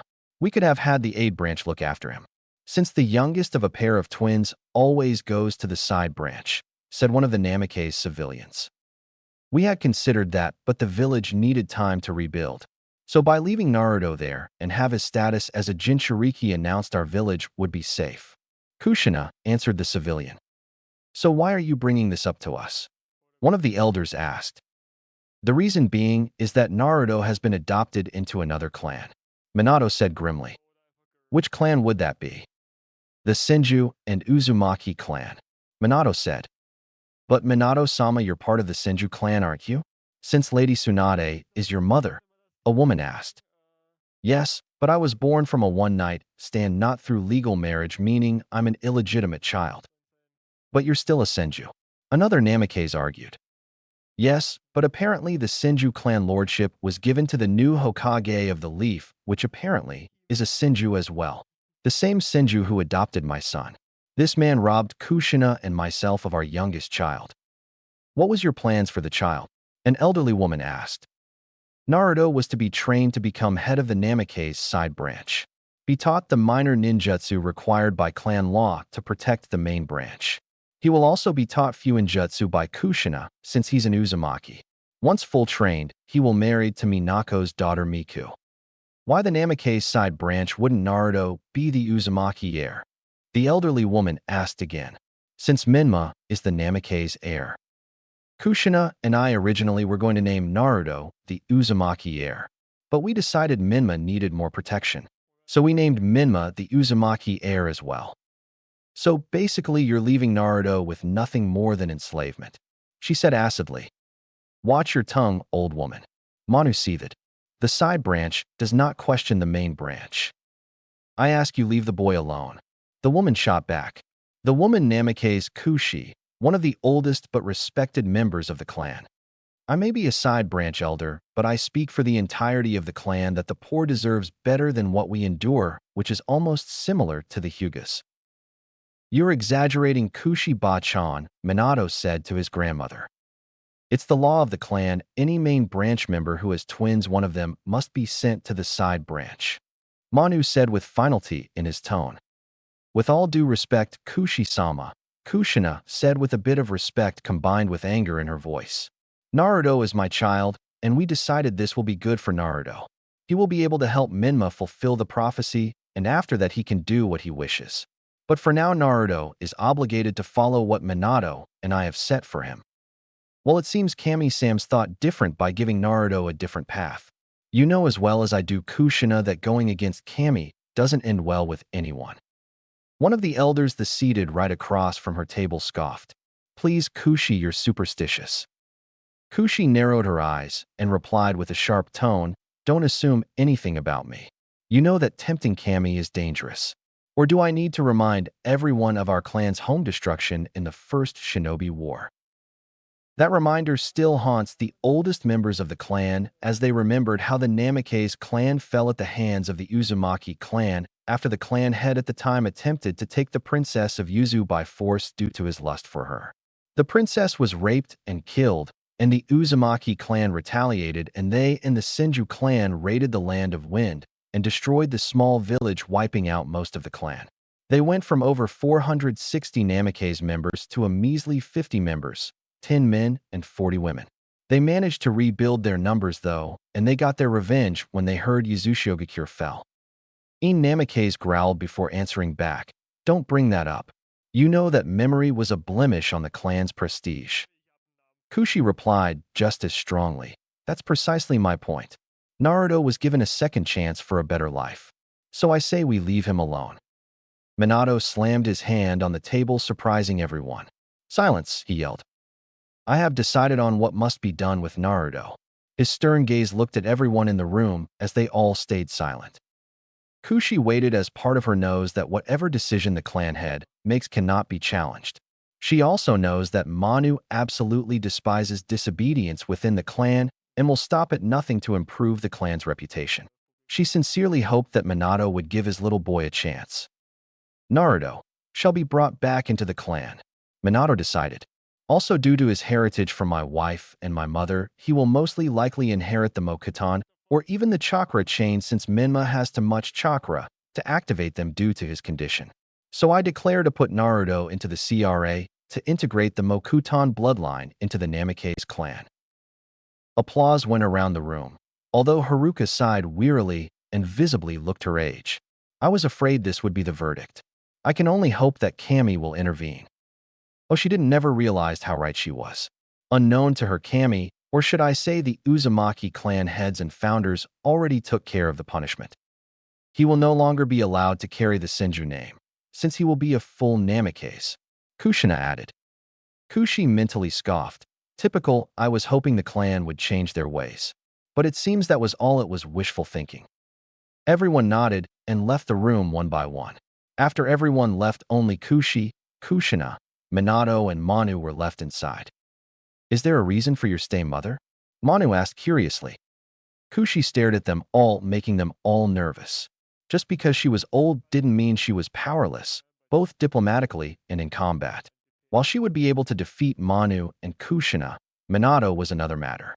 She could still damage them both physically and by reputation. However, instead of answering, she simply stood up and slowly walked away, making the final three visibly relaxed. I've never thought that I would see the clan my ancestors worked so hard to create fall to this level. To think that you would only take back your son for only enslavement and breeding material. The Namikaze clan I once knew is dead. I'm ashamed at what's left. Minato and Kushina didn't show it, but they flinched in the inside. I'm sorry, Grandma, but it was necessary. It will all work out, you'll see. Minato tried to apologize. So am I, she said, confusing them. To think you were my grandchild, Minato. The little boy who would promise me to make me proud of him. You're not that boy. No more. I hereby disown you as my grandchild. My son, your father, bless his soul, would be ashamed of you, Minato.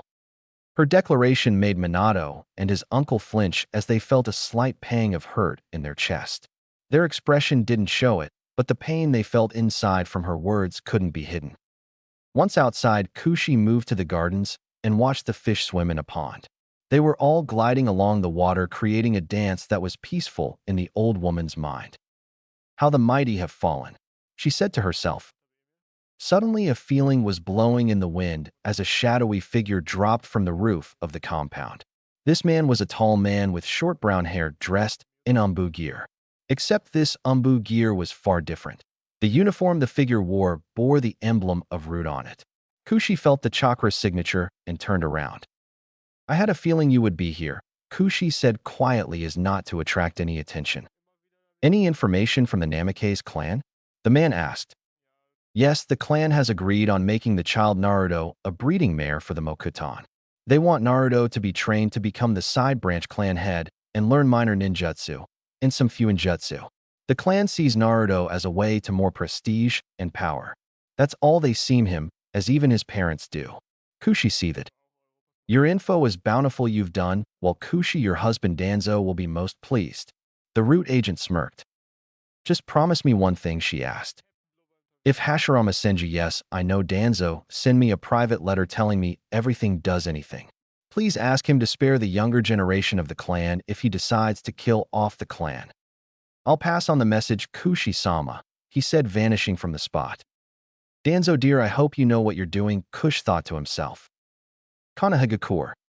Deep underground of the village in the root headquarters, lots of activity was going on. First, Hiruzen was overseeing the re-education of the root shinobi forces. Their education re-educated them to become more human with emotion and other things. Their skills were still unquestionable in the shinobi arts. Hashirama was meeting with Danzo as they were discussing Root's new place within the village. Danzo Root will become Konoha's special underground private Umbu division. Any shady missions will be given to them since, from I found out, are the best in their field. Hashirama said. That will be fine, Sensei, Danzo agreed. But what about village loyalty? We have to ensure our shinobi stay loyal to the village. That tongue seal of yours will be allowed since it prevents them from speaking or spilling secrets. However, I want it moderated so that only the person who placed the seal on can remove it. Agreed, Hokage-sama. Soon, right on time, a Root agent arrived and knelt before Danzo and Hashirama. Lord Danzo, Hashirama, we have returned from the mission with success. The agent said. Any information you obtained from my wife Kushi? Danzo asked. Hi, he replied. What did she find out? Hashirama asked. The Umbu revealed everything from what Kushi told him. Apparently, the clan was going to bring Naruto back to breed the Mokuton and have him marry his own cousin and rule the side branch and be trained in jutsu required by clan law. Meaning Naruto was just what Minato wanted. A support ninja with mediocre skill.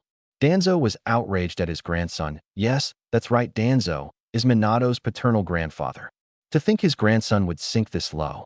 True, Minato was never told he was his grandfather. But he made sure he would be there for him growing up. Now Old War Hawk couldn't bear to even call Minato his grandson. Hashirama was a whole different matter. Hashirama was infuriated that the yondaime truly felt so little for his former son. Time for waiting was over, the time for action was now. He asked for one of the Root Umbu to bring Mito to the underground. It was time for Plan Genocide to be enacted. The Umbu nodded and vanished. A few minutes later, he arrived with Mito. The Hokage explained the whole thing, and Mito accepted the mission that her husband had given her. Mito, you know what to do, Hashirama said coldly. Yes, Hokage-sama, I know full well what I must do. Mito said calmly. To exterminate the Namikaze clan. You leave immediately, and if Minato or any of his family see you, make sure to leave an impact. Hi, she said. Good, now go. Naruto's future hangs in the balance. Hashirama commanded. Mito nodded and vanished by Shunshin, heading out to complete her mission. She got her gear from her compound and headed towards the village gates. They did it. They actually did it. The Namikaze clan awoke a monster within Mito. They awoke an overprotective mother dragon. Prepare yourself, Namikaze clan, here comes Mito Senju Uzumaki. Namikaze clan compound. The sound of silence filled the complex as everyone was either resting or walking through the streets. Sounds and laughter were heard as they had no idea that death was coming for them. Minato and Kushina were in their house with Minma, Jiraiya, and Tsunade. They were sharing laughs and memories as they had a delicious lunch. Nothing could ever ruin this night, right? Ooh, they were wrong. Mito soon stood atop the entrance arch of the Namikaze compound. She was dressed in her battle kimono instead of Umbu gear. Her expression of coldness and hatred was well hidden as she slowly drew her blade from the scabbard on her back. Mito snuck through the shadows as she entered the compound. Entering the first house, she cut down the man and woman quickly before they could scream. For the children, she flung 2 kunai, hitting them both through the neck, giving them a merciful death. She moved quickly from house to house until she was located, and a Namikaze woman screamed, getting everyone's attention until she was beheaded. Many screamed again as bodies were on the ground, covered in their blood. The people ran in multiple directions. Mito sped through the streets, slicing the backs and fronts of all those that stood in her way. She killed a couple of civilians that wasn't aware of what was going on, but she paid it no mind. As a former kunoichi, she was used to killing those that weren't supposed to witness something that was not supposed to be witnessed, and massacring the Namikaze clan was not supposed to be witnessed. Noticing some were running to warn Minato and Kushina, she jumped and threw some kunai and shuriken at other ninjas and civilians in the street. After cutting down the last adult in the clan, she dodged a kunai that was tossed at her. She caught the sight of Minato with Tsunade, Jiraiya, and Kushina at his side. Who are you? And why have you killed the Namikaze clan? Minato demanded. My name is of no importance. Only that for the safety of Naruto, the Namikaze clan must be killed, she said in a cold tone. Konoha ordered this. Kushina gasped. I don't believe this, Minato gasped. Believe it, Minato. We received word of your plans for my son from a spy within your clan. Spy? Jiraiya asked. Me, Kushi said, coming out of the shadows. Grandma? You sold us out, Minato cried. Why? This clan had fallen from grace a long time ago. I couldn't bear to see that anymore. So yes, I sold the clan out, and for good reason. Well said, Mito laughed. Wait, you said your son, so you're the wife of the new Hokage. Show yourself, then show yourself, Uzumaki. Kushina demanded. The moonlight shined through the clouds as the woman stepped forward. Kushina and Tsunade gasped at who she saw. No way, Kushina gasped, covering her mouth. Grandma Mito, Tsunade cried. Who are you? And why have you killed the Namikaze clan? Minato demanded. My name is of no importance. Only that for the safety of Naruto, the Namikaze clan must be killed, she said in a cold tone. Konoha ordered this. Kushina gasped. I don't believe this, Minato gasped. Believe it, Minato. We received word of your plans for my son from a spy within your clan. Spy? Jiraiya asked. Me, Kushi said, coming out of the shadows. Grandma? You sold us out, Minato cried. Why? This clan had fallen from grace a long time ago. I couldn't bear to see that anymore. So yes, I sold the clan out, and for good reason. Well said, Mito laughed. Wait, you said your son, so you're the wife of the new Hokage. Show yourself, then show yourself, Uzumaki. Kushina demanded. The moonlight shined through the clouds as the woman stepped forward. Kushina and Tsunade gasped at who she saw. No way, Kushina gasped, covering her mouth. Grandma Mito, Tsunade cried. Ending previous chapter. Words couldn't even describe what Tsunade and Kushina were feeling right now. Standing before them were the legendary Kunoichi Mito, Uzumaki, Senju herself. But how could it be? She was supposed to be dead after she transferred the Kyuubi into Kushina. But here she was in front of them with the blood of the Namikaze clan spattered over her body. How can this be? You can't be here, you're dead. You died when you sealed Kyuubi into me, Kushina shouted. I can assure you, Kushina, this is not a genjutsu or an illusion. I'm living flesh and blood, and I've come here to personally deal with you myself. Mito replied harshly, making Kushina flinch. This must be the reanimated jutsu. Someone must be controlling you, Tsunade said quickly. No one is controlling me, Tsunade. I'm here on my own free will. Then why are you here? And why kill my clan? You had no right to come here and spill the blood of my clan, Minato shouted, gritting his teeth. Mito snorted at Minato's tough guy demanding attitude. If there was one thing people know, it's not to demand her of anything. She sheathed her sword back into its scabbard and stared them down as if she wasn't even fazed by them. The reason I am here is because the Shinigami. Mito replied to Minato's question. Shinigami? What does the death goddess have to do with this? Minato asked, sweating heavily. She found out you abandoned Naruto for a prophecy from the toads about a child who would bring the cycle of hatred to an end. Apparently, she became furious and was considering taking your soul. Mito smirked, taking in the smell of their fear. Minato and Jiraiya began to sweat. They didn't realize that they pissed off the death goddess. Then it hit them straight in the balls. The death goddess interfered with their plans for Naruto. She was the reason Naruto was taken from them. She did this. Minato gasped, getting everyone else's attention. The death goddess took Naruto from us. Why would she do that? We didn't do anything wrong. Kushina cried. You abandoned your own blood. You chose Minma over Naruto. I taught you better than that, Kushina, Mito shouted, raising her voice. From a very young age, I taught and branded in your head the sacred oath of the clan and what it means to truly be an Uzumaki. Mito-sama, I am an Uzumaki. I did this to protect him. Kushina shouted until Mito slapped her across the face. You threw him away like he was nothing. Mito screamed at her. You saw him as an unimportant boy because he wasn't the child mentioned in your little prophecy. No, Kushina said, only to be interrupted. You didn't do it to protect him.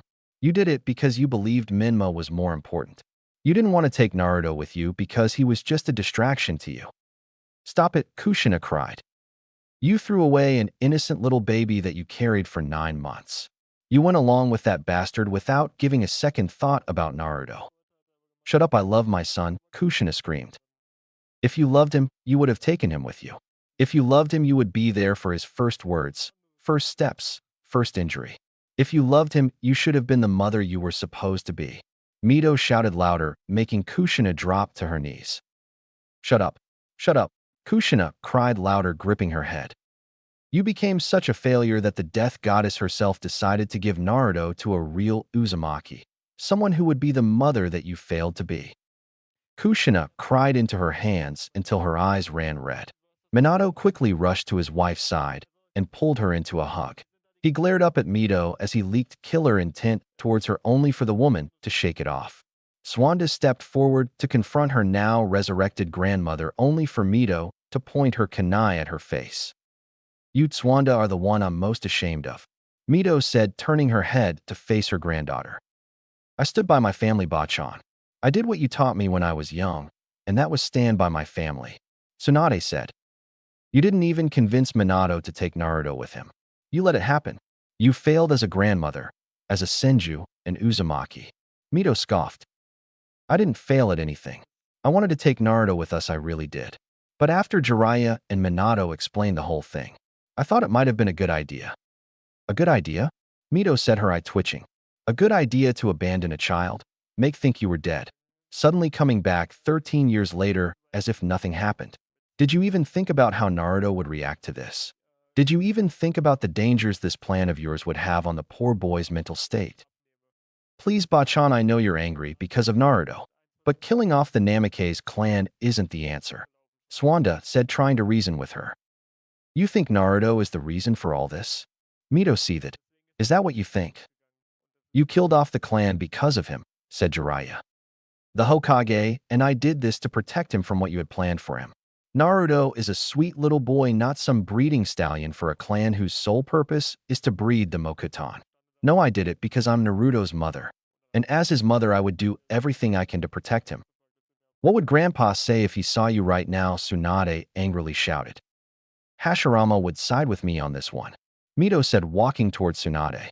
Hashirama knows what it means to be a parent. You know why? I'll tell you why. He never bent over to fate like you all did. Prophecies are loads of crap. We don't follow the words of something that is years, if not centuries old. You may be fate's bitch, but I'm not. I'll have you arrested with clan genocide, Minato said, standing up with his wife holding on to him. I'll have the fire Damo have your head. My clan was close to the Damo, not to mention they were his private Umbu division.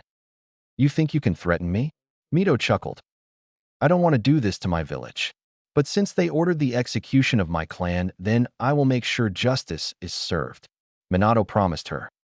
So you're saying that you and your clan who wanted to not only take Naruto away from Konoha, but also put Naruto under a breeding program, since Naruto will have a high chance of inheriting the Mokuton. A clan who would strip the freedom of a little boy for what? To be branded and controlled. To be a slave to some main branch. Oh, I'm sure your Damo would love to hear about that since Kushi here was present in your meeting. I can't believe you would sell us out. I thought the clan meant something to you. Minato shook his head in disbelief. It did a long time ago, Kushi answered sadly. But from what I have seen in my years so far, I'm ashamed of it. I leave you all with a warning, Mito threatened. Stay away from Naruto. He's mine now.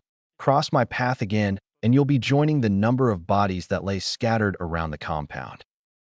Kushina charged towards Mito before anyone could stop her in a saddened rage. I'll kill you. Mito allowed Kushina to get close before delivering a punch to the woman's stomach. Kushina grunted, coughing out saliva as she clutched her belly and fell back to her knees. She looked up at Mito, who was glaring down at her. The Uzumaki matriarch unleashed so much killer intent that it scared Kushina. She couldn't move a muscle because of it. Minato charged in to help his wife with a Rasengan ready in his hand. Mito vanished from her position and delivered a kick to his back, sending him into a crater in the ground. Minato, Jiraiya yelled as he charged in. Fire style, oil burning jutsu. Oil surrounded Mito as the Sannin set it ablaze. Mito jumped into the air and unleashed a tidal of water which extinguished the flames. She went toe-to-toe with both Sannin. She blocked and managed to subdue Jiraiya with Fuinjutsu, but her granddaughter was a whole different level. She was impressed with her granddaughter's medical jutsu. Tsunade managed to grab Mito and send her flying across the ground with a super punch. Mito grunted as she dug her feet into the ground. She looked up and saw Tsunade bringing down another punch. The Uzumaki dodged as she managed to cut Tsunade's side, making her bleed out a bit. Tsunade clutched her wounded side as she felt a sword to her neck. Mito raised her sword to deliver a decapitated blow only for her sheath her blade. "You're not worth killing," she said before knocking her out with a single chakra-infused punch. Mito turned back to Kushina, who was shivering in fear from Mito's killer intent. The matriarch knelt down before cutting Kushina's Chika kanji for Traitor. She then used her chakra to burn it into her skin, making Kushina scream. "I branded the traitor's sealing mark into your skin. I won't forget it until I kill you. You'll be all I'll think about," Mito said, motioning to Kushi. Kushi came up behind Kushina and bashed her cane over her head, knocking the Namikaze matriarch out. Kushina's vision became blurry as she fell to the ground. Minato grunted as he tried to stand up. How dare they attack his wife? He got out his Hiroshin kunai and tossed them in many directions. Mito went on the defensive as Minato vanished from sight. Mito drew her sword and began blocking his attacks from all directions. She received a few blows until she went through hand signs and placed a seal on Minato's back when she appeared behind him. The seal paralyzed him as he fell to the ground.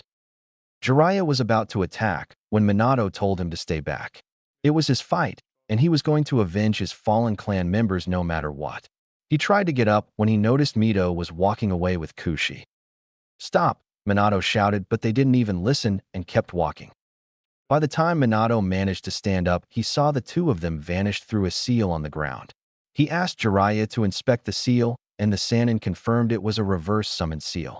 The seal immediately burned off the ground as black flames engulfed it. Whoever made this seal must have been a powerful seal master. "Damn, they got away," Minato growled, tightening his fist grip. "I'll make you pay, bitch, hear me. I'll make you pay." He assisted his wife and mother and managed to get them into the main compound building to rest. Minmo was informed of the whole situation and, like his father, vowed to make the Uzumaki woman pay. Afterwards, Minato asked Jiraiya what the casualties were. "Only 20 Namikazes are left, Minato, 3 adults, and the remainder are children under the age of 4, including Minako and her daughter," Jiraiya said. "It's strange that Mito left some of the clan alive. I bet Kushi asked for Mito to spare the younger generation," Minato thought. "The only question is what to do now? We could go to the demo, but with Kushi turned traitor and Konoha having the info of the clan meeting, there isn't much we can do." "To think all this happened because of one kid," Jiraiya chuckled. "The gods must really hate you." "I know that, but we can still benefit from this," Minato said. "How so?" the Toad Sage asked. "Since Konoha had killed off my clan, I can demand compensation from them and demand the return of Naruto. If they try to refuse, the daimyo can ensure they follow through or the village will suffer. Plus, the next Hokage will have to put the village first like all Hokages do. If he wants to prevent the village from losing either funding or other privileges, then they will no choice but to comply." "That's genius, Minato. I see I trained you well," Jiraiya praised. "I'm a Namikaze sensei, and one of the greatest shinobis in the world," Minato boasted. Konohagakure. Madara was overseeing Sasuke's training as the Uchiha was practicing the hand signs for the Phoenix Flower Jutsu. The boy was a quick learner, but he kept using too much chakra in his attacks. He instructed Sasuke to use chakra in portions instead of one big clump in one single attack. Itachi was overseeing the training, and he was really proud at how Sasuke turned out. At first, Itachi was worried that Sasuke was going to become like their father. But it seems that honor went to Satsuki, who was training under the Uchiha elders. "Again, Sasuke," Madara said as Sasuke went through hand signs. "Fire-style Phoenix Flower Jutsu," Sasuke shouted, using him a small bit of chakra required as he spit out many small fireballs at the dummy. Madara smiled in satisfaction as he saw how precise and powerful it was. Sasuke believed in improvement and not relying too heavily on powerful techniques. The Uchiha air panted as he checked his progress and saw he made some pretty good improvement. Madara clapped and gave a real smile. A smile that showed he was proud of his student.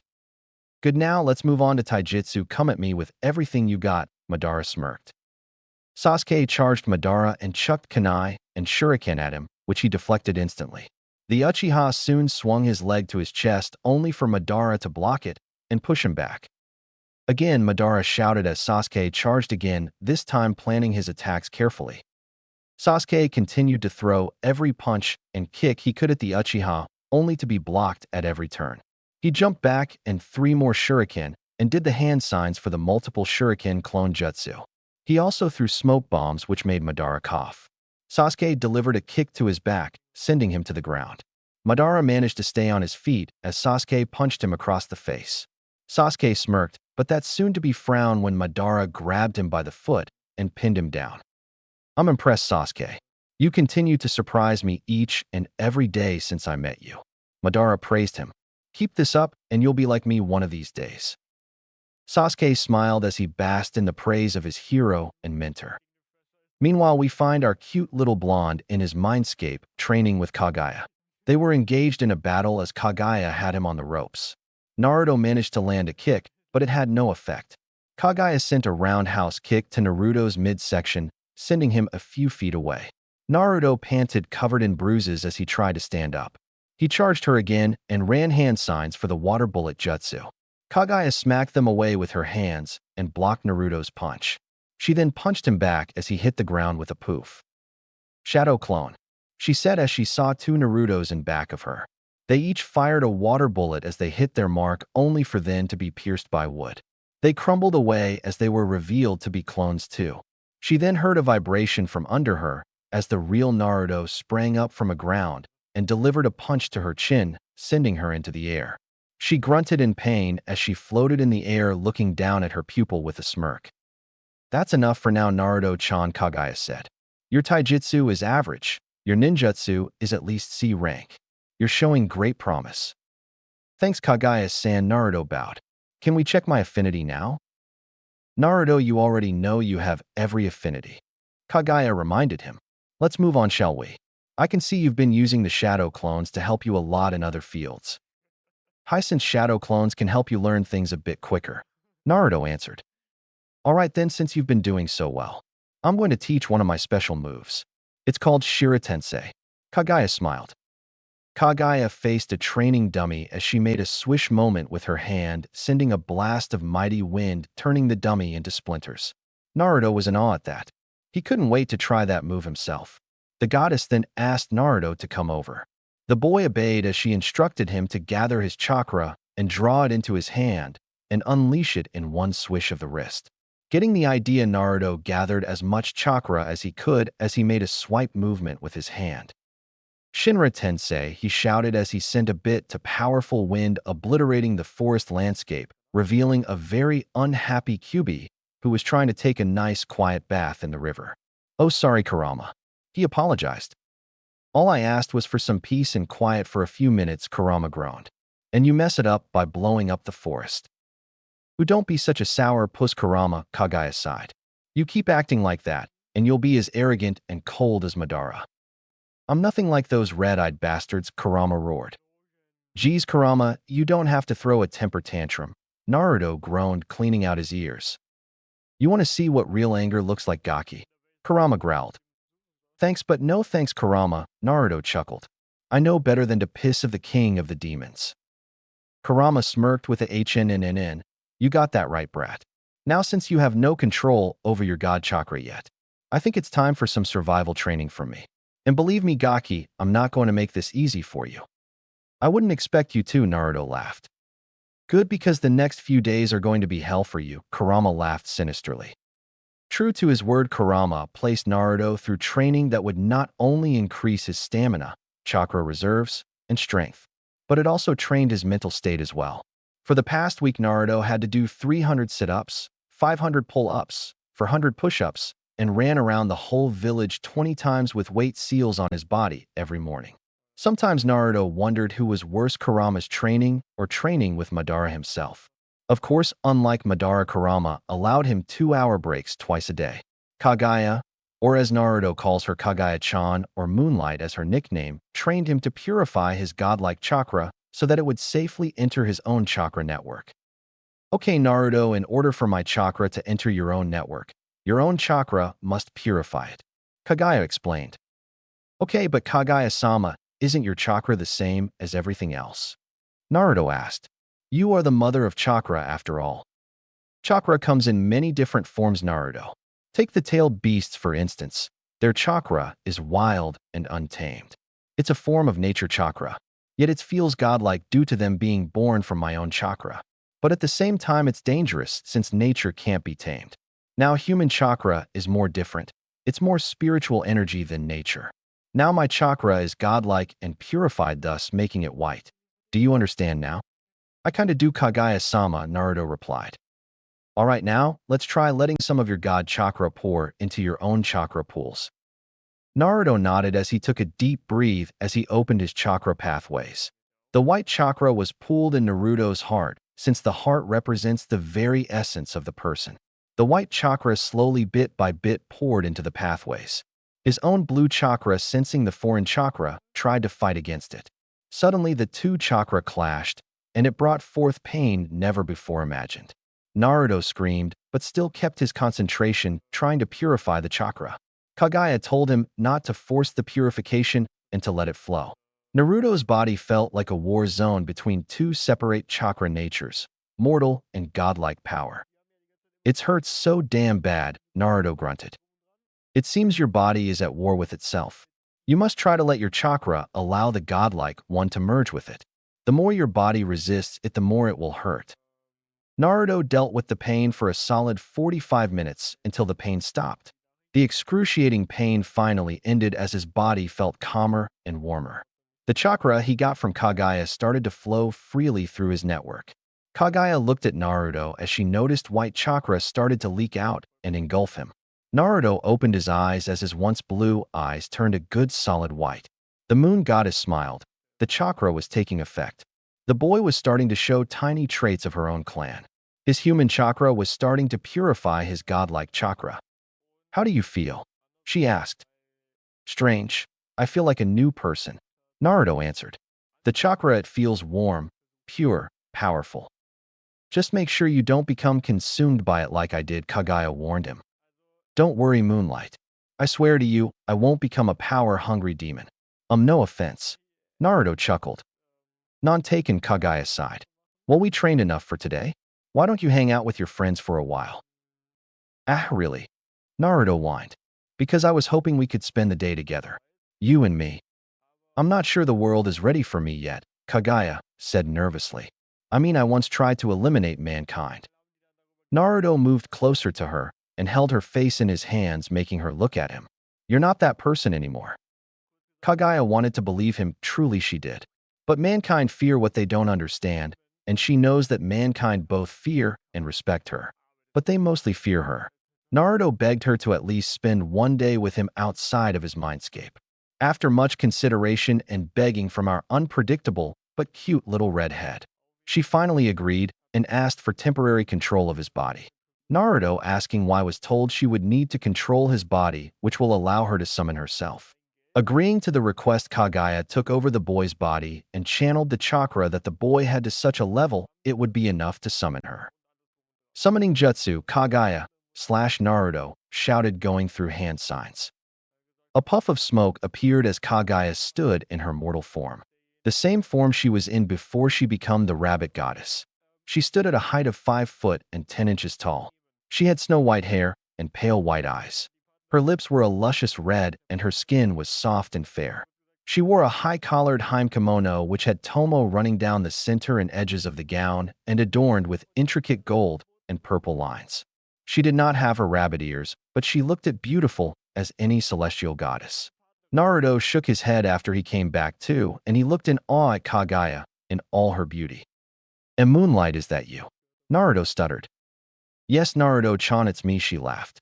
You said wanted to spend time together. Well, now you get to. Naruto got to his feet as he took her hand and headed out of the forest and towards the village. He couldn't wait to introduce her to everyone. He was sure they were going to like her. Konohagakure, Market District. Kagaya walked with her student to the village market when she noticed some looks from the people around them. However, she noticed that they were directed at Naruto, and many of them were wondering who his new friend was. Many of the men were jealous that a kid was friends with a beautiful woman like her, whereas the women were jealous of the sheer beauty she had. They would kill to have a body like hers. She did her best to ignore them because she didn't want to ruin the moment for Naruto. She smiled, seeing how happy he looked at the moment. He wanted to make sure that their day was the best one she ever had. She sensed that the villagers greeted her student with respect. Ever since the renouncement of the Yondaime, Naruto's father Hashirama announced Naruto as the savior of the village for containing the Kyuubi. He told the village that Naruto will be able to befriend the Nine Tails, and together they would protect the village for generations to come. About 98% of the villagers praised him for it, but 2% hated the boy for holding the beast that killed their loved ones. Kagaya wondered how Naruto could still be happy and outgoing knowing a small part of the village lives to kill him. It was a mystery to her. "Hey Kagaya-sensei," he asked her. "Huh, yes, Naruto," she asked. "I'm going to take you shopping. A pretty lady like yourself needs some new clothes, jewelry, and other women's stuff." He chuckled. Kagaya smiled down at him before responding. "Oh, Naruto, you don't have to go and do that," she told him.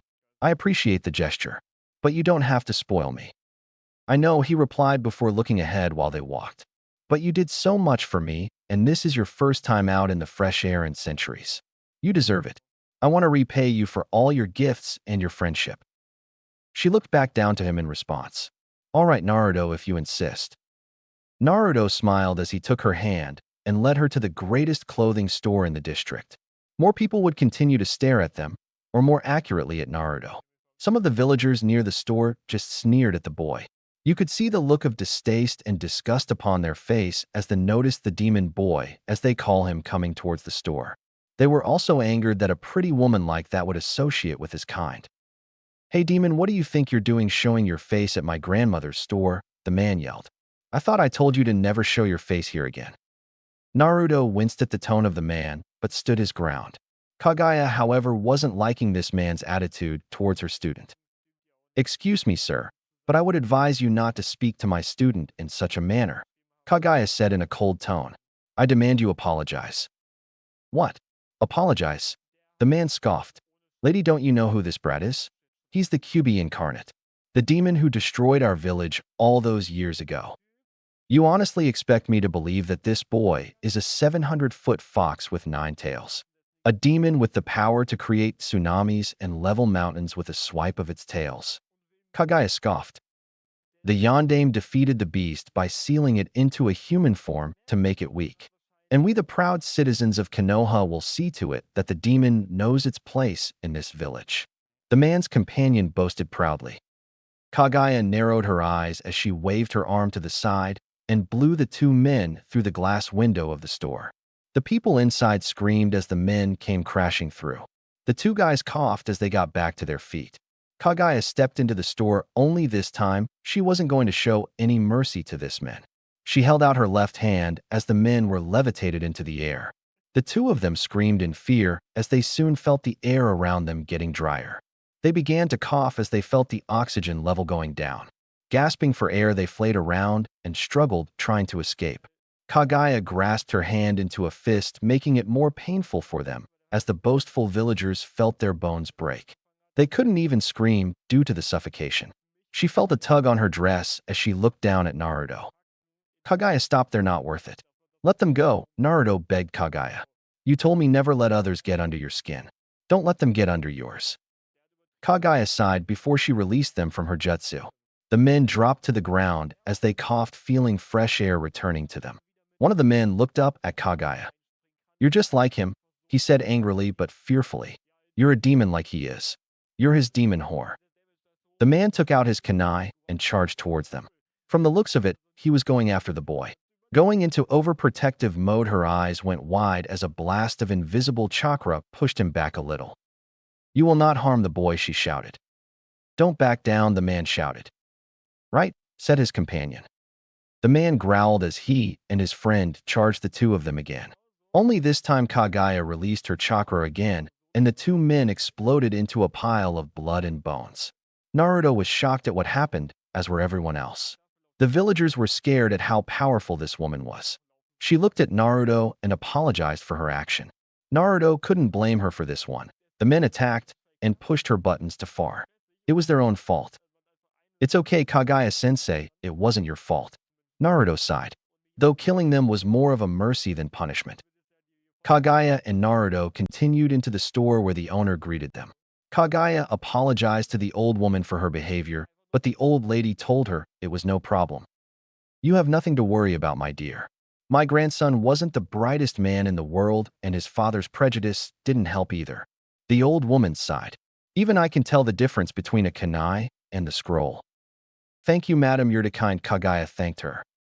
No problem, now let's get you into some new clothes. Apparently that kimono you're wearing might need to be cleaned to get all those blood stains out. She chuckled.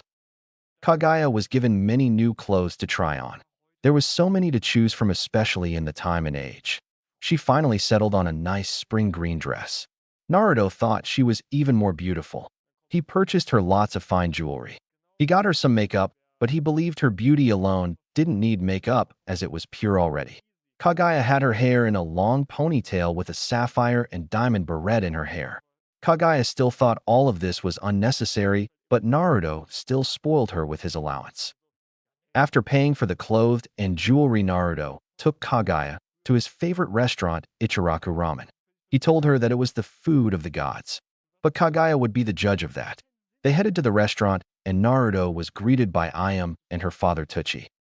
Hey Naruto, Ayam smiled. The usual like always? Hey, I am Ne-chan, and not today. I would like a miso ramen, please. A large bowl to split with my sensei here. Oh, so we finally get to meet the sensei that Naruto's been talking about, Tuchi smiled. Name's Tuchi, and that's my daughter Ayam. My name is Kagaya. The goddess introduced herself. Nice to meet you both. The ramen came out 10 minutes later as Ayam gave them their chopsticks. Naruto and Kagaya thanked her and dug into their lunch. It was tasty, Kagaya had to admit. She hadn't really tasted anything so good before. What do you think, Kagaya-sensei? Naruto asked. It's delicious, Naruto, she smiled back. See, I told you. Food of the gods. Naruto laughed, digging in more. Hey, Naruto. Kiba shouted as he came in with his friends. Oh, hey, Kiba. Hey, guys, what's up? Naruto asked. We were coming to get you. We wanted to know if you'd like to head out to the Akimichi barbecue with us. Hinata asked. I'd love to, guys, thanks, but I'm busy hanging out with Sensei today. Maybe another time. Naruto rubbed the back of his head, chuckling. Sensei? Shikamaru asked. He means me, Kagaya said, getting everyone's attention. Whoa, who's the babe? Kiba smiled. This is Kagaya, she's a friend of mine. She's been training me for a while now. Pleasure to meet you all. Hello, my name is Hinata Hyuga. I'm Kiba Inuzuka, and this is my buddy Akamaru. Kiba grinned, and Akamaru barking. What a drag, I'm Shikamaru Nara, and that's my buddy Choji Akimichi. I'm Shino Aburame. My bugs sense your chakra level. You're on God level, aren't you? My bugs fear you. I'm Tintin, and that's Rock Lee and Niji Hyuga. I'm Satsuki Uchiha, and that's Sasuke. Pleasure to meet all of you. Kagaya greeted back. Suddenly, a couple of Umbu appeared as they approached the woman. Naruto, noticing they were Kakashi and Itachi, greeted them. Itachi and Kakashi and San, what brings you here? We are here to bring your friend here to the Hokage regarding the incident at the clothing store in the market district. Oh, that. Sensei was just protecting me from a few prejudiced villagers who tried to kill me, Naruto said, defending his sensei. It's fine, Naruto, I can handle this, Kagaya said, getting up. All right, gentlemen, shall we? Itachi and Kakashi escorted the woman and Naruto to the Hokage's office. Naruto went along so he could explain to his parents the situation. Konohagakure, Hokage's office. Hashirama sat in his office chatting with Mito and Kush Namikaze about the details of the Namikaze massacre. Kushi went into full detail of the clan meeting and the fate that awaited young Naruto when his biological parents come back to claim him. Madara was also there listening to the story. He had to hand it to Mito. He never thought she was even capable of something like this. Are you sure that's what you heard? You're not leaving anything out? Hashirama asked commandingly. Yes, Hokage-sama, I have left nothing out. Kushi replied firmly. How many of the Namikaze clan are left, Mito? I left 20 alive, Hashirama. Most of them were children under the age of 4 years old, said Mito. Very well, Konoha, thanks you for what you had to do, Mito-chan, Hashirama sighed. I wish it didn't had to come to that. But Minato forced my hand. Kushina and Tsunade know I am alive. And as ordered, I left a huge impact on them. Kushina was branded with the traitor seal, and Tsunade, well, I left her alive. I will not judge her, yet since she has yet to prove where her loyalties lie. A knock was heard at the door as Itachi and Kakashi came in. Hokage-sama, the woman as you requested, said Itachi. Thank you, Itachi, send her in. Itachi bowed as Kakashi brought her before them with Naruto behind her. Naruto immediately started to beg them not to punish her. He told them the whole situation that happened at the clothing store. Hashirama listened to his son's explanation of the incident. He sighed, leaning back into his chair. He was conflicted on what to do because 1, this woman saved his son's life from 2 Kyuubi-hating villagers, and 2, he didn't even know who this woman is or where she came from. I appreciate you saving my son, Hashirama thanked her. But I have never seen you before, would you please tell us your name? Kagaya nodded as she channeled chakra through her body, and soon everyone saw a third eye on her forehead. It was a combination of the Rinnegan and the Sharingan. Madara knew that bloodline all too well. It was the most powerful Idojitsu in the world, and only one person in existence had that bloodline. Kagaya Otsutsuki, Madara said respectfully. Kagaya Otsutsuki, never thought I'd get to meet the mother herself in person, Madara said in his usual cold but respectful tone. Madara Uchiha, descendant of Indra and former reincarnation. Kagaya answered before looking at Hashirama. Hokage-sama. So you're the one who rescued my son from some of the more hostile villagers. I thank you for what you've done. Hashirama thanked her. Pleasure is all mine, Kagaya replied. But may I ask, Kagaya, how are you out of the seal? I was told you were sealed with the Kyuubi into him. Naruto gave me temporary control of his body, which allowed me access to my power in his body. This allowed me to summon a clone of myself. Kagaya explained. Why would Naruto do that? Madara asked. Naruto may be smart, but when it comes to seals, he's not exactly gifted. Naruto wanted me to spend some time out of the seal, to taste the fresh air after so many centuries. I told him I was fine being within the seal, but bring the stubborn boy he is. He wouldn't take no for an answer. I felt bad for her too, San, said Naruto. It didn't feel right for someone like her to remain a prisoner after years of imprisonment. I mean, I'm sure she spent enough time repenting. Naruto is a sweet boy, Hokage-sama. His heart was in the right place, so don't punish him for messing with the seal on his belly. Kagaya said firmly. I'll speak to Naruto about that later, but right now could you tell me exactly what happened? Of course, Hashirama. It started when Naruto took me into the village for some shopping. He wanted to spoil me with gifts of clothes and jewelry with his allowance, she said, making Naruto blush a little, which Madara noticed. Trying to impress your new girlfriend? Madara teased. Hey, I'm just a kid, Naruto shouted, still blushing red. I was just showing her a good time, that's all. See here, and I bet all the gifts you bought her were just regular gifts, the Uchiha grinned. Hey, at least I can treat a girl to a good time, unlike you, who couldn't even score a lady like Dad did when you were in your prime days, Naruto retorted back at him. You want to say that to my face? Madara shouted, getting into Naruto's face. I just did, old man, Naruto shouted back as lighting crossed between their eyes. Hashirama face-palmed. Oh, these two. Kagaya just laughed at the situation and the little spat between Naruto and Madara. Although she had to admit Madara looked pretty cute when he was mad. Enough of your squabbling, behave yourself. Naruto I can understand since he's a kid, but you Madara, I expect better of you, Hashirama yelled. Madara mumbled as he leaned against the wall with his arms crossed as Naruto stuck his tongue out at him, making many tickets marks appear on his head as he growled at the red-headed Gaki. I'm sorry, Kagaya, please continue. After Naruto took me shopping, he took me to this cute little store that belonged to a sweet old lady. 2 men were hanging around the store, and the way they looked at Naruto told me they were Jinchuriki haters. They threatened Naruto to leave as they told us he wasn't allowed near the store due to him being a demon. Kagaya growled, gripping her fist. I attacked the men, and I was going to kill them, but Naruto stopped me. He believed that killing them wouldn't change anything. But after they opened their big mouths again and attacked Naruto again, I got so angry. My bloodline activated, and the men exploded in a pool of blood.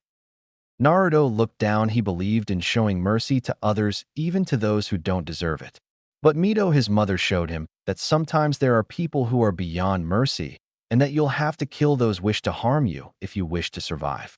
Hashirama understood the situation as he would never forgive anyone who wishes harm upon his son, not even himself, if he ever hurt Naruto. The old lady was the grandmother of one of the men I killed. She understood that her grandson was a prejudiced bastard. But I don't understand why she didn't feel sadness over her grandson's death. She saw that he rightfully deserved it, Madara snorted. I know I would if anyone harmed my son. That's the whole report, Hashirama. Kagaya sighed. I suppose I should be punished for killing some of your villagers? Punish you? Hashirama raised an eyebrow. Why would I punish you? You saved my boy from being killed by prejudicial bastards. Kagaya wasn't expecting such a reaction. I mean, sure, she saved her student, but she didn't think the Hokage would be so happy that she killed 2 humans in the most horrific way imaginable. You deserve a reward. Ask anything and you shall receive it, Hashirama smiled. Can Kagaya and Kurama live out of the seal, Daddy? Naruto asked happily. Naruto, it's Kagaya's reward, so she decides. Actually, that's a fine idea. Could Kurama and I live outside of the seal? It would do us both good. Especially since 98% of the village believes that Kyuubi will work with Naruto to protect the village. If we remove Kurama from Naruto, he will die, Madara argued. He's got godlike chakra and stamina, he will survive. Okay, let's say we do this, then what? If word escapes the village that the Nine Tails is free from its host, Naruto will become an even bigger target. I'm not afraid, Uncle Emo, Naruto scoffed. Well, there you have it, Madara, from the mouths of babes, Kagaya smirked. Madara groaned as he shook his head. No one listens to him, why is he even here? He would rather be out on missions killing off enemies or go after that old guy Oanoki again from IWA. But now Kagaya actually wants to have the Kyuubi to be released and live in the village with them. Madara knew one bad thing about this whole thing. When Kyuubi comes out, he will come after him due to their past history. Was he terrified? No. Was he intimidated? Yes, after all, the Kyuubi was a powerful force of chakra. Are you sure that's what you want? Because I'm starting to agree with Madara here. Thank you, Hashirama. At least you got some brains left in that head of yours. Kurama is much a victim as Kagaya is. Naruto argued again. They deserve to be free like we do. All right, come to our compound later tonight, and we shall work on releasing you and Kyuubi for real, Hashirama said, as Madara hit his head against the wall repeatedly. Thank you, Hashirama, Kagaya bowed. Naruto, why don't you go play with your friends? Okay, bye Daddy, bye Uncle Emo. By moonlight, he laughed as he left the office. Moonlight? Hashirama asked. My nickname he made for me, she chuckled. So how long can your clone last? Madara asked her. As long as I desire. Why? Do you like looking at me? She asked seductively, making Madara blush. No, of course, not, Madara stuttered. Hashirama snickered before Madara growled and put him in a headlock. Well, I should go, boys. Nice meeting you, but I better go find Naruto and make sure he stays safe, Kagaya said before she felt a dark presence. The presence she felt was a sort of energy that was meant to bring about pain upon an individual, and she tracked it towards the western part of the Leaf Village towards the Hyuga compound. Excuse me, Hokage, Madara, but I got some business to clear up, she said, narrowing her eyes as she jumped out the window and headed to the western part of the village. After she left, Madara was still angry at his old friend for allowing such a dangerous request from Kagaya and Naruto. Why, Hashirama, would you agree to something so stupid? Madara growled. I didn't know Naruto would even suggest the idea, Hashirama argued. Madara then bonked him on the head hard, making Hashirama rub his head that now had a giant bump. You still should have said no. You know how valuable the Kyuubi is to every nation. Naruto's going to be in danger, more work than ever. Then what do you suggest we do? Hashirama screamed. We allow Kurama to live out of the seal, but he will still be connected to Naruto, which will prevent Kyuubi from being sealed or captured by another of the great nations. The Hokage thought. All right, I'll talk to Mito and make the arrangements. In the meantime, you should probably get back to the Uchiha clan. I heard the clan is planning on taking you back as clan head. Huh, Madara scoffed. They can keep their clan head status and shove it up their ass. Besides, Itachi will become the new clan head when I re-educate the clan. Don't go into one of your dark and broody educational methods, Hashirama warned him. No promises, Hashirama. Madara laughed darkly before vanishing in a swirl of fire. Hyuga compound. Hayashi watched as Hinata lunged towards Niji, her arm outstretched, aiming towards a vital tenketsu, only to be easily deflected by Niji. She stumbled a few steps across the courtyard before turning around and adopting the Juken stance. Niji faced her calmly, mirroring her pose. His hand held out, palm upward, beckoned her. Hinata panted before she rushed in for another attack. Hinata-sama, your form is sloppy. Your punches and kicks are too soft to do damage. Niji said harshly. If you expect to run the clan, then you need to stop being so meek and soft. It doesn't suit a Hyuga clan head. I know that I'm not as skilled as you, Niji Onizen, but I can still reach my full potential, Hinata said, strongly launching a firm palm towards his chest. Niji dodged her attack a second time, sidestepping neatly at the last second. However, this time he grabbed her arm and jerked it, trying to unbalance her. Hinata twisted her trapped arm to get a hold on his and spun around, tearing off his grasp on her. She grabbed his forearm with her other hand too, and used it as a lever to perform a flip so that she stood too close for him to block. Her right elbow darted towards his face, but he bent his head back at an impossible angle, avoiding the blow. She sank to the floor and swept her leg across it, trying to unbalance Niji, but he backflipped and his right foot caught her under the chin, sending her sprawling backward. Hayashi could see that his meek daughter was improving greatly, slowly but greatly. He was secretly hoping that his daughter would be able to impress the elders so she wouldn't be branded and sent to the branch house. He may be a father and love his daughter, but he also had a duty to the clan. He began to notice that Niji was quite the prodigy in the Juken and the other Hyuga techniques. Even for a branch member, he was quite gifted. Meanwhile, Kagaya had followed the chakra mass to the main household dojo. Hiding her chakra signature, she moved through quietly and managed to peek in through the door. She noticed the two Hyugas sparring. She noticed the girl was a bit off and completely meek. But the boy she noticed was very skilled. Also, she noticed their eyes, which was one of the bloodlines she had. This boy is quite the prodigy. His skills are impressive for a boy his age, Kagaya thought watching them. However, the girl needs a lot of work. Her attacks are too soft, it's like she doesn't want to hurt anyone. Niji, please, I know you're angry with the main house since uncle died. But taking your anger put on me in our spars won't bring him back, Hinata begged her cousin. Niji grunted as he tried to keep his anger in check. His father's death was a sour topic for him. He despised and hated the main branch for what happened to Hisashi. Hayashi, his uncle, was supposed to be the one to be taken, but instead the clan sacrificed his father in its place. He gripped his fist as he looked back up at Hinata. Activating his Byakugan, he charged at Hinata with malicious intent, which Hayashi quickly noticed. Acting quickly, Hayashi got in front of Hinata and force-palmed Niji back a few feet. He then put his fingers into position as he activated the cage bird seal. Niji grunted as he felt like 1,000 knives had pierced through his body, dipped in salt and alcohol mixed with hellfire. He clawed at his head as he ripped off the bandages from his head, revealing a strange mark with an X in the middle of it. He screamed as his whole body was in excruciating pain. My head, it feels like it's on fire, Niji cried as he felt like ripping out his hair. Suddenly, the door was broken open, which broke Hayashi's concentration as he noticed a woman with long white hair rush towards him with such speed as she gripped his left hand and broke his wrist, making him scream. Kagaya noticed what that seal could do, and thanks to her godlike ability, she can learn any seal quickly. She immediately slammed her palm against Hayashi's forehead and threw him across the dojo. Father, Hinata shouted.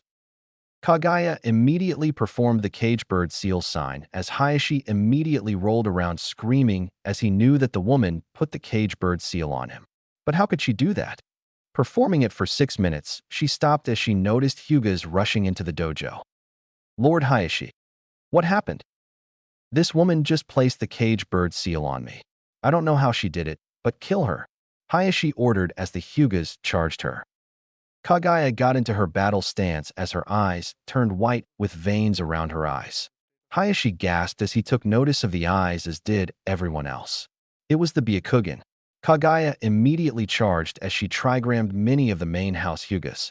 She managed to wound some, but to others she went too far by 364 palming 3 times, which killed a few. Knocking the last Hyuga through the wall, and decapitating the other, she approached Hayashi and picked him up by his neck. How? How do you have the Byakugan? Who are you? Hayashi demanded. Who I am is no concern, but you can call me Princess Kagaya. I am disgusted to see what the Hyuga clan has become. To treat family with this kind of seal torture. To brand a child. She shouted. Boy, was she angry. The cage bird seal is to keep the side branch in line and protecting the Byakugan. Hayashi justified. So you enslave part of your family to do your job for you? Wow, you really are pathetic. Watch your tongue. Do you realize who you're talking to? I'm the head of the Hyuga clan.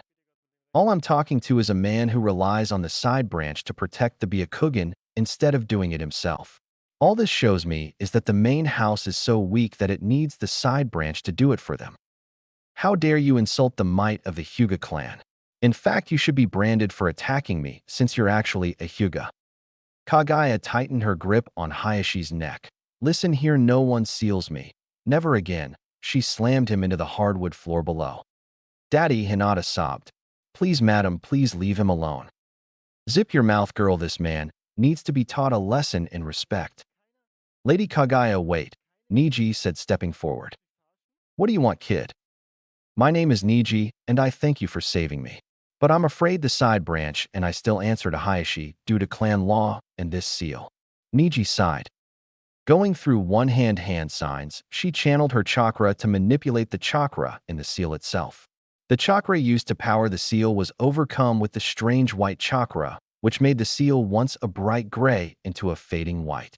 Kagaya smirked as she tossed Hayashi aside, making him pass out. Hinata rushed to his side. What did you do? You made hand signs, but it didn't do anything, Niji asked. I manipulated the chakra in that case bird seal. Don't worry, the seal is useless now, it will fade. She smiled. Niji didn't believe it as he demanded proof.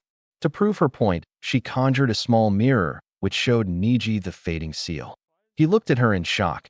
This woman actually managed to free him from his cage. My lady, words can't express how happy this makes me, Niji said, getting on his knees, bowing. It's fine, child. Are there others with that seal?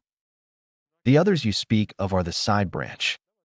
Well then, round them up, Niji. It's time for the birds to be let loose. But Lady Kagaya, what will become of us? You and the side branch will become members of the Otsutsuki clan. I'm the last one of my clan, but I share Hyuga blood, which means you are my remaining family. Niji immediately hugged her, which she returned as he took her to the side branch compound, where he gathered them all before her. One by one, she removed each of their seals and offered them admittance into the Otsutsuki clan.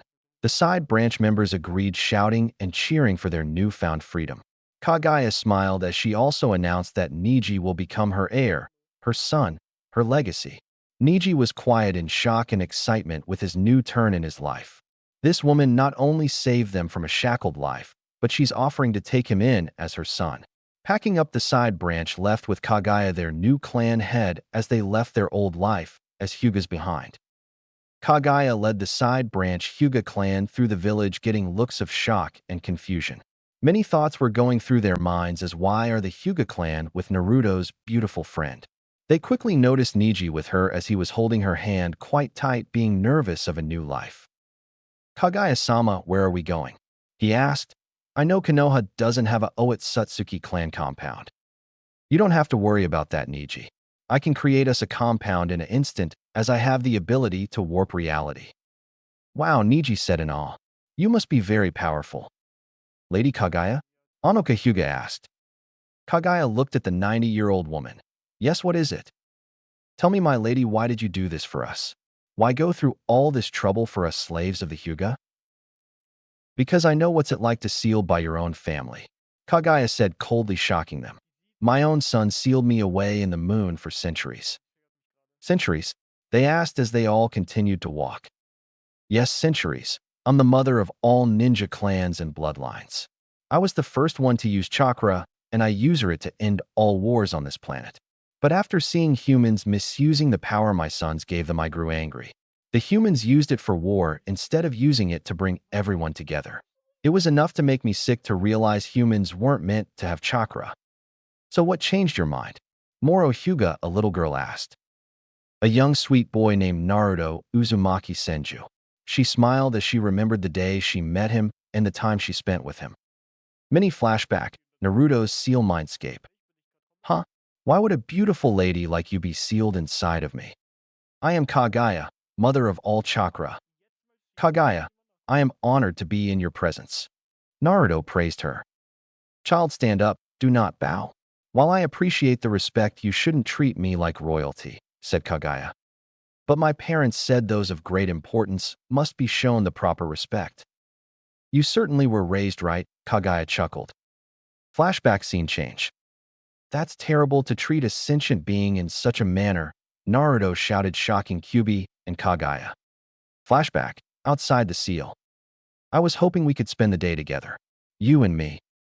I'm not sure the world is ready for me yet, Kagaya said nervously. I mean, I once tried to eliminate mankind. Naruto moved closer to her and held her face in his hands, making her look at him. You're not that person anymore. Flashback, Hokage's office. It didn't feel right for someone like her to remain a prisoner after years of imprisonment. I mean, I'm sure she spent enough time repenting. In flashbacks, Kagaya let the first tears in such a long time stream down her face. Neji was the first who noticed as the woman gently wiped her eyes. He knew who Naruto Senju was. He didn't know how much about him, but he could see he meant a lot to his savior. Madam, you're crying, you okay? Neji asked, concerned. Oh, I'm fine, Neji, and call me mother since I'll soon be your new one. My mother died when I was really young. She hated being a side branch and tried to get the seal abolished. She even threatened to go to the daimyo about this. But she was tortured with that stupid seal until she died. My father secretly hated my uncle since it was he who performed it, Neji said, hatefully gripping his fist. Neji, Kagaya said, kneeling down. I know what anger can do to someone, believe I know from experience. Don't let anger consume you, or you will be led down a road of no return. I was just lucky to get a second chance, even though I don't deserve it. But promise me you won't let your hate for the main branch define who you are. Neji nodded as he gave his word to not let his hatred and pain of the past affect his future and define his personality. Kagaya smiled as she led them towards the southern part of the village and took notice of the old compound. It was still in fine condition, but could use a little cleaning up. This old compound used to belong to Uchiha clan before they were relocated outside of the village. Kagaya used her bloodline and her ability to control the elements and particles of reality. She moved her hand to the left as the chakra wind swept the compound, blowing away dust and other dirt particles, making the compound clean. This will be the Otsutsuki clan compound, Kagaya said calmly. Unpack your things in any house you wish in the compound. Neji will live with me in the main compound. The side branch members nodded as they headed into the compound and began to take refuge in the houses. Kagaya took Neji with her to the main former Uchiha clan head house. It was beautiful, but she had to get rid of all the Uchiha markings and other stuff first. Once that was finished, then they can finally have a place to call home. Despite her being only a clone, she was looking forward to a free life.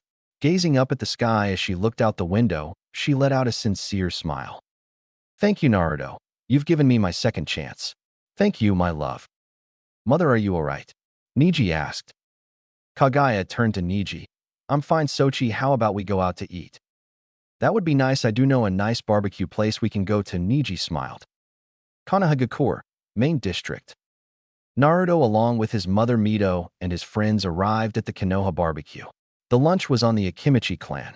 Here were 2 long benches on each side of the long grill. Naruto was seated, of course, next to his buddy Sasuke. Shikamaru sat next to the right of Sasuke with Choji next to him and next to Shikamaru. On Naruto's left was Satsuki, who was a major fangirl of Naruto's. Naruto hated as he knew Satsuki only wanted to marry him due to his Senju status. Mito Senju was gripping her knife as she despised fangirls, especially ones who wanted to use her son. Yeah, keep smiling, you Uchiha skank. I'm not going to let you marry my Sochi. Mito growled, gripping the knife tighter. Naruto took notice of his mom's expression and the knife in her hand. He knew her anger was towards Satsuki as he gave her a look that said, Mom, calm down, I got this. Mito sighed, dropping the knife to the table as she crossed her arms. On the other side of the grill opposite to Sai seated Lee, and to him right followed Kiba, then Sakura, Tintin, and to the farthest right Shino. When they were all seated, the waiter delivered the meat to them on a trolley. Whoa, did they order a bunch? It was 20 kilos of pork. Some of them wondered how they were going to finish all that, especially Ino and Sakura, but remembered that they had Chuji. His clan was always known to overeat, which raises their strength and stamina. Each started to place their own pieces of meat over the grill. And when the meat was done, they said in unison, "Itadakamasu," and they started to eat. "Wow, Choji, your parents are great cooks," Naruto said with stars in his eyes. "Thanks, Naruto, my mom is the best chef in the business. I have to admit, Chia Akimichi's food is wonderful." Mito smiled. "It's a bit better than my cooking." "Oh, Mito-sama, you flatter me, Chia," Choji's mom complimented as she served another table. "No, I'm serious. Could I borrow some of your recipes?" "I don't see why not. In fact, I'd be honored." "So Sasuke, how do you like the food?" Naruto asked the raven. "Oh, the barbecue is great," replied the raven. "I think the barbecue is great too," Satsuki giggled. "Mind if I feed you?" Naruto was kind of a little uneasy about seeing Satsuki flirt with him, though he told himself that she's just being nice. It was just a bit too creepy, especially since she wanted to feed him. "I'm fine, Satsuki, really, I can feed myself." "Satsuki, back off, you heard him," Sasuke said, with a kind of serious look on his eyes. "I heard him, team, but it's none of your business.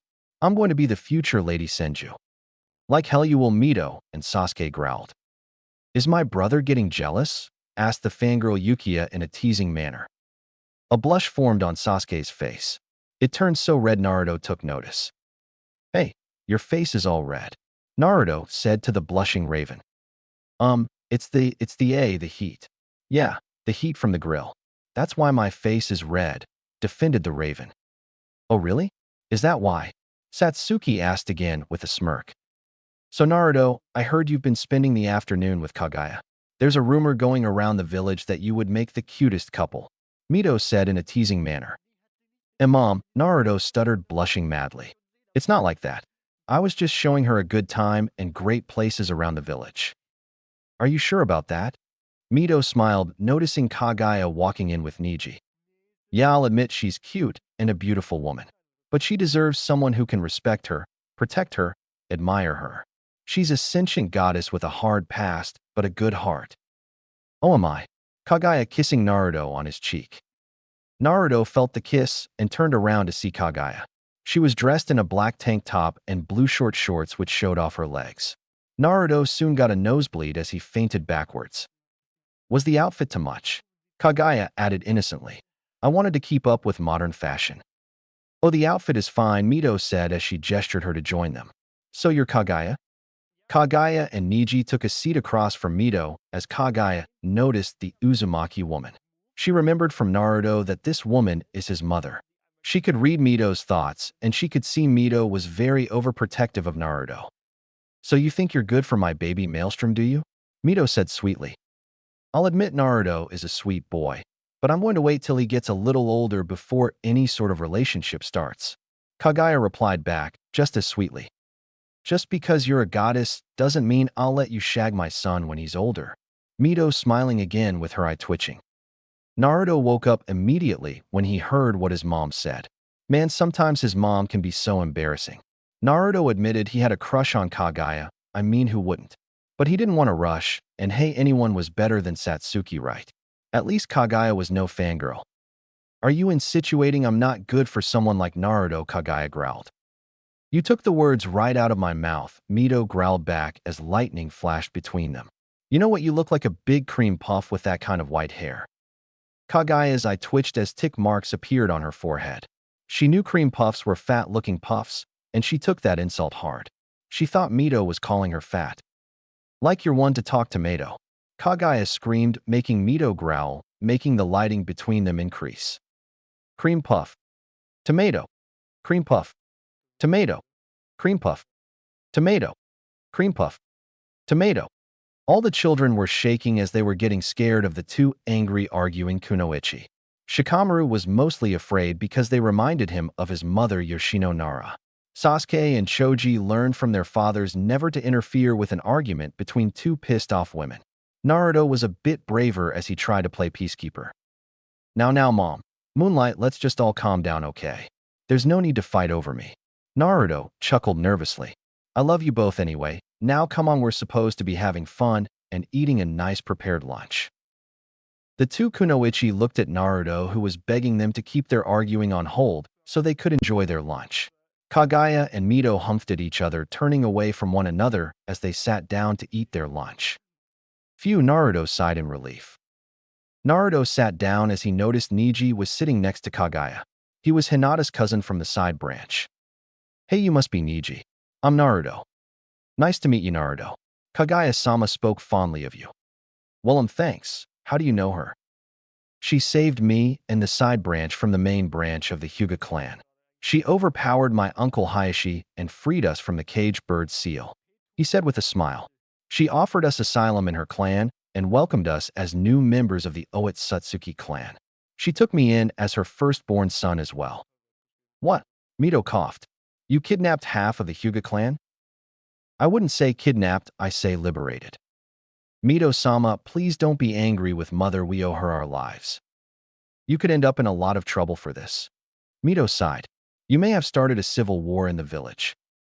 Wars don't scare me, Mito, Kagaya said firmly. I can easily take down the main branch. Cocky one, aren't you? Shikamaru said lazily. Of course not, Kagaya smiled. Let's just enjoy our lunch, shall we? Naruto asked, making everyone nod. Namake's clan compound. Minato was in his office going through some paperwork. Apparently, the paperwork was marriage contracts for Minma and Naruto. The Namake's massacre was kept under lock and key. The daimyo was informed of the massacre a day after it happened. Lord Shun was informed, all right, he was informed in secret before it even happened. While he did mourn the loss of Umbu, he didn't tolerate child abduction and forceful breeding. He agreed with Hashirama that the Namake's had to be punished. Yes, he knew about Hashirama being alive, but he kept it all secret from Minato to not arouse suspicion. Anyway, Minato got marriage contracts between IWA and missed asking for the marriage of Onoki's granddaughter and Yagura himself to be engaged to Minma. Whereas Naruto's was asked by Nadeshiko, the Amazon village, and by Kumo to betroth Naruto to Yujito, ni the Nibi Jinchuriki, and the Nadeshiko leader's eldest twin daughters. Minato knew that these marriages would indeed strengthen the Namake's clan and even bring new bloodlines and another Jinchuriki into the clan. Minato immediately signed the contracts and asked for Minako, his cousin, to send the replies straight away. Minako nodded to her cousin and set off to deliver the marriage contracts signed by him. Too bad Minato had no authority to marry off Naruto, since he's not actually his anymore. Minato knew that even though Naruto was adopted, he was still his father, so these marriages will help reel Naruto in. Phew, well, that takes care of that. Minato sighed in relief. With Awakens and my clan's alliance, it will end the bad blood between us. Plus, with Kumo, Naruto will be able to bring powerful children born from two Jinchurikis, giving us a whole new breed or bloodline. I didn't know Yagura was gay, but still it will bring us two Jinchurikis anyway. Enjoying yourself, a cold voice rang out. What, who's there? Show yourself. Oh, forgotten me already. Minato looked to see the door and the walls warp a little as a dark-haired woman with beautiful but deadly features stepped out. The yondaime could tell from the markings that it was the Shinigami herself. What did she want this time? Didn't she do enough taking Naruto from them? What are you doing here? Haven't you taken enough from us? Minato shouted bravely. Minato, Minato, Minato, ha ha ha ha, of course not, she growled. I'm here to claim the debt that you owe me from that night 6 years ago. Remember, you summoned me to seal away the Kyuubi into your two sons. And I spared your life out of mercy. But you betrayed that when you left Naruto on his own and abandoned him. It was necessary, as the prophecy we were given by the great Toad Sage was accurate. Therefore Minma was the one it spoke of, and he came first. Besides, Naruto will understand when we come back for him. Suddenly the Shinigami gripped his neck and held him up to her face. He tried screaming, but the Shinigami told him that no one will hear him since she placed silence barriers around the office. Prophecies aren't sealed in stone, you idiot. They constantly change with each event that passes. As for your great Toad Sage, he's not the one who is supposed to give prophecies. That belongs to my daughter Delphi. Only she has the power to give true prophecies. Your old man Toad probably overheard it. You lie, what could you possibly know of prophecies? You're the goddess of death, nothing more. Minato barked. A child will be born from the mighty tree. He will have powers of ancients long forgotten. With power of the divine beast, he will save the world or become its destruction. If shrouded in darkness, the child of prophecy will bring death to all in its path. If shrouded in love and light, the child will bring the cycle of hatred to an end. He will bear the light of the moon and will use its power to bring peace. Yeah, but you never heard the full prophecy. What do you mean, full prophecy? Minato asked. The child born with the aid of the Lady of White and Demon of Fire shall bring an era of understanding. If the chosen shall lose his light half, darkness will consume him. The child of fire and light will shine bright upon a peaceful future. That's it? Minato asked again. Yes, that's it, Minato. You screwed up big time. You actually believe that Minma is the one the prophecy speaks of. She laughed coldly. Minma is the child of prophecy, and I will prove it. He will bring an era of peace to the world, and you'll see that I was right. The death goddess growled. Really? And you believe Naruto will just be some sort of backup in case something goes wrong? Because I heard you're planning on placing him in the Namake's side branch and be used as a breeding tool for the Mokuton. That I can't allow. You have no business here, the goddess of fate you. Yami, Kami can't interfere with mortal affairs. Minato snarled. Now kindly let me go and be on your way. I got to work to do, and I have to get back to my son to teach him the Rasengan. Angered by the disrespect, she threw him against the door as the yondaime hit with a loud grunt. Panting, he looked up to the Shinigami as she stared down at him with disgust. You think you can order me around, mortal? You think just because you think Minma is the prophecy child you can talk down to me and treat me like I'm some kind of commoner? Oh no, Minato. For this disrespect, I can't leave you unpunished. Punished. Minato shivered. For your insolence, I shall take away from you the bloodline and most of our chakra that made you what the mortals call the yellow flash. You are undeserving of it, and so I will remove the Hyroshin and 60% of your chakra from your body. You will then learn what it means to suffer, just like you made Naruto. She said, harshly reaching out her hand towards Minato. No, Minato whimpered. No. Pain. That's right, pain was the main thing that occupied Minato's thoughts as he lay in a disjointed haze of pain on one of the emergency room tables. A small army of doctors and nurses were currently working over him in a fevered swarm of barely controlled chaos, pushing, prodding, sticking him with needles and tubes, calling for blood and more units of drugs he had never heard of before or could ever hope to understand how they were supposed to drive back the encroaching rush of blood or patch the gaping slash across his stomach that was steadily draining him of life. It looked like Minato was attacked by a savage beast, but that was quickly debunked as the slashes were infused with some sort of dark energy. It felt cold with the smell of death. Apparently what they didn't know was that Shinigami might have gone overboard after she removed the Hyroshin and 60% of his chakra. They didn't know it was the death goddess, and it was better that way. To piss off one of the trio sisters was a death sentence. Minato grunted as he felt every poke, prod, etc. as they were desperately trying to stabilize him and keep him alive. How did things get this bad? Why was the goddess punishing him for trying to save the world? Why risk everything because of the sake of a single boy? What? These thoughts went through his mind as he just laid there. One Medinine moved forward to press a square of gauze to his shredded stomach. As she leaned back again to give one of the doctors access to the seeping wound, he saw that her latex-gloved hand was now painted a disturbingly vivid shade of red all the way up to her wrist. That was the second major thing to register in his fading conscience. He supposed it was only natural seeing as how they'd stripped him of all his clothes from the waist up after Jiraiya had carried him through the emergency room door screaming for help. Tsunade, his mother, was using most of her chakra to prevent the dark plasmic-like energy from reaching any of the internal organs, basically the heart. She was also overlooking the nurses who were able to extract the plasmic fluid via hose into a container. The plasmic was like a black liquid with purple energy waves. Once fully extracted, they started to get him prepped for surgery. On the far side of the room, over the tops of his toes, Minato could just make out a set of double doors with large glass windows. On the other side of the glass, standing outside in the hallway looking in, were his wife and son along with his sensei. The red-haired kunoichi stood with her face almost pressed right up against the glass, desperately watching the knot of metinine working over him. Her eyes were bloodshot and red, her cheeks wet and streaked with uncontrolled tears. She was shaking violently, the back of one hand pressed against her lips as if struggling to hold in her ragged sobs. She stared at him through the window with watery green eyes, as if silently begging him to somehow pull through. Off to her side, standing slightly back from the door, more near the middle of the hall, his son Minma looked on and blank could see the worried expression on his face. Minma was greatly concerned for him and his well-being.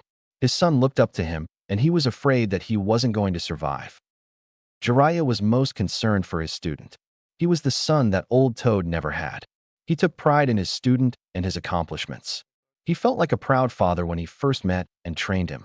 But seeing him in critical condition and not knowing who attacked him, the Sannin vowed for vengeance against the one who attacked his surrogate son. Blood pressure 70/55 and dropping. A nurse standing near Minato's head called out. "Damn it!"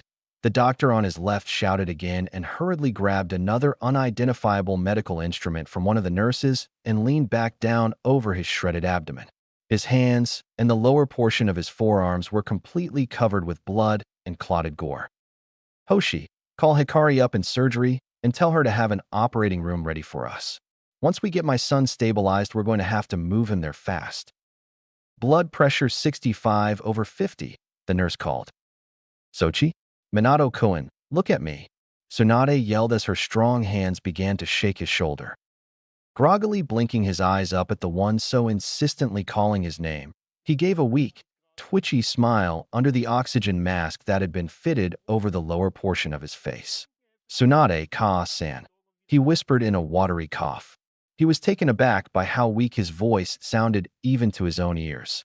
There was also the faint taste of blood now in the back of his mouth, as if speaking had dislodged something and released the proverbial dam. Tsunade stared down at him in unconcealed horror.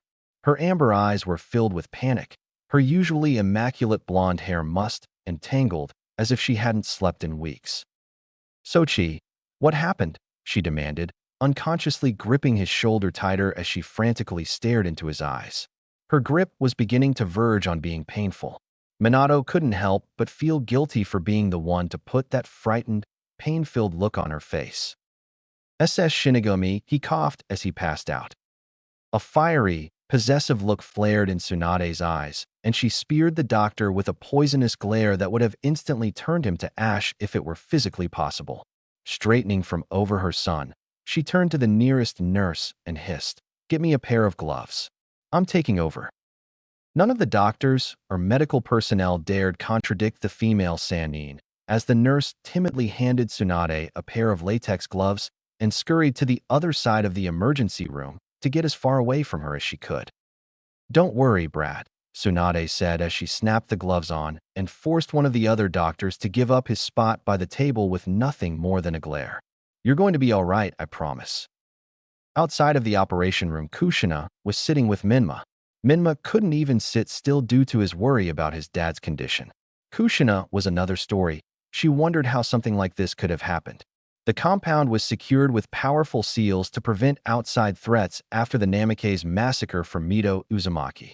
The seals were powered by a triple matrix seal that encircled the compound with a powerful electric barrier that would fry anyone who dares touch it or tries to mess with it. The seal would also alert everyone within the compound if any intruder ever managed to get in. So what went wrong? Who managed to not only sneak in but assault her husband, the most feared man in the shinobi world? She knew it couldn't be Iwa Shinobi since they fear him. Kyumo was out of the question due to A's respect for him. Kirigakure wouldn't bother since they are at civil war. Suno was the weakest, so they didn't pose a threat. Suddenly it all came back to Mito, her clansman. But Mito already proved her point by killing most of the clan and leaving an impact. Plus, she was a sealing mistress, so she couldn't exactly rule her out for coming back for revenge. Oh, why did things have to go wrong? Why couldn't anyone just let fate do her job? "Mrs. Namikaze?" a nurse said. "Yes. Is my husband okay?" Kushina panicked. "Well, your husband is stable. He suffered from 7 broken ribs. His right leg was broken in 6 places. His broken rib cage almost pierced his lungs. His fingers were broken, while most of them. His body was also infected with an unknown black liquid plasma in his blood. We managed to extract it all and heal his injuries. But that's where the good news ends. What's the bad news? She asked, scared to know the answer. Whatever that plasma was. It apparently removed 60% of your husband's chakra. We tried to reverse it, but for some reason it affected your husband's chakra pools from replenishing what was lost. His chakra pools themselves have also shrunk to that of a civilian-born shinobi. Kushina covered her mouth with tears streaming down her face. She had no idea the extent of her husband's injuries and how far his assailant went. I'm sorry, Kushina-sama, but I'm afraid your husband won't be as powerful as he used to be. I'm sorry, the nurse apologized. You should head home. We will call you when the surgery is over. Get some rest. Kushina nodded as she left the hospital with her son. She wanted to stay with her husband, but the nurse was right. After all, Tsunade was the greatest medic in the world. If anyone can save her husband, she can. On the way to the Namikaze's compound, she dropped Minma off at his friend's house because of a sleepover they were having. After kissing Minma goodbye, she walked down the streets and towards the compound. When she arrived, she unlocked the security seal, which allowed her access before relocking it. Namikaze's compound main house. Humming to herself, she entered the main house and headed into the kitchen to make herself some ramen. The sweet smell of the ramen filled the air as she poured herself a bowl and sat down at the table. While eating, she felt a cold wind like chill. Did she leave the window open? Did I leave the window open? Kushina asked herself. It's freezing. She quickly noticed it was open as she walked over and shut the window. Wiping her forehead, she headed back to the table until she heard what sounded like whispers. Traitor! Traitor! Traitor! The voices whispered. Who's there? Kushina shouted, thinking there was an intruder. Show yourself. Traitor! Traitor! Traitor! Kushina started to panic. She could hear them, but she couldn't see them. But how did they get in? Acting on instinct, she grabbed a large kitchen knife from the kitchen and moved slowly as to not be caught by surprise. Suddenly the lights went out, and the temperature dropped quickly to a freezing temperature. Look now, Kushina was scared as she started to hyperventilate. The house began to shake as the floor began to break apart. Kushina screamed as she rushed to the door as she gripped door, trying to pull it open. The door didn't budge, but the knob came off. She gasped as she saw the floor breaking apart more. Quick on her feet, she rushed upstairs to seek shelter in her room. When reaching the top of the step, she noticed someone at the end of the hall. Hello, she said, still clutching her knife. Are you the intruder who's responsible for this? If so, I demand you fix this and leave immediately. When she got closer, she noticed it was a boy around the age of 6 or 7. He had spiky red hair that was similar to Minato's. The boy was also dressed in a white shirt with an Uzumaki insignia on the back and black hakama shorts. Could it be? Could it actually be? Could it be Naruto? Naruto, Kushina said softly. The boy was staring at the wall, not responding. Maybe the boy didn't quite hear her. Kushina decided to try again, this time with more motherly instinct. She then immediately noticed a deathly figure appear next to him. She gasped as she recognized that spirit anywhere. The Shinigami had appeared once again, until 3 others appeared, 2 Uzumaki women and 1 male. They turned around to reveal Hoshi and Yakuan, her parents, and the founder herself. Well, look what the cat dragged in, Shinigami smirked. You, Kushina roared. Leave us be. We've suffered enough from you. Oh, someone's testy, the goddess laughed. And no, you haven't. You see, I was talking with some of your deceased Uzumakis, and like me, aren't very happy with you. Kushina recognized the ghosts immediately. It was her parents Yakuan and Hoshi and the founder herself, Anita Uzumaki. But why would they be here? Why would they come to visit her when they've never done before? She was going to find out.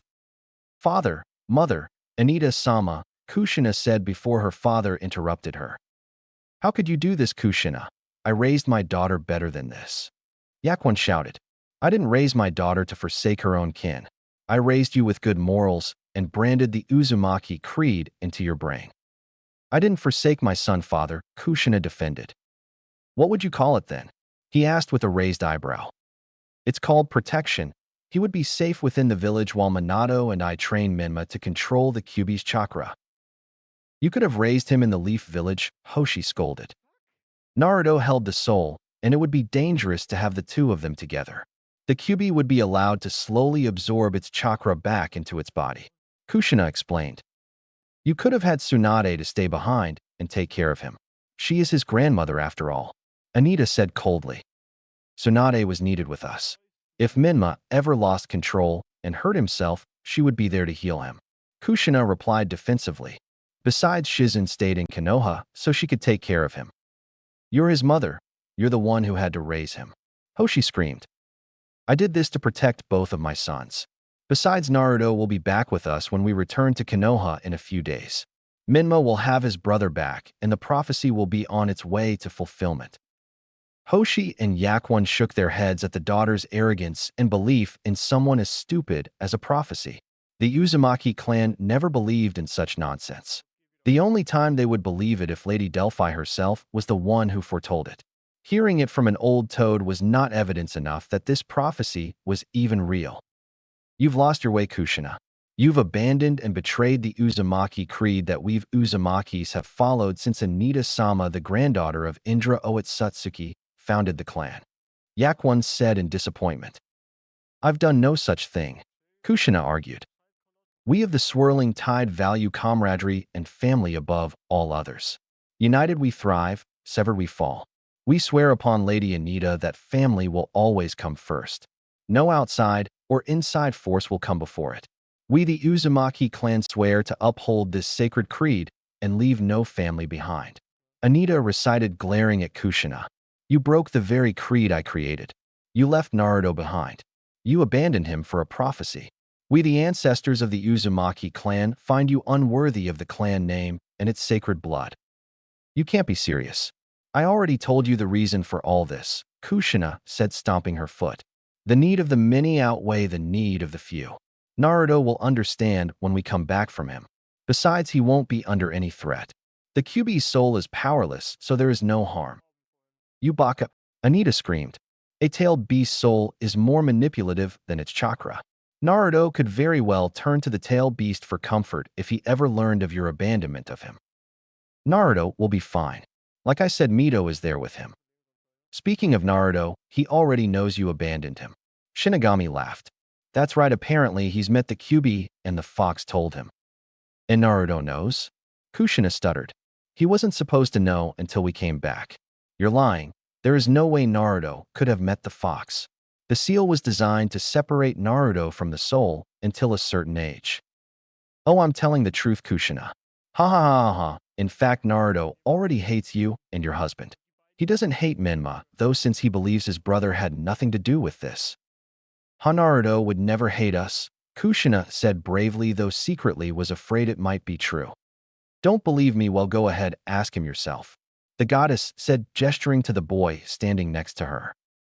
Naruto, it's me, it's mommy, Kushina smiled. The boy slightly turned his head to the right, acknowledging the woman calling out to him. Kushina was breathing a sigh of relief. If this was Naruto, then perhaps Shinigami returned him to her. She smiled warmly until the boy turned around. It was Naruto, except half of his face and body were decayed and rotting, like Emilia Croft thrall in Tomb Raider Underworld. His clothes from the front were torn and bloody. He bared a similar resemblance to the goddess Hell. No, Kushina said, backing away as the boy slowly started to walk slowly towards her. No, no, no. The boy was indeed Naruto, but Kushina couldn't believe what she was seeing. It looks like her son went through a blender or something, or walked through acid. Its appearance was horrifying, as if from a horror film. She had to be dreaming. This had to be a dream. She tried to desperately wake up, but found out quickly this was all real. What sort of trick is this? Kushina shivered. It's no trick. You wanted to see Naruto. Well, here he is, or what remains of his former self. The goddess laughed darkly, sending shivers up Kushina's spine. You abandoned me, Ka-san, the Naruto thrall replied. Why didn't you love me like Minma? Kushina was sweating and panting heavily. Her heart was racing as the creature was coming closer. She tried to move, but it was like she was frozen in place due to the amount of fear she was feeling. Naruto, please, I don't abandon you. I love you as much as Minma, Kushina screamed as she started sobbing. No, Ka-sen is lying, the thrall shouted. You never loved me. You wanted Minma because he would save the world. The creature continued its way closer to Kushina as it stopped to pick up the knife that Kushina dropped when she tried backing away. She sobbed as she saw him pick it up. Fearing she was going to die, she begged for her life. "Please, Naruto, please don't kill me. I'm sorry for abandoning you," she cried as he stepped forward closer and closer with every step. "Please, Naruto, please spare me. Please spare me, please, please, please." She immediately remembered her backup kunai in her waist pouch as she took it out and thrusted it into Naruto. She panted as the creature looked at her and cried. Suddenly, the thrall exploded into a pool of blood, drenching her in the red liquid. She screamed as she tried to wipe it off her body. She thrashed and rolled around trying to wipe it all off until she suddenly passed out on the floor. The Genjutsu faded as Shinigami and the Uzumaki spirits looked upon her body. While that was entertaining, the goddess laughed. "I wish I could have tortured Minato that way." "You think Kushina had learned her lesson?" Anita asked. "Knowing her, she'll probably think it was just a nightmare." Yakwon scoffed. "Still think she deserved more than what he gave her." "Oh yes, thanks for reminding me, I almost forgot." The death goddess knelt down before Kushina as she held her palm wide open as Kushina's body glowed dark purple. Suddenly chakra chains came out of her body and was absorbed into the goddess' hand. Kushina's chakra chains were slowly being removed from her body while her chakra pools were undergoing a slight change. They were still large, but their potency, which all Uzumakis have, were becoming less and less potent, which meant her longevity was cut in half. Normally, Uzumakis can live to 200 years at best, but now Kushina will be live up to at least 80 to 100 years old. Her knowledge of all Uzumaki seals were stripped from her mind, but she was allowed to keep the seals that would help keep Minma in check if he ever lost control of its chakra. Not that it would do her any good. After a few good minutes, Shinigami was finished. Kushina's bloodline and knowledge of the Uzumaki sealing arts were gone. Her longevity was cut in half, and her special chakra to manifest solid objects was gone for good. She was of course allowed to reproduce, but her children and grandchildren will never carry Uzumaki blood unless they marry into the Uzumaki clan itself. The goddess then moved the unconscious woman to her bed, so when she wakes up it will be like she had a horrible nightmare. "I think we've overstayed our welcome. It's time we left for the netherworld. Our work is done here," the goddess chuckled. "Will Kushina remember any of this?" Hoshi asked. "Your daughter will this day, Hoshi. It will be a day she will never forget." "Why did you give her back the ability to reproduce? We had Kushina and Tsunade remain barren. We also stripped them of their bloodline."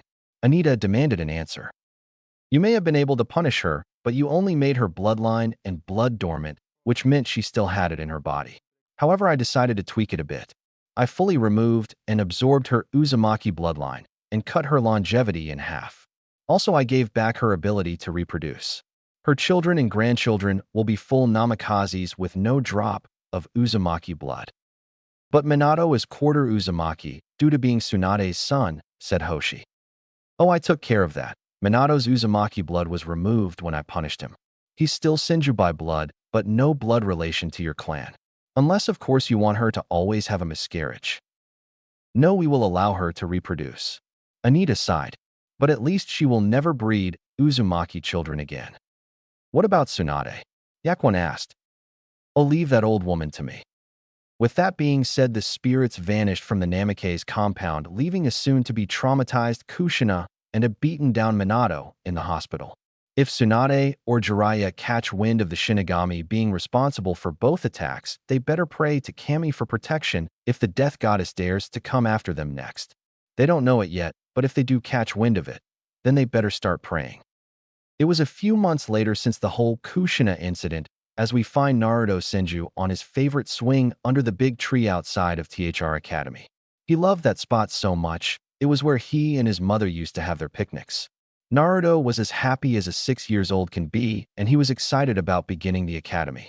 Normally, the academy for students begins when you're 8, but Hashirama wanted the children to be better prepared for the cold life of a shinobi. The students would then graduate at 13 as always, but this new change was good especially for the non-shinobi clan-born students. Naruto was happily swinging while reading his favorite story.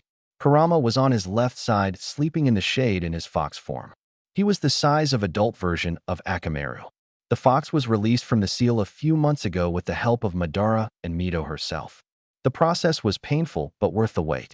The fox was still bound to the seal though via soul link that connected the two of them together. The fox now turned over on his back, rubbing around against the grass, trying to get into a good sleeping position. Naruto laughed as he closed his book and jumped off the swing. Walking over, Naruto knelt down and began scratching Kurama's belly. He was shocked when he noticed his tails were waving. Did Kurama like his belly scratched? Who knew? Grumbling and opening his eyes, he noticed the Gaki scratching his belly. He quickly moved onto his belly and looked at the boy. Gaki, why were you rubbing my belly? Kurama asked. Sorry, Kurai-san, but you were on your back in your sleep, and I thought you wanted one. Plus your tails were wagging. Naruto smiled innocently. Kurama's sweat dropped hearing that. He wasn't some puppy that craved attention from his owner. But still he had to admit it did feel nice, and he and Naruto did get along. Sighing, he told Naruto that he can give him belly rubs, but only in private since he didn't want word getting out that the greatest tail beast in the world likes belly rubs. The blonde Gaki nodded his head in agreement. Naruto turned around and leaned back to snuggle into his side. This kid has really grown on me, Kyubi chuckled as he wrapped his tails around the boy. All tired out is he? A voice spoke. Kurama turned to see Hashirama. The fox looked back at the Gaki and nodded his head. Out like a light. Though I thought Uzumaki-san just had amazing stamina and energy to stay up for hours. Well, that's true, but not everyone is gifted with that, Hashirama laughed as he knelt down and ran his hand through his son's hair. So how are you enjoying your freedom, Kurama? Not complaining. Although I enjoy the sweet fresh air and wind against my face. I don't enjoy the looks from certain people that I've been receiving. I have no quarrel with the mortals that hate me, but I am concerned about the brat's welfare. How so? The Hokage asked. Even if 98% of the village accepts me and Naruto as a Jinchuriki, the other 2%, though small, can still pose a threat to the boy. Even if he's your son, that alone won't stop them. People have betrayed the village for less. But they know you're close and protective of the boy. They wouldn't risk angering you. Like I said, Hashirama, even the most stupidest of men would take risk if meant ridding the village of Naruto. Kyubi answered coldly. Hashirama knew that no matter what the era, conflict will always happen. He knew firsthand how Jinchuriki were treated, but he believed his village to be different. But even that is wishful thinking. Yes, 98% love Naruto and accepted Kurama, but the last 2% still fear for their lives. Fear is natural, he knows that, and humans fear what they don't understand. But even still, anyone who threatens or harms his son, be it friend, ally, enemy, or family, he will never forgive them and will put an end to them. So any word from you-know-who? Kurama asked, growling when he said, you-know-who? Hashirama nodded. Yes, I received a letter from my granddaughter that the Namikaze family is arriving tonight via royal escort by the daimyo. Minato, from what I heard, was attacked while in his home, and his wife, Kushina, suffered a traumatic experience from some unknown source. Based on what Tsunade said in her letter, Minato's chakra reserves have shrunk to that of a low chunin. Kushina, however, is physically fine, but her ability to use chakra chains have vanished. Also, her mind seemed to have suffered quite a bit. Kurama took a moment to think for a minute of what kind of entity could do something that like. There were many demons and other beings that were capable of such damage. But something that involves chakra and bloodline loss, that was something different. He swore he knew someone that could do it, but quite put his claw on it. Any clues that they might have on who did it? The only clue they had was someone woman with long black hair and red eyes. Hashirama shrugged. Wait, dark hair and red eyes? Oh, Kurama grinned. You know something? The only person capable of this is the Shinigami. She has the ability to punishment humans in the most sadistical way. She also has the ability to take away abilities from people. Plus, she is the only female deity with the darkest black hair and red eyes. Plus, she must be punishing Minato for breaking her deal. It all fits. So they won't pose a threat trying to get Naruto back. Hashirama sighed in relief. Don't underestimate Minato nor Kushina, Hashirama. They may be weak now, but they've overcome much worse than what happened to them, believe me. Uzumakis are very stubborn. Your wife is a good example. Plus, Minato is a genius, a very rare one I might add, which I hate admitting. So even in their weakened state, just remember, a corned animal is the most dangerous. He couldn't agree more with the Nine Tails. Minato was a powerful shinobi even with his flying thunder god, which was based of his father Tobarama's jutsu. Uzumakis were among the greatest of Fuin jutsu users, and they had very potent chakra and long lifespans.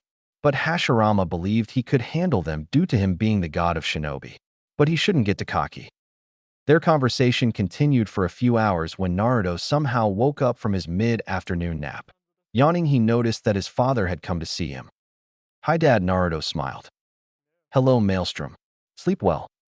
"Yeah, good afternoon nap after playing ninja with Sasuke, and Neji tired me out." "I can see you formed a great friendship with the two. Speaking of which, how is Neji doing?" Hashirama asked. Hashirama knew from the Hyuga clan what Kagaya had done. Hayashi burst into his office in full blunt rage, explained the situation, and demanded the head of Kagaya for her crimes. Kagaya was called to his office to explain her side of the story. She told him about a certain seal that was used to keep the side branch in line. She also told him the effects of the seal and what it does to the person's mindset. He was infuriated with this kind of slavery. He dealt with many disobedient Senjus during his time, but never would we result into barbaric enslavement. He chewed Hayashi out and tore him a new one. He couldn't interfere with clan affairs, so he couldn't do anything. However, Kagaya managed to win the day by gaining custody of the side branch and adopting them into her old clan Otsutsuki. He remembered Hayashi's horrified expression as he knew the power and prestige of the Otsutsuki clan. To save face, Hayashi gave up the side branch to Kagaya, which saved him from any political embarrassments. "Neji is doing great too, San. He's settling in well, as are the others. However, I'm a little weirded out that when I one day marry Kagaya, I'll have to call Neji my stepson. But I like him more like a big brother." "What about that fangirl of yours? The one who has a crush on you? The one who's trying to impress Madara?" Kurama teased, making the boy fume. "Arrow Fox, she's not my fangirl, and I'm not into her, okay?" Naruto yelled. "Don't put images like that in my head." Kurama and Hashirama laughed at his little tantrum as the fox stood up and shook his body. Hashirama picked up his son and was going to take him to the Uchiha compound for dinner. Apparently, Makoto invited them over for a special dinner. He then carried his son by piggyback as Naruto wrapped his arms around his neck. They walked down the street where many greeted them on their way to the Uchiha compound. On their way there, Kurama took a right, much to their confusion. "I'll meet you all there, I have to take care of something," the fox said, taking a shortcut to the graveyard. Hashirama and Naruto just shrugged and left the fox to his own business. When they left, some of the villagers, and yes, you guessed it, fox haters, decided to follow it and end it. Creeping through the shadows, they took notice of the fox heading into the graveyard. Deep into the graveyard till he came to a halt.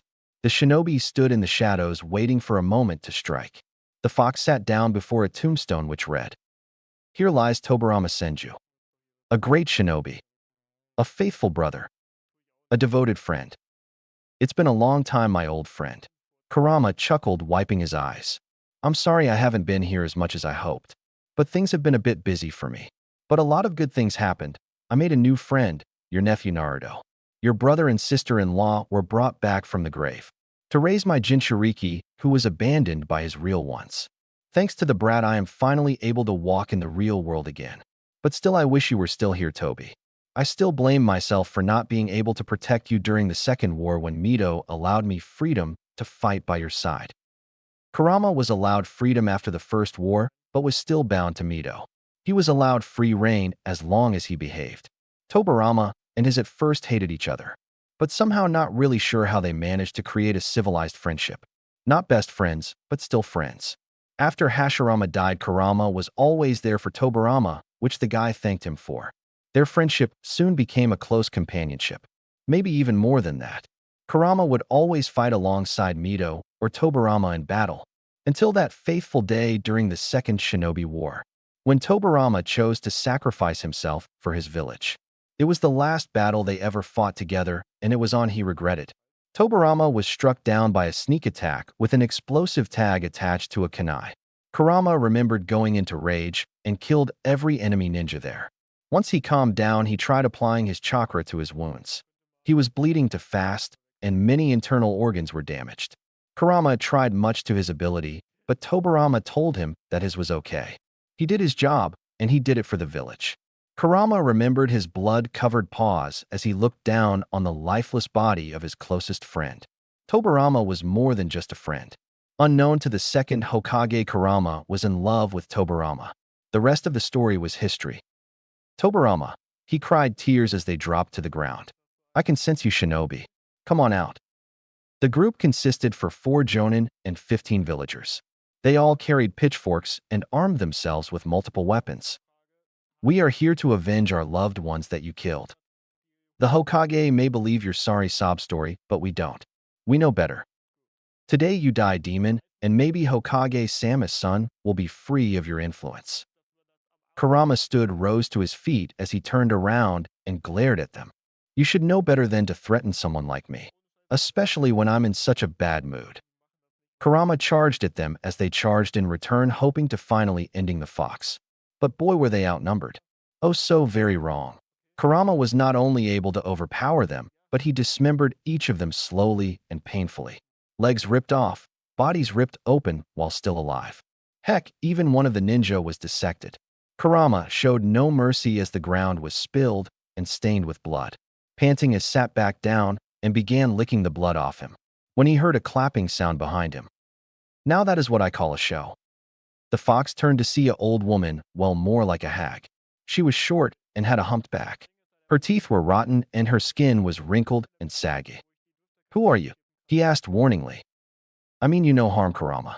Allow me to introduce myself. My name is Gilda. I'm the embodiment of time and age. What is someone like you doing here? And how do you know my name? I know all about you, Kurama, from your birth to your life right now. I also know of your relationship with Tobarama Senju. She laughed before coughing. I can sense great distress and hurt in your heart. You blame yourself for his death, do you not? That's none of your business, old hag.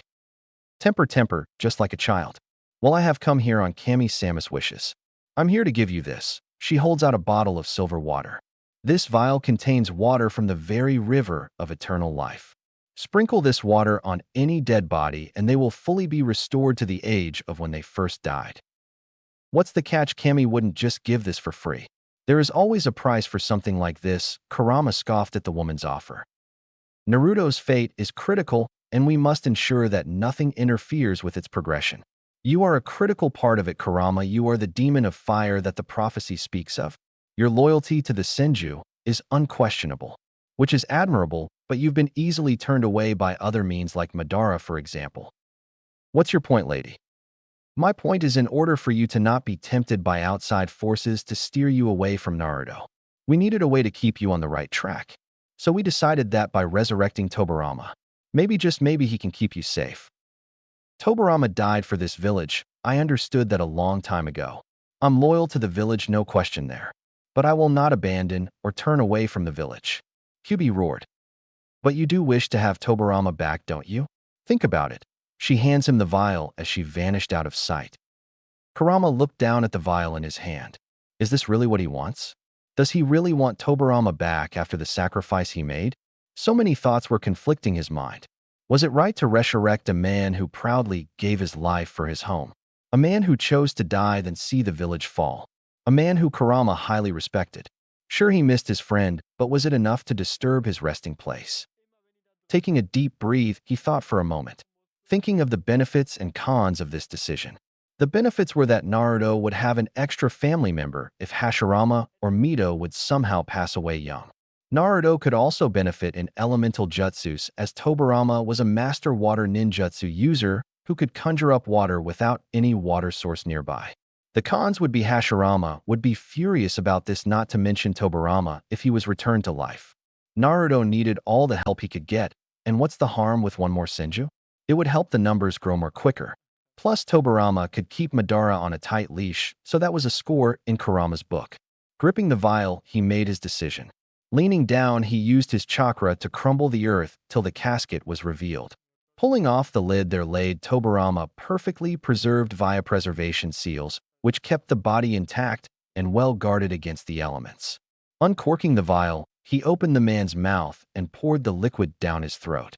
Stepping back, he waited to see if anything happened.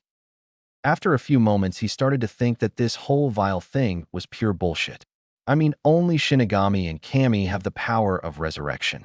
He couldn't believe he allowed himself to be conned, until he heard what sounded like a groan. Kurama looked wide-eyed as Tobarama was grunting and flinching a bit as his eyes started to flutter open. What? Where am I?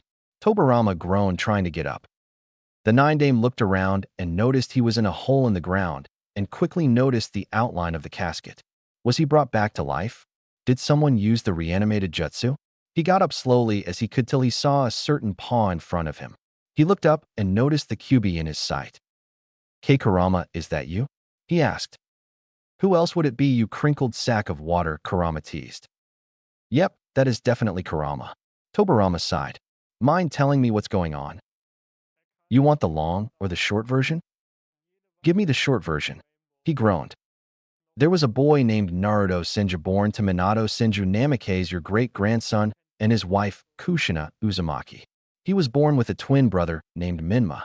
I was forced to attack the village after I was ripped from Kushina. I was defeated and sealed into the twins. Naruto got my, and Minma got my chakra. Afterwards, there was a prophecy about a child who would bring peace to the shinobi world. Minato and his family believed it to be Minma, so they abandoned Naruto and took Minma with them to their compound in the capital. Shinigami found out and was furious, so she punished Minato and Kushina, but not before resurrecting Hashirama and Mito to raise Naruto as their son, who is no biologically theirs.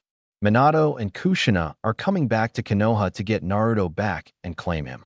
Also, Madara is alive as well, and some old lady of time gave me this vial of water that would bring you back from the dead, so you can help protect Naruto and help him fulfill his destiny. I said give me the short version. Tobarama said coldly till he sighed. Kurama pulled him out of the hole as he wondered how he was going to explain this to the Hokage and Mito. Tobarama stretched a bit to get used to his body after being dead for almost 90 years. He then asked Kurama to tell him more about the prophecy and how Naruto was doing. Kurama took the time to explain everything so that Tobarama could be up to date with everything that happened. I see, to think my grandniece and great-grandnephew could sink that low. Tobarama hissed. However, I'm glad the boy is doing all right. Though I'm upset that Madara is still alive. I hope that crow-sucking bastard remained dead, but it seems my idiot brother once again decided to show mercy to that bastard. Don't worry, he's changed, and for the better, as much as I hate him. He has changed, Kurama said. Someone of his caliber can't just change on a whim. If you want me to truly believe he's changed, then I'll see it for myself. Always the cold, untrusting man, even back during the First and Second Shinobi Wars. The fox laughed. So where is my idiot brother now? Your brother and his family are at the Uchiha compound about to have dinner with Mikoto Uchiha and her family. Care to join them? Sure, I'm always up for a little dinner and a little drama once I make my appearance. All right, then let's be off, Kurama said, taking the scenic route away from anyone as this was to remain a secret for now. With the Namikaze family. A well-decorated carriage was coming towards the front gate of the Leaf Village. The two guards at the door noticed the design and believed it was a member of the royal court of the Fire Capital, or maybe the daimyo himself. The carriage driver handed over the documents of the people inside. They looked shocked and with disgust, but nodded as they were let through. Inside the carriage were 6 people, Minato, who was looking much healthier now thanks to his mother's skills in medical jutsus. He was also perfectly built after retraining day and night since his recovery. He managed to increase his speed and agility to make up for the loss of the Hiroshin. His chakra pools were now slightly high chunin to low jonin, but that was as much as he could do. Kushina was still suffering from the after effects of the nightmare she had. She was unable to perform any of the old Uzumaki seals due to her memory being erased of them. Her chakra chains were gone forever, but she was still a powerhouse to deal with. She never really relied on her seals or bloodline that much. She proved exactly how stubborn Uzumaki women are. Minma was doing fine as well. He was well built and quite handsome to boot with his father's looks and blonde hair. His power level was that of high Jinin, but he was well trained in D and low C jutsus. Jiraiya and Tsunade were there with them to bring unquestionable support for the family. The last person with them was none other than the Amazon Queen of Nadeshiko. She was the embodiment of perfect beauty with a slim figure and long, luscious black hair. She was dressed in her shinobi kimono outfit that hugged her figure with double swords on her back. They were on their way to meet with the Hokage Maru Senju, the fifth Hokage, to discuss the fate and future of one Naruto, Senju, their former son, and the queen's daughter's future husband. Minato and Kushina believe they did everything they could to ensure the boy's safety and for the whole shinobi world. Plus, they also managed to secure a bright future for their sons. Minmo would bring great power to the clan when he takes over the Senju, Uzumaki, and Namake's clan. Naruto would be head of the Namake's side branch and be the protector of his brother. Not to mention the powerful children he would breed with the Nibi Jinchuriki. You sure Naruto and I-san won't hate us? Minma asked. Kushina laughed. Don't be silly, Minma. Naruto won't hate us. He's a smart boy from what I heard. He will come to accept us when we explain the situation. Your mother is right, kid. Your parents made a very tough choice. But it was for the benefit of the whole shinobi world. Jiraiya explained. Even if he does hate us, we will try to gain his forgiveness. Minato boasted. I mean, who wouldn't want to be the child of the Yellow Flash and the infamous Red Death of Konoha? Besides, Naruto will have everything he could ever want. Tsunade answered. Yeah, not to mention he's going to bed Amazon women and a hot Jinchuriki to boot. I mean, who wouldn't want that? Jiraiya chuckled, visioning it. Tsunade bonked him on the head, screaming about him and his pervertedness. The carriage came to a halt as the family stepped out of the carriage. All right, everyone, we have a Hokage to see. Minato smiled as he and his family headed inside. Uchiha compound. Meanwhile, back at the Uchiha compound, Hashirama and his family greeted Fugaku and his family. Words of greetings were exchanged as the group entered the house for a well-cooked meal. Mito complimented Mikoto on her cooking, making the matriarch blush. Sasuke and Satsuki greeted Naruto with the proper manners, which he returned. Please sit down, dinner will be served soon. Mikoto smiled brightly. Everyone took their seats as the family began making conversations. Fugaku explained how Madara was going through the reformation of the Uchiha clan. He wanted to ensure there were no uprisers or any threat from within the clan. Hashirama laughed, knowing that his old friend was always the paranoid one. Naruto was helping Mikoto cook the dumplings, which was his favorite part of their get-togethers. Sasuke and Satsuki were also helping as they enjoyed cooking a bit themselves. A puff of smoke appeared before them as Madara stood before them with a very serious expression. Hashirama knew that meant something was very, very wrong. Madara, is something wrong? Hashirama asked. The Uchiha only nodded as he replied. The Namakazes are here. They have arrived at the Hokage Tower. The group was silent as the Hokage stood up. It was time to finally face them and to put an end to their quest of reclaiming Naruto. Suddenly a loud knocking was heard as Itachi said he will get it. When Itachi answered the door, he noticed Kyubi standing there. Oh, Kyubi-sama, welcome, please come in. Itachi bowed. Thank you, Itachi, mind if my guest comes in? Kurama turned to his old friend as Itachi gasped, seeing the second Hokage standing before him. Tobarama sighed before walking past Itachi and towards the living area. Hashirama heard footsteps as he noticed a familiar shadow in the doorway. The shadow vanished as Tobarama came into view. Hashirama and Madara's jaw dropped. Was Tobarama standing before them? Did someone bring him back from the dead too? Close your mouths, you'll catch flies that way. Tobarama said sternly. Although I can say for sure it's not nice seeing you again, Madara team. Madara sighed, but laughed, still acting high, and might aren't you Toby dope? I can still crush you in an instant, Madara. Perhaps you would like another lesson up close? Tobarama screamed, releasing his intent. Tobarama, enough. Hashirama shouted. How are you here? A certain old fox and an old lady. Tobarama responded plainly. They all looked at Kurama, who held his paws up. Hey, don't look at me. I was just greeted by an old lady who said Kami sent her to give me this vial of silver water and bring him back. Anyway, don't blame the fox. For once I'm glad to be walking around instead of being dead in the ground. Besides, I'm here to meet my nephew. Is he here? Naruto, overhearing, jumps down and runs over to the man. I'm Naruto, sir, he smiled. Tobarama knelt down as he looked over Naruto and saw much of Hashirama in him with certain traits from Mito. Smiling, he ruffled his hair. Hello, Naruto. I'm Tobarama, your uncle. I was the Hokage after your dad died young. Tobarama smiled. Wow, you're the second Hokage. Naruto said excited. I heard so much about you from Tucson. Good things I hope, he said looking at his brother. Hello Tobarama, it's good to see you again. Mito smiled. Hello again Firebird, you're looking good. Oh why thank you, Mito blushed. Madara cleared his throat. As much as we would love getting acquainted, I believe we have a family to meet. The group nodded as Tobarama asked if he could come along. Madara and Hashirama nodded as Tobarama hiroshined them to the Hokage's office along with Mito. Hokage's office. Minato and company were waiting for the secretary to give them the go-ahead. They noticed the look of disgust upon her face as she looked at them. They knew that they weren't well-liked from what Jiraiya told them, but they were willing to pay that price if it meant keeping the shinobi world safe. Suddenly, an umbu by the name of Inu, which they noticed was Kakashi, approached them.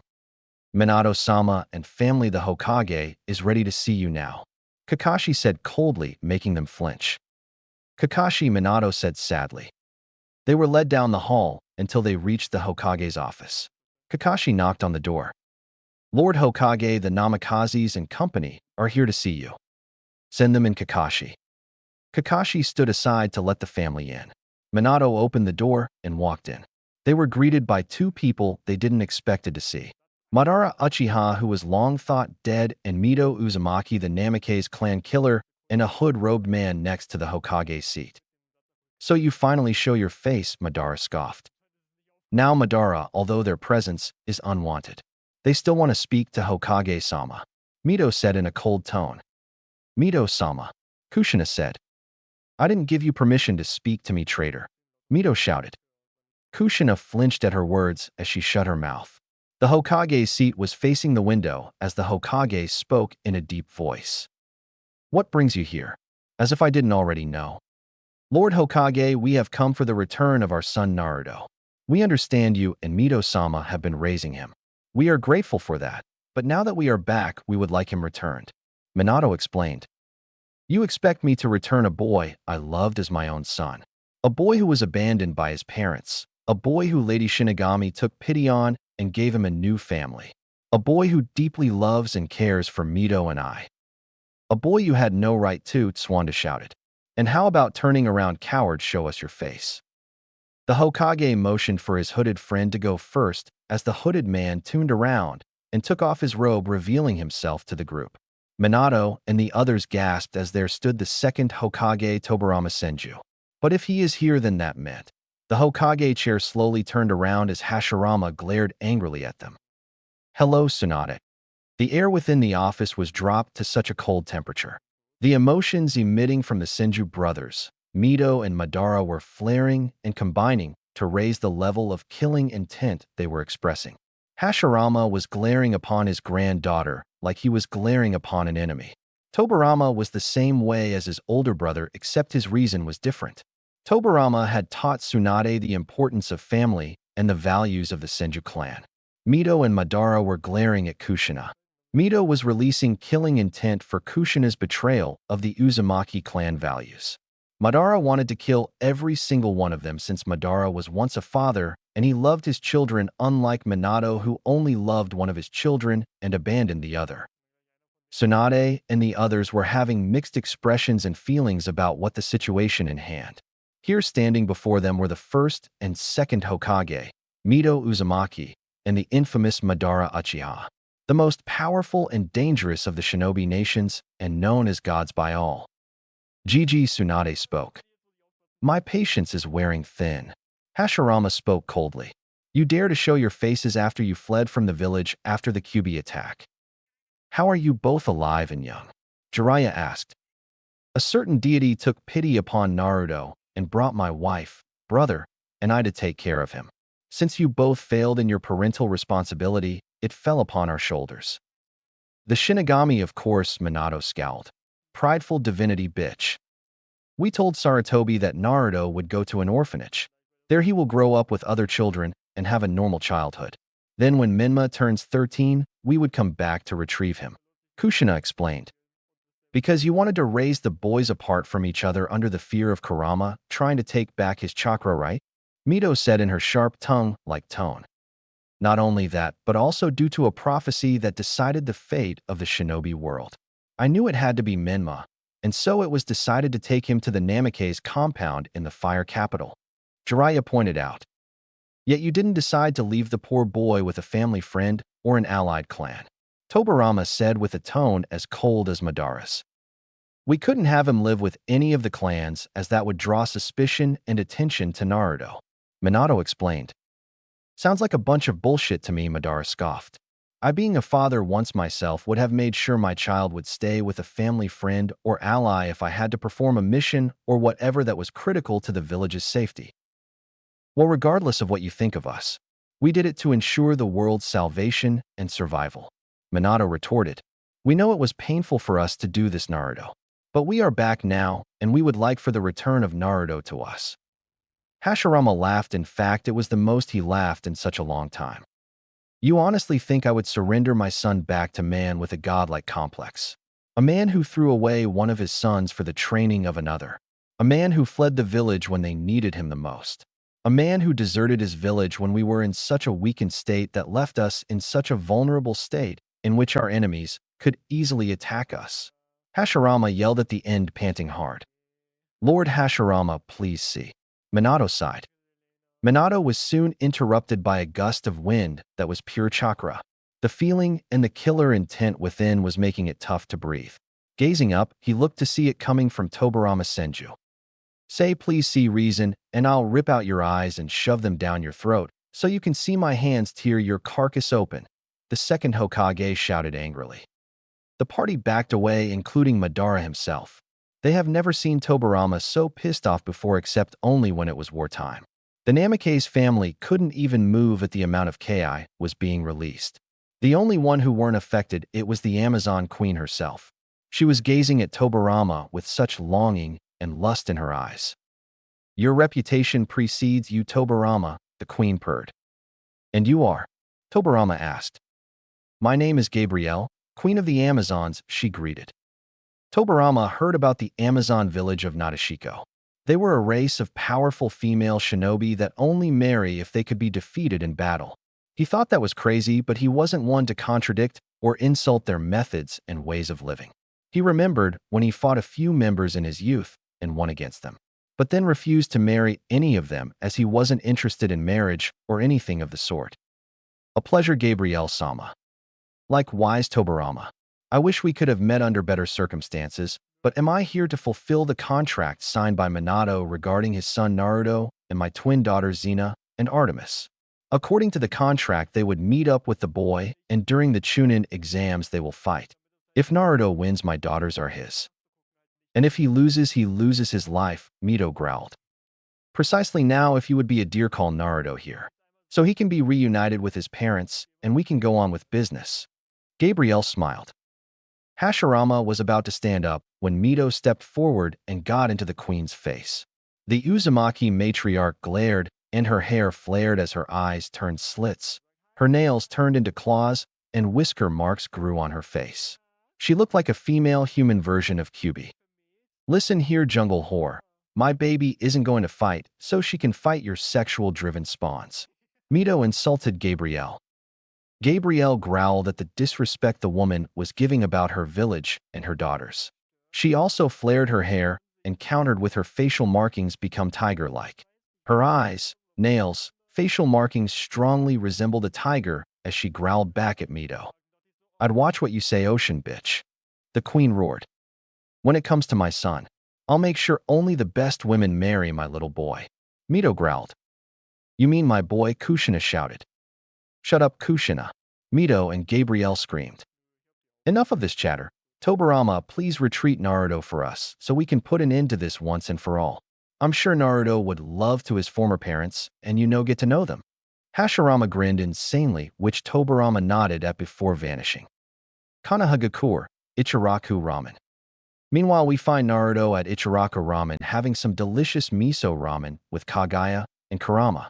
The sweet smell of aroma from the ramen bowl filled the redhead boy's nostrils as he dived into his bowl. Kurama never had ramen before, and he never understood why Naruto or Kushina could even devour so much of this stuff. Still, it couldn't hurt to try it. Take his chopsticks, he tasted the noodles, and his taste buds took him to a whole new level of taste. Holy Kami, never would I have believed that ramen would taste so delicious. The fox laughed, eating more. Told you, buddy. Ramen is the food of the gods. Naruto smiled, finishing his sixth bowl.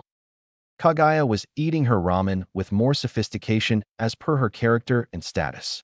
She was enjoying the food that her future husband-to-be loved so much. Thank you, I am San. This ramen is wonderful. You and your father are amazing cooks. Thank you, Lady Kagaya, it's our pleasure. Thank you for the kind appreciation. I am blushed. Excuse me, I'm looking for Naruto, a voice called out. Everyone turned to see Lord Tobarama standing in the entrance. Tucci and Ayam immediately gasped at seeing the presence of the second Hokage. They immediately bowed their heads. Lord Second, welcome to Ichiraku. Tucci welcomed him. Pardon me for the interruption, but I am here to collect Naruto, for my brother wants him to come to the Hokage's office. Tobarama answered. Any particular reason, uncle? Naruto wondered. Yes, the Namikaze family has arrived to the village and are at the Hokage's office awaiting for presents. Naruto placed down his bowl as he stood up.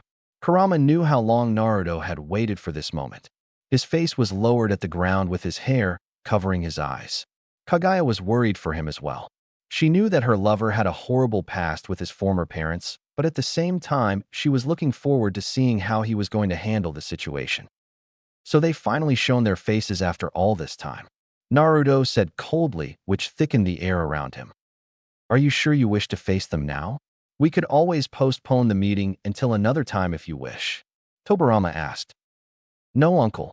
If I don't encounter them now, I'll never get over this rage that's building up inside of me. If I want to move on with my life, then I have to ensure that they don't try anything to worm their way back to my life. Well, if you're sure. Yes, uncle, I am very sure, Naruto growled. Very well, Naruto, come with me, Tobarama said, taking his nephew's hand. Wait, Naruto said as he got on Kurama's back. Kurama should come with us. I have a feeling Kurama wants to go with them too, especially since he is now accepted by the villagers. Kurama sighed, but he had to agree with the brat. He most defiantly had a few words to speak with his former Jinchuriki and her husband. Nodding to the boy, he took hold of Tobarama as they vanished. Kagaya thanked the Ichiraku family for the ramen as she opened a dimensional portal and went through it and decided to head to the office before Naruto did. Konohagakure, Hokage office. While awaiting for the arrival of Naruto, the two families were arguing back and forth about the fate of Naruto. Hashirama was the most upset with the vocabulary of insults coming out of his mouth. Who knew the god of shinobi had such a colorful vocabulary? You arrogant little, traitorous, backstabbing, toad-sucking whore, Hashirama shouted. You think you can demand me of anything?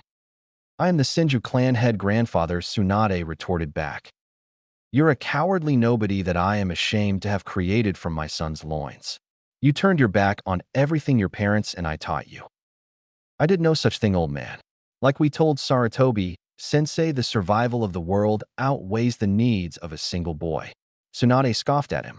We put the survival of the world above our own family. A loud slap was heard as Tsunade felt her head turn sharply to the right. Minato and the others gasped at what they had witnessed. Tsunade was most shocked as her grandfather never rose a hand against her. We Senjus don't put anything above family, Tsunade. Hashirama shouted back. You hit me? You've never raised your hand against me. Tsunade gasped, shaking a little. I'm your granddaughter. You're nothing to me now. As of now, I disown all traces of you. You are no longer a Senju, and don't even try to argue. You've never taken the mantle of Lady Senju while you were still in Konoha. Sarutobi told me you were too busy gambling and building up debt after debt. You've never attended council meetings, and you haven't been taking care of the Senju clan compound and the clan's bank accounts. You've never even married, and yet you had this man here with a man out of wedlock. Hey, my personal life is none of your business, and for your information, Minato was the best thing that ever happened to me. He became the infamous Yellow Flash and won us the Third Great War. Hell, even Awakens fears him so badly they wouldn't dare attack Konoha. You mean the Hiroshin that my brother invented and mastered during the First and Second Great Wars? Hashirama scoffed. Your son even dared to claim that it was a bloodline that his clan was famous for. Suddenly a knock was heard at the door as everyone wondered if it was Naruto. Hashirama smiled, and told whoever it was to come in. Suddenly, a portal came out of nowhere as they saw a beautiful woman coming through it. Jiraiya was awestruck and made perverted sounds as he gazed at the beauty before him. He could see she was a lovely beauty with long white hair, black lipstick, and soft skin. She was also wearing a kimono with pink flower petal designs on it. Lady Kagaya, greetings, Hashirama greeted. Greetings, Hashirama. Mito, Madara, Kagaya smiled before looking at the Namakazes with a glare. The Namakazes' pleasure. Hey, show my parents some respect, Minma growled. They are well-known and respected heroes. Little boys should learn to be quiet when the adults are speaking, she hissed as she let out her intent, which suffocated them and brought them to their knees. Who the hell are you? Kushina demanded. My name is Kagaya Satsuki, soon to be Kagaya Senju. She answered the demanding Namikaze woman. You're marrying my grandfather? Tsunade asked. Of course not. I'm Naruto's first wife. Wife, they all shouted. But that's impossible. My twin daughters were going to be Naruto's first spouses due to the marriage contract. Gabrielle shouted. Besides, you're too old for the boy anyway. He needs someone his own age. Madara scoffed, as if my student would associate himself with weak kunoichi such as you. Watch what you say, Uchiha. My village may be small, but it's powerful, and don't you forget it. I only speak the truth, jungle girl. Also, the marriage contract you have with Naruto, I'm afraid, isn't valid anymore. What nonsense do you speak, Uchiha? Minato challenged. Naruto is no longer biologically yours anymore, Madara grinned. What do you mean by that? Of course he's still our baby, Kushina shouted. What Madara means is that Naruto went through a genetic change, like a metamorphosis. When you both abandoned him, when he was born, the death goddess altered the boy's DNA to match the genetic code of myself and Hashirama, meaning that the Namikaze clan genetic code no longer exists within his small body. Mito said arrogantly. You lie. No such thing can alter someone's DNA, Jiraiya shouted. Are you saying you know more than one of the three divine sisters do? Madara asked the Toad Sage. Are you doubting their abilities? Enough, Madara, don't waste your time with this man. His ability of rational thinking had long since died out from the countless beatings he got from the women he peeped on. Kagaya sighed. Hey, I'm over here. Jiraiya grunted, feeling insulted by the beautiful woman. You're not important, Kagaya blew him off. Jiraiya felt his whole world shatter at the very thing Kagaya said to him. Never had he been struck down this emotionally by a woman since Tsunade refused to his date when he was in his youth. Hey, you can't talk to pervy sage like that, Minma shouted again. Suddenly, the commotion was interrupted as they saw Naruto himself walking into the office. But on the back of the nine-tailed fox itself, Minato, Jiraiya, and Kushina immediately went on the defensive. How is the fox free? Minato shouted. We set it free, Mito smirked. Why would you do that? Kushina yelled. Do you understand what you've unleashed upon the village? Oh, shut up, you old broad. Naruto groaned, cleaning out his ear. Kurama is a part of the village. The villagers accept him. The fox has placed our son under his control. We must reseal the Kyuubi. It's obvious Naruto wasn't capable of keeping the soul of the Kyuubi at bay. We must reseal the beast into Minma. Jiraiya said, getting his sealing kit ready. The Kyuubi let out a roar which sent the family back against the wall. Naruto immediately rubbed the fox's head to calm him down. Easy, Kurama, don't kill them yet. Naruto smiled. They were asking for it, Gaki, you know that. I know that, Kurama, but I want my turn before you get to play with them. Fine, but don't take too long, Gaki. All right, now that Kurama has calmed down, let's get down to business, shall we? Naruto said sternly, not in the mood for games.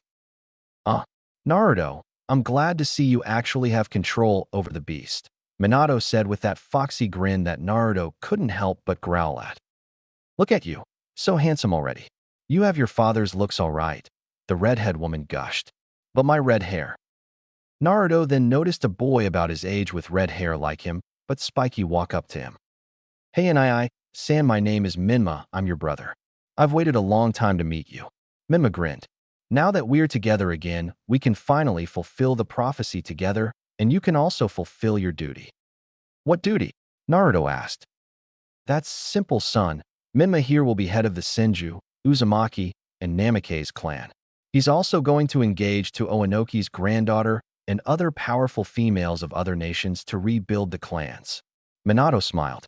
You will become the head of the Namake's side branch and will be married to my cousin's daughter. You will also marry Mei Terumi and the Nibi Jinchuriki of Kumo. This will bring peace between Iwa, Kumo, and the Leaf Village. Plus, you will be trained in minor ninjutsu and fuinjutsu from your mother. You'll also be trained under Tsunade to become a support medic mean. That way you'll always be at your brother's side whenever he gets hurt. Plus, you'll be engaged to my twin daughters, bringing the support and political power of Nadeshiko to the Leaf as well. Gabrielle smirked. So you're saying my duty is being a slave to my brother and the clan like how the Hyuga clan operates? You're also saying that you want me to marry women I've never even met just for the sole purpose of increasing the power level with new powers and abilities within the clan. You won't be a slave, Naruto, Kushina laughed. You'll be a support ninja to protect the main branch of the Namake's clan along with your new wife. So it is like the Hyuga clan. Naruto scoffed. Thanks but no thanks. Everyone was shocked that Naruto was refusing such an opportunity. He was not only denying to be part of the Namake's clan, but he was also denying to be married and court with many powerful females that many have strived to be bed with. Many men would kill to have what Naruto was being offered, but he was throwing it all away. What do you mean no? Minato gasped. Do you realize what you are refusing? Of course I do. Besides, I already have a wife to be, and she's proven herself to me in more ways than one. Naruto smirked as he winked at Kagaya. But she's too old for you, Tsunade yelled. Says the 50-year-old broad who spread her legs for a younger man. Naruto smirked. Though with your wrinkly skin you're hiding under that jinjutsu, I'm surprised that Minato's father even betted you at all. Madara snickered under his breath as he was trying hard not to laugh. Tsunade looked like she was about to bust a blood vessel. How dare this brat insult her like that? Once we return home, I'm going to beat into you some common sense and make you learn to respect your betters. Tsunade growled, cracking her knuckles, wanting to pound the wise-ass kid. And I told you I'm not going anywhere. I'm happy here with the parents I have now. Besides, I don't carry a single genetic trait of the Namake's clan. So therefore Minato has no biological claim over me. Minato was slowly getting a migraine. This wasn't what he had hoped. He was hoping that his son Naruto would jump at the chance to see his family again and welcome them into his life with open arms. But this Naruto before them was cold, calculating, and above all cold and ruthless to them. Kushina was trying hard to hold back her tears. Her son was denying all connections he had with them. She was on the same boat as Minato, believing that her son would welcome her with love and affection only to receive coldness and anger. Mother, father, Uncle Madara, I'm sorry that the Namake's clan has wasted our valuable time. Naruto spoke to his family. It's no trouble at all, Sochi. Hashirama sighed, resting in his chair. You may leave now. Naruto nodded, but he jumped off the fox's back and embraced his parents. Mito and Hashirama hugged him back as the boy headed to the door, only for Kushina to wrap his arms around him. He grunted as he felt her embrace as she was on her knees. Sochi, please, I know you're angry for what we did, but we had no choice. Please don't cut us out of your life. Kushina begged. Naruto sighed as he pried her arms off him. Kushina felt herself being pushed off as the boy looked down at her. He looked at her with emotionless eyes that showed neither hate or sympathy. It was complete apathy. If you truly loved me as you claimed you did, then you should have left me with a friend or have one of you stay back to raise me. But instead you chose to take Minma with you and leave me to fend for myself. You didn't abandon me out of love or for more safety. No, you left me out of obligation to your precious toad prophecy. Naruto said before his face turned into a snarl.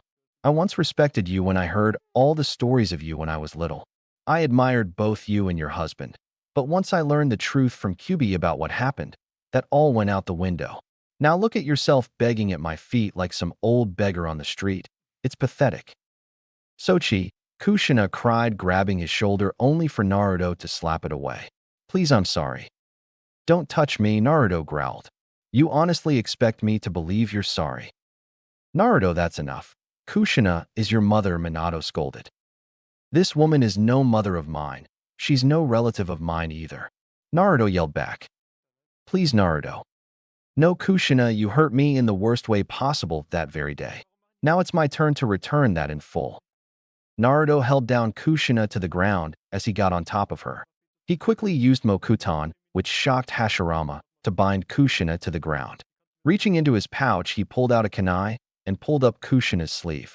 Kushina panicked as she struggled, as she screamed, feeling the kunai carve into her flesh. She screamed loudly as Naruto began to carve something into her arm. Minato and his family looked in pure horror as Naruto was cutting his former mother with a kunai. Minato and Jiraiya rushed to stop him, only for Madara to pin Jiraiya down and Tobarama pinning down Minato. Tsunade charged forward to attack, only for Mito to deliver a punch, sending her back. Naruto suddenly stopped and admired his handiwork. He quickly got off of Kushina and stood up. He cleaned off the blood from his kunai and bowed to his parents. He then left the office. Kurama used a little of his chakra to prevent the wound from healing fully before he left as well. Kushina panted as she felt the Mokuton release her. She cried softly as she laid there in shock and sadness. She turned her gaze to the arm that Naruto cut.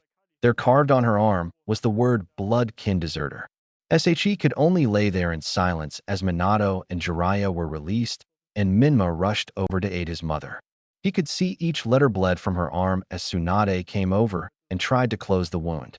However, the letters were forever scarred into her arm, and Tsunade knew that. Believing that the meeting had gone on long enough, Hashirama ordered Minato and his kin to leave and get settled in the Namake's compound that was still in the village.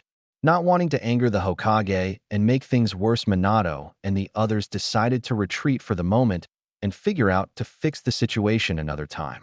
Minato took his wife into his arms as he and his son left the office and headed towards the Namake's compound. Tsunade stayed back for a bit as she pierced her grandparents with a glare. "You've made a terrible mistake, grandfather. Soon your interference will cause drastic changes, and the whole world will suffer because of you. And despite what you say, I'm a proud Senju and I stand by my son no matter what." Tsunade spoke arrogantly. "That boy will fulfill his duty, and Minma will finally bring peace to the shinobi world." Suddenly, a hand wrapped around her neck as Tobarama lifted her up. He had enough of her "I'm smarter than you" complex. "Listen here, Tsunade. If any of you come near my nephew again, grandniece or no, I will kill you." The nine-dame gritted his teeth, putting pressure on her throat, causing her to choke. He then threw her into Jiraiya. "Now take your whore and leave Toad Sage before I decide to sever your body and feed you to the animals. I'm sure the animals in the Forest of Death loves toads." Jiraiya, fearing for his life, immediately took Tsunade and left the office. Tobarama snorted before turning to Hashirama. "This won't be the last we see of them," Tobarama warned his brother. Hashirama sighed. "You're right about that, Tobarama. We will need to keep a close eye on them. I know Naruto can look after himself, especially with Kurama looking after him. But even he isn't a match for someone of their caliber yet," Mito spoke out. "Which is why I'm going to up Naruto's training. Perhaps you'd like to teach him as well, Tobarama." "Perhaps," he chuckled. "I just hope the boy is able to keep up with me during training. I'm sure he will now. Who's up for some sake?" Hashirama smiled as everyone raised their hands. "All right, let's head to that new bar Mito heard about." Everyone nodded their heads at the idea. Hashirama left a shadow clone to handle the paperwork. He then told his secretary to hold his meetings for a while.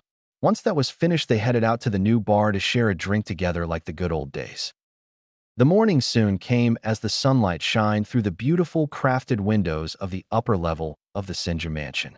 Its rays shined bright upon the sleeping boy who was snuggling close to his lovely companion Kagaya. Mito and Hashirama couldn't understand why their son loved sleeping with Kagaya. But according to their son, he says he feels safe. Naruto fluttered his eyes open as he heard the sounds of birds chirping.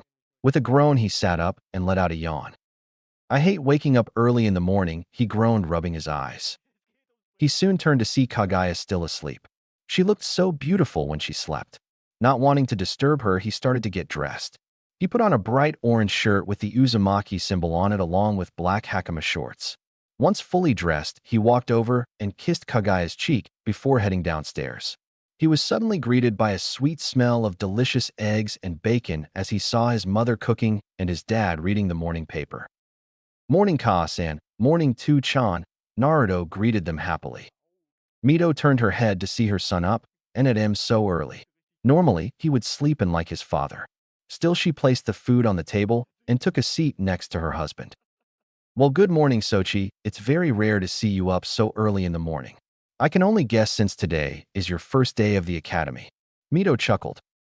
Of course, Ka-san, Naruto said, taking a seat at the table. I'm finally going to become a shinobi, and one day I'll take that hat from Tu-san. Hashirama chuckled at his son's motivation and his ambition to become the next Hokage. He knew that his son had the dream for it. But it took more than just ambition to be Hokage. The weight of the hat and the job it comes with is something that you must prepare yourself for. Ha ha ha ha. You're many years too early to take the Hokage's hat, Sochi. But if you train hard and never give up, then I have no doubt that I'll one day pass the mantle of Hokage to you. The family soon began eating, and boy oh boy did Mito know how to cook. Her recipes were one of the best. Heck, she even published them, and they sold off the shelves like crazy. Naruto was stuffing his face, which showed how much he loved his mother's cooking. Naruto-chan, no stuffing your face, you'll choke. Mito scolded. Naruto let out a goofy laugh before swallowing. Sorry, Ka-chan, I just love your cooking. Well, that's very sweet, but you can still show proper table manners. Oh, come on, Mito-sama, let the boy have a little fun. I mean, you're only young once. Hashirama chuckled. This resulted in him receiving a bonk on the head by her ladle. Hashirama grunted, rubbing his head. Mito looked at him with her hair flowing in 9 strands resembling Kurama's tails. Are you questioning my parenting skills, Hashirama? Mito shouted. And did you just hint at me that I'm old? Sinking down in his chair, Hashirama held up his kitchen plate to shield himself from his wife's anger. Sure, he may be the god of all shinobi, but he wouldn't risk arguing with his hot-blooded wife. Begging for mercy and apologizing quickly for his mistake, he was saved by a loud laugh. They noticed Kurama on the couch waking from his nap. What an alarm clock! I wake up to the whining of the so-called god of shinobi, scared out of his wits by his own wife, Kurama said teasingly, making Hashirama steam with anger. Kurama stretched his limbs as he jumped off the couch and turned into his favorite form, a beautiful red-haired woman with long red hair, red eyes with black slits, a goddess-like body with a double E-size cup. The kitsune woman also wore a tight kimono that showed off her body shape. Kurama chose this form a lot to keep fangirls away from Naruto. The fox also loved this form despite him being male. But to him, he believes tailed beasts are not defined by gender and switch between the two anytime they want. She took her seat next to Naruto as she was served with some eggs and bacon along with some rolls. Unlike Naruto, Kurama ate in a more sophisticated way, similar to how royalty eats. Kurama, I'm going to be busy at the Hokage's office with so many applicants for the academy, alliance contracts, and other papers that I wish I didn't have to sign. God, I hate paperwork. The more I finish, the more they multiply. Hashirama sighed in his hands. If you want to save yourself from doing so much paperwork, why not just use multi-shadow clones jutsu and have them help you? That way you'll get it done twice as fast, Naruto suggested. Hashirama immediately slammed his head down on the table, rattling the silverware. Everyone could hear him muffins the word stupid over and over. How could he, the most powerful shinobi of his era, forget about the many uses of shadow clones? It would seem all those years in the afterlife affected his brain cells. Stupid, stupid, stupid, Hashirama shouted over and over. How could I have forgotten that? Because you're a century-old fossil with fewer brain cells, and your son is a natural-born genius with a good head on his shoulders. Kurama smirked. Not helping, the Hokage groaned. Come on, Kurama, leave Dad alone. Naruto scolded the fox. He's not an idiot. You can't expect him to remember something 90 years ago. Thank you, Naruto. Hashirama sighed, leaning back in his chair.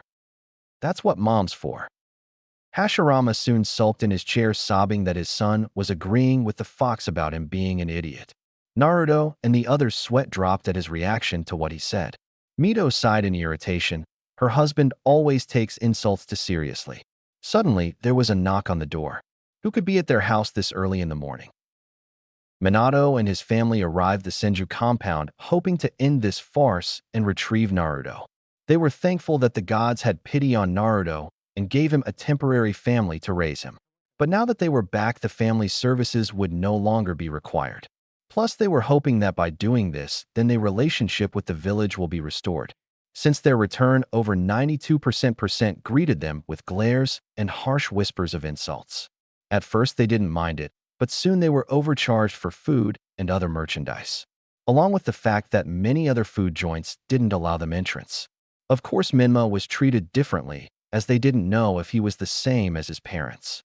After all, don't punish the child for the sins of their parents. So the villagers have Minma a fair chance to prove to them he wasn't arrogant.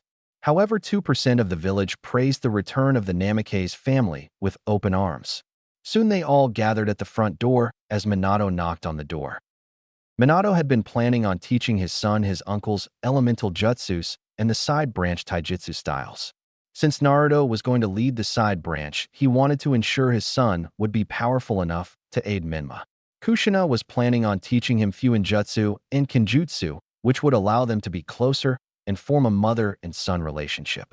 Tsunade, however, was planning on teaching Naruto medical jutsu since Minma didn't have the proper chakra control to use it. Although she was still peeved at the brat for mocking her and making fun of her age, she decided for the good of her family, she would put aside her pride.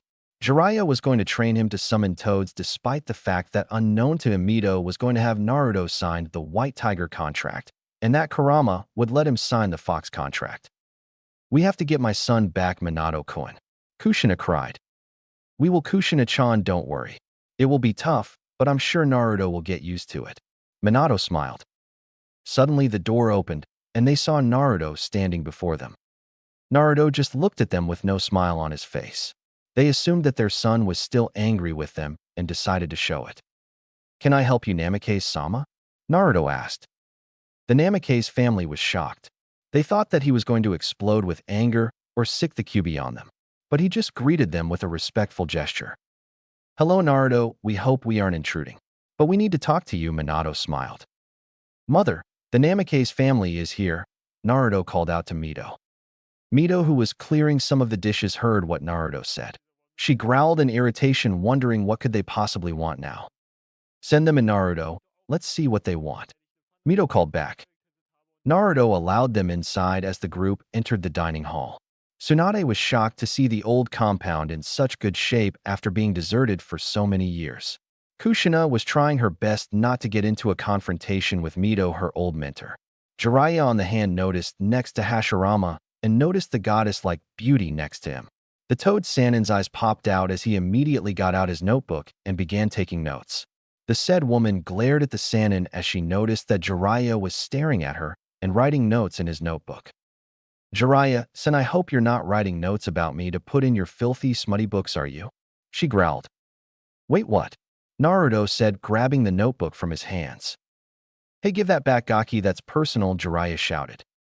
Naruto read through the notebook and turned to glare at Jiraiya. The Sanin, however, was unfazed with the kid's glare and demanded his notebook back. "Oh, I'll give it back," Naruto growled as he walked over to the dining hall fireplace and threw it into the fire. Jiraiya screamed as his new novel work of Ica Paradise went up in flames. He cried anime tears as he sobbed about his hard work and research were now gone forever. Kushina and the other women didn't really care since they despised that novel. "Now that the entertainment is over, what do you all want? We told you that Naruto is ours now, and you have no legal bindings to him," Mito said harshly. "We told you that Lady Shinigami replaced your DNA with ours, therefore making Naruto our son." "That's a lot of bull crap," Tsunade shouted. "And you know it. Now we understand that you were brought back to raise him, and you did a fine job. But now it's time for Naruto to return to his real family." "My real family is right here, Lady Tsunade. Lord Minato and Lady Kushina had their chance, and they blew it. I'm also protected by the laws of Konoha. So if Minato and Kushina really want me back, then they shouldn't have left me in the first place," Naruto replied coldly. "Naruto, we already told you the reason why we had to leave," Kushina sighed, getting a headache. "It was for the betterment for the world. Yeah, I heard. But you could have done it another way, actually a lot of ways." Kurama spoke up in his female voice. "You could have left Naruto with Mikoto since you were friends since you were kids. You could have had Tsunade stay back to raise him since she was his grandmother. You could have left him with any of the clans, and you could have come to visit him once in a while. Or you could have taken him with you." Minato and Kushina understood they had many options, and while many of them were good, They thought that if none of their enemies knew Naruto existed, then he would be safe from all attempts of assassination. Yet they failed to understand that many of the clans were powerful in their own right and would have done anything to protect Naruto. Yet they failed to see that. If our enemies didn't know Naruto existed, then he would be safe. Minato defended himself. But now that we're back, we can finally be a family again. Hashirama stood up, showing off his dominance for the first time in years. You seem to lack brain cells for someone who is a natural-born genius. Naruto is my son now. He's happy here and has been for the first 8 years of his life. So why, pray tell, should he leave parents that loved him, fed him, heard his first words, saw his first steps, and comforted him when he was scared or sad, to someone who saw him more of a tool than a child? We never saw Naruto as such a thing, Kushina retorted. Really, then what would you call it? Mito asked, crossing her arms. Kushina opened her mouth to speak, but no words seemed to escape her lips. Mito only nodded her head as she proved her point. Minato cleared his throat and stepped forward towards Naruto. Naruto, we understand that you've grown attached, Lady Mito and Lord Hashirama. We are thankful that they raised you while we were gone, but now it's time to come home. You can still come and visit them, but your duty is to your family, Jiraiya said firmly. Naruto stared up at him with cold eyes. How dare this man come into his house and tell him to leave his family for people who threw him away like some useless toy? I'm sorry, Jiraiya-sama, but I'm happy here. My duty is to my father, Hashirama. I'm needed here. Naruto shook his head at them, showing his refusal to leave. Naruto, this rebellious attitude is unbecoming of a Namikaze. Minato scolded him like a little kid. You're destined to perform a great service to the world of shinobi with your brother. Now please pack your things. We can start your training when we get home. Plus my cousin is there, so you can get to know your future wife. It would appear you're hard of hearing, Minato. My son is not going anywhere. Now I've tolerated your presence here long enough. Leave my home, or I shall call the Umbu and have you executed for not only trying to kidnap a Hokage's heir, but also trespassing on my property. Hashirama released so much ki. Say I do come with you. What could your clan possibly offer me other than enslavement and forced marriages? Naruto asked, not buying into their "we miss you and want you back" crap. Minato smiled at this opportunity.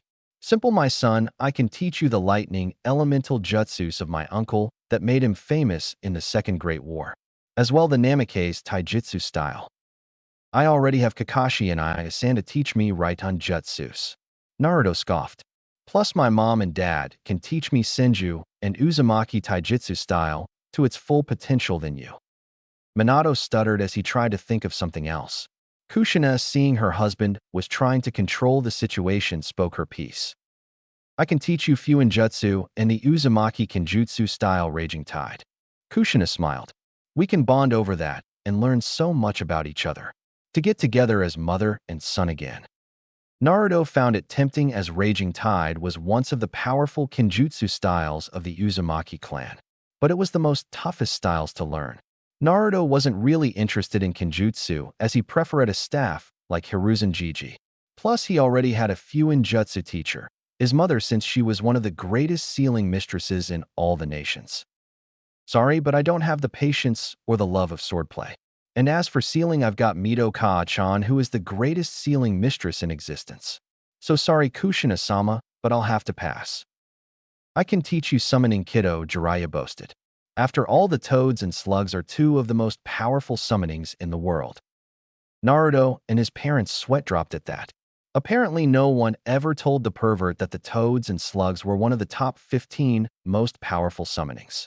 Even Hashirama knew that the top 5 most powerful summons were the lions at number 5, the tigers are number 4, foxes are number 3, phoenixes at number 2, and dragons at number 1. Surely every summoner and their summoning clans know that. Forgive me, Jiraiya-sama, but Mito Kaa-chan is letting me sign the Uzumaki White Tiger contract, and Kyubi-sama is letting me sign the Fox contract. Naruto grinned. So forgive me, old hermit, but I must refuse the toads and slugs. I don't mean to insult, they are powerful, I admit, no doubt about it. But the foxes and tigers are one of the top 5 most powerful for a reason. Geez, Gaki, since when did you become so smart? Jiraiya asked. From studying and reading. You should try it sometime. Naruto answered. Well, I can teach you medical jutsu and my super strength. Surely you can't pass that up. I'm the world's best medic. Swanda smirked with a boastful look on her face. Your skills are impressive, Lady Tsunade. Naruto nodded. But I'm afraid that Kurama has you beat there. Yes, Kurama may be made of chakra, but his knowledge of healing and medicines outdo yours. You're giving me too much credit, Gaki, Kurama thought watching it all play out. You're comparing the Kyuubi's skill to mine. I've developed poisons that can kill a Jinchuriki. My skills are not to be criticized. Tsunade fumed. Jinchuriki, maybe, Hashirama butted in. But tailed beasts are a whole different thing. See, there is nothing you can offer me. If that's all you're willing to offer, then I suggest you leave now.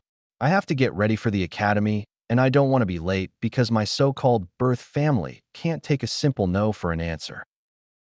Silence filled the room. The Namikaze family was outwitted by a mere 8-year-old child. Their plan was simple: to convince Naruto to come back, regain control of the village, train the boys, and save the ninja world. Why couldn't fate just let the prophecy come to fruition and let their sons do their duty? Seeing there was no way out, they decided to try something else. Minato took from his back pocket a scroll and tossed it to Naruto. Naruto, seeing Mito toss him a scroll, caught it in his hands. He unraveled it and noticed that was a strange seal. There was a long list of what was inside it. It was also a letter from the first Namikaze side branch leader, Katagen Namikaze. Dear future Namikaze side branch leader. However, finds this letter proves that you are the future Namikaze side branch leader. I am Katagen Namikaze, and my duty was to protect the future of the Namikaze clan. In my time as leader, I've created many deadly jutsus and seals that protected the clan for almost a century. I was known during the clan war era as the Lightning Flash, not just for my speed, but for my mastery in right-on jutsus. In this scroll are all my works and research notes, along with all my jutsus and my lightning blade that earned me my nickname. Hopefully you can use and perhaps experiment with them to make them stronger or make your own creations. I have no doubt that already there will be many to continue my legacy. Glory be to the Namikaze clan. Katagen Namikaze, leader of the Namikaze clan side branch. Naruto looked at the scroll as the contents also had a list of all Katagen's jutsus. From the sound of it, Naruto could see this man was truly a devoted clan member that went to great lengths to protect his family. However, on the other hand, this also showed him that this scroll was his obligation to follow in the man's footsteps. Naruto was about to lose his temper, but decided against it and rolled up the scroll.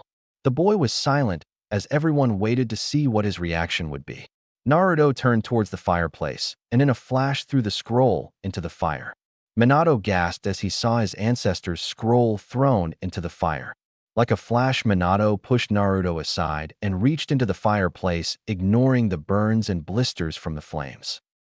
Minato used the bottom off his robe-like jacket to put the flames out. Once the fire was extinguished, the scroll was severely damaged. Minato unrolled the scroll to find the letter part was okay, but the seals on the scroll were destroyed beyond repair.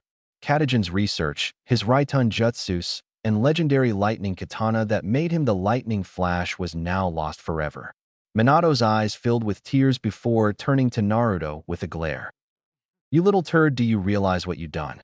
Katagen was a hero that many Namikazes after him respected and admired. His legacy that was passed down to future generations now gone because of you. You could have been the next Lightning Flash. Minato shouted enraged. I did it because I've broken the final chains that chain me to you. I'm not a Namikaze, nor do I want to be one. I'm a Senju and an Uzumaki. Naruto declared proudly. I, Naruto Senju, hereby wash my hands of Minato and Kushina Namikaze. I here renounce their status as my parents. From now on, they are strangers to me. Naruto, you can't mean that. Kushina covered her mouth, trying to control her tears. I do, Kushina-san. I've detached myself from you. You gave me life, and for that I thank you. But now this is where we part ways for good. I want to hate you, I really do. But what would be the point? The world is full of it already. Therefore, I will be apathic towards you and your family except for Menma. He may be arrogant, but that's thanks to you morons. So I'm willing to give him a chance. While this had been a fine morning, now do kindly leave before I call Anbu to arrest you, Hashirama seethed. Minato stood up and faced Hashirama. This isn't over. Naruto will be ours. Hashirama's only response was a kick to Minato's jewels as the yondaime squealed, clutching his precious balls. The showdame then picked him up by the neck and smirked. "Try all you want, I love a good challenge." Hashirama chuckled darkly. "See you again, oh, and have a nice flight home." Minato wondered what he meant before he was raised into the air by Kurama via telekinesis, as he was sent flying through the air and into the women's bathhouse. The women screamed pervert as Minato was beaten by many angry naked women. Minato's screams and their girls' angry shouts told Kushina and company where he landed. Deciding to try again another time, they decided to back off for the time being. Jiraiya and the others bid the Senju family farewell as they went to rescue a beaten-down Minato. A few weeks had passed as we find Hashirama was in his office going through the applicants of the academy students. Madara was next to him, helping him sort them out. Looks like they had a great amount of new students that would bring Konoha to a new height. However, one such application caught his eye. It was the new transfer student from Kumo. She was young with long pale blonde hair and black eyes. Not to mention, she was the Jinchuriki of Matatabi. Yujito Ni came to the village as a transfer student in a peace offering ever since word spread that Hashirama was restored. The Raikage believed this would strengthen the ties between the village, but Hashirama didn't fully trust the man. Kumo had a history of seeking out new bloodlines, especially the Byakugan, so there was no doubt that Kumo would seek to obtain the Mokuton. According to the girl's sheet, she was a gifted prodigy. She mastered all academy jutsus when she was 5 and mastered many E and D rank jutsus along with a few C ranks. She had a powerful regenerative ability like all Jinchuriki. She also gained the enhanced senses of a cat. Her taijutsu was C rank, her jinjutsu was D rank, and her ninjutsu was low B rank at best. She reminded him of his wife, who was also a prodigy at a young age. She was also currently living with Danzo as her temporary guardian. Looks like we will be having a lot of good applicants. The heirs of our fellow clans and our new transfer student. Hashirama smiled, going through the other papers. You know as well as I do that Kumo is at a thin line with Konoha since the Second Ninja War. I don't trust that bastard as far as I can throw him. You know they've sought out many bloodlines from this village. Madara said coldly. I have a feeling that when they come here to sign the peace treaty, they will try it again. Hashirama sighed as he couldn't argue with Madara's statement. But if peace was to restore, they had to take a chance. However, he would make to strengthen security during the treaty signing. He thought having Tobarama and Madara would be enough security, but it wouldn't hurt to post a few more men. The door opened as Minato and Kushina walked in. They were dressed in shinobi attire that showed their status as jounin. Minato's attire consisted of a standard Konoha uniform with 2 bands on both of his sleeves, a green flak jacket, blue forehead protector, and blue sandals. His wife Kushina's attire consisted of a standard Konoha flak jacket over a black short-sleeved shirt and black form-fitting pants that reached her calves. She wore a blue forehead protector with her hair tied up in a high ponytail and strands at the sides of her face. They reported for their first mission since they've been back. Ever since their last failed attempt to convince Naruto to come home, they've become more focused on Menma to train him for his role as Child of Prophecy. Menma was strong for his age, they knew that, and truly believed once both boys graduate they could have them both on the same team. At least that's what they were hoping. Mostly Kushina, as she was a feared kunoichi throughout the nations. Plus she had the ability to contain Menma if he ever went berserk. Minato and Kushina reporting for our first mission. Lord, first, Minato said respectfully. I have a special mission for both of you. The ambassador from Kumo is coming here tomorrow to sign the peace treaty between our village. Now I understand that things have been very shady with Kumo. Of course they have, Kushina shouted. Those bastards tried to kidnap me when I was a little girl. Kushina, Hashirama yelled. I understand your anger, but I will not have you lose your cool, understand? Hi, Kushina seethed. Good, now as extra security, I want you to secretly watch the ambassador. I don't fully trust them to not try to kidnap someone from any of the clans, especially the Hyuga clan. Therefore, I'm placing you, Kushina, to be stationed at the Hyuga compound. As for Minato, since you're known as the Yellow Flash, you'll be the ambassador's escort. Therefore, you will tag him with your special seal, so you'll be able to catch him if he does in fact kidnap someone. They nodded as they took the scroll from Hashirama. However, Hashirama glared at them and told them that if they fail in their mission, they will be stuck doing D-rank missions for the next year with no pay at all. Seeing as they were getting the message, they promised they would not fail. Before they left, Minato asked Hashirama about Naruto. "Hokage-sama, how is Naruto? I heard he's quite the powerhouse at his age." Minato asked. "He's fine, Minato," Hashirama groaned. "And yes, he's quite strong for his age. Far greater than many others in his age group." "Why do you ask?" "We were hoping when Naruto graduates, he could be placed on a team with Minma with me as their sensei," Kushina asked with a hope in her tone. "You know I can't promise that. As Hokage, I must abide by the rules I set when I first became Hokage. I can't show favoritism even to my own son. Naruto and Minma will be placed on teams that fit their strengths, weaknesses, and abilities." "But it's a perfect way to rekindle with Naruto," Kushina begged. "Naruto will decide if he wants to rekindle with you. But if you keep trying to force your way into his life, it will only make him push you back more. Be lucky Naruto didn't disown you." "What did you say?" Kushina covered her mouth, tears flowing. "Naruto believes in the code of the Uzumaki. He will never forgive you for what you done, but he refuses to abandon you as you are still his blood kin. But he carved blood kin deserter into my arm and renounced me as his mother and family member," Kushina argued. "Yes, family member, but he never said clan member." Madara spoke up. "Naruto has shown true Uzumaki devotion. He still called you a clan member regardless of your crime. So be thankful for that." Minato and Kushina were silent for a minute as they felt hope again.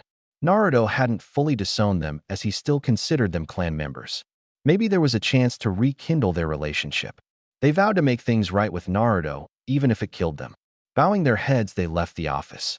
Madara knew that their desperation for redemption from their former son would lead to an even greater disaster. Sensing his distress, Hashirama placed a hand on his shoulder. "I know you're overprotective of my son, but like I said before, Naruto can handle himself." Madara could only smile at that. Of course the little fuzzball would be okay. The boy had proven he can take care of himself, but that still didn't turn off his feeling of protecting his godson. Madara was like a mother wolf that protects her cub. Konoha Academy. Naruto was walking to the academy with his mother and Uncle Tobarama. Tobarama's return also spread like wildfire throughout the village. The village never felt more safe than ever now with both Senju brothers to protect them. Naruto was super excited to start the academy and to become a ninja and one day take the Hokage hat from his dad. He was dressed in a white battle kimono which was based off and modified from Kagaya's sage robe design, which would help him improve his speed and movement in battle. His red hair had gotten a bit longer as it reached to his waist, but was tied in a ponytail. The villagers bowed their heads and waved to the family, paying their respect, which they kindly returned. On their way to the academy, Naruto stopped when he heard a loud crash and noticed Mabuki Haruno tripped and hit the ground, spilling her groceries. She groaned in pain as she sat up and tried to pick up the spilled food. Immediately, he rushed over to her to see if she was okay. "Madam Haruno, are you all right?" he asked. "Oh, Naruto-sama, I'm fine, I just tripped, that's all," she groaned. Naruto reached down trying to help her up as best he could. Mabuki was grateful the boy was trying to help her, but she was a bit too heavy for him to lift up. However, as luck would badly have it, a certain pink-haired banshee came running towards them. "Hey, how dare you hurt my mother? You tripped her." Sakura screeched loudly, making Naruto cover his ears. Naruto, shocked at the accusation, spoke up in his defense. "What? No, I didn't trip her. I saw her fall and was trying to help her back to her feet." That answer resulted with a slap across the face. Naruto held his cheek as everyone around them gasped. Sakura glared down at Naruto with hateful, cold eyes. "Yeah, right. You made her fall. You're just like what other people say you are. You're nothing more than a demon. You're no better than that fox demon you carry inside of you. Nobody wants you here. Do us a favor and go die in ditch." Naruto felt those words pierce his heart. He's heard many insults from the villagers that hate him, and he was used to it. However, hearing from a girl he secretly had a crush on hurt him badly. Mabuki, hearing what her daughter said, became infuriated as she screamed at her daughter. "Sakura Haruno, apologize this instant." Mabuki shouted, shocking Sakura. "Apologize? But mom, he's a demon. He's the reason dad is dead," Sakura shouted back. He's a Jinchuriki, there's a difference. Mabuki argued back. The Kyuubi and Naruto are two separate beings. Now you will apologize this instant, young lady. Also, when you get back from the academy today, I am going to teach you some respect, young lady.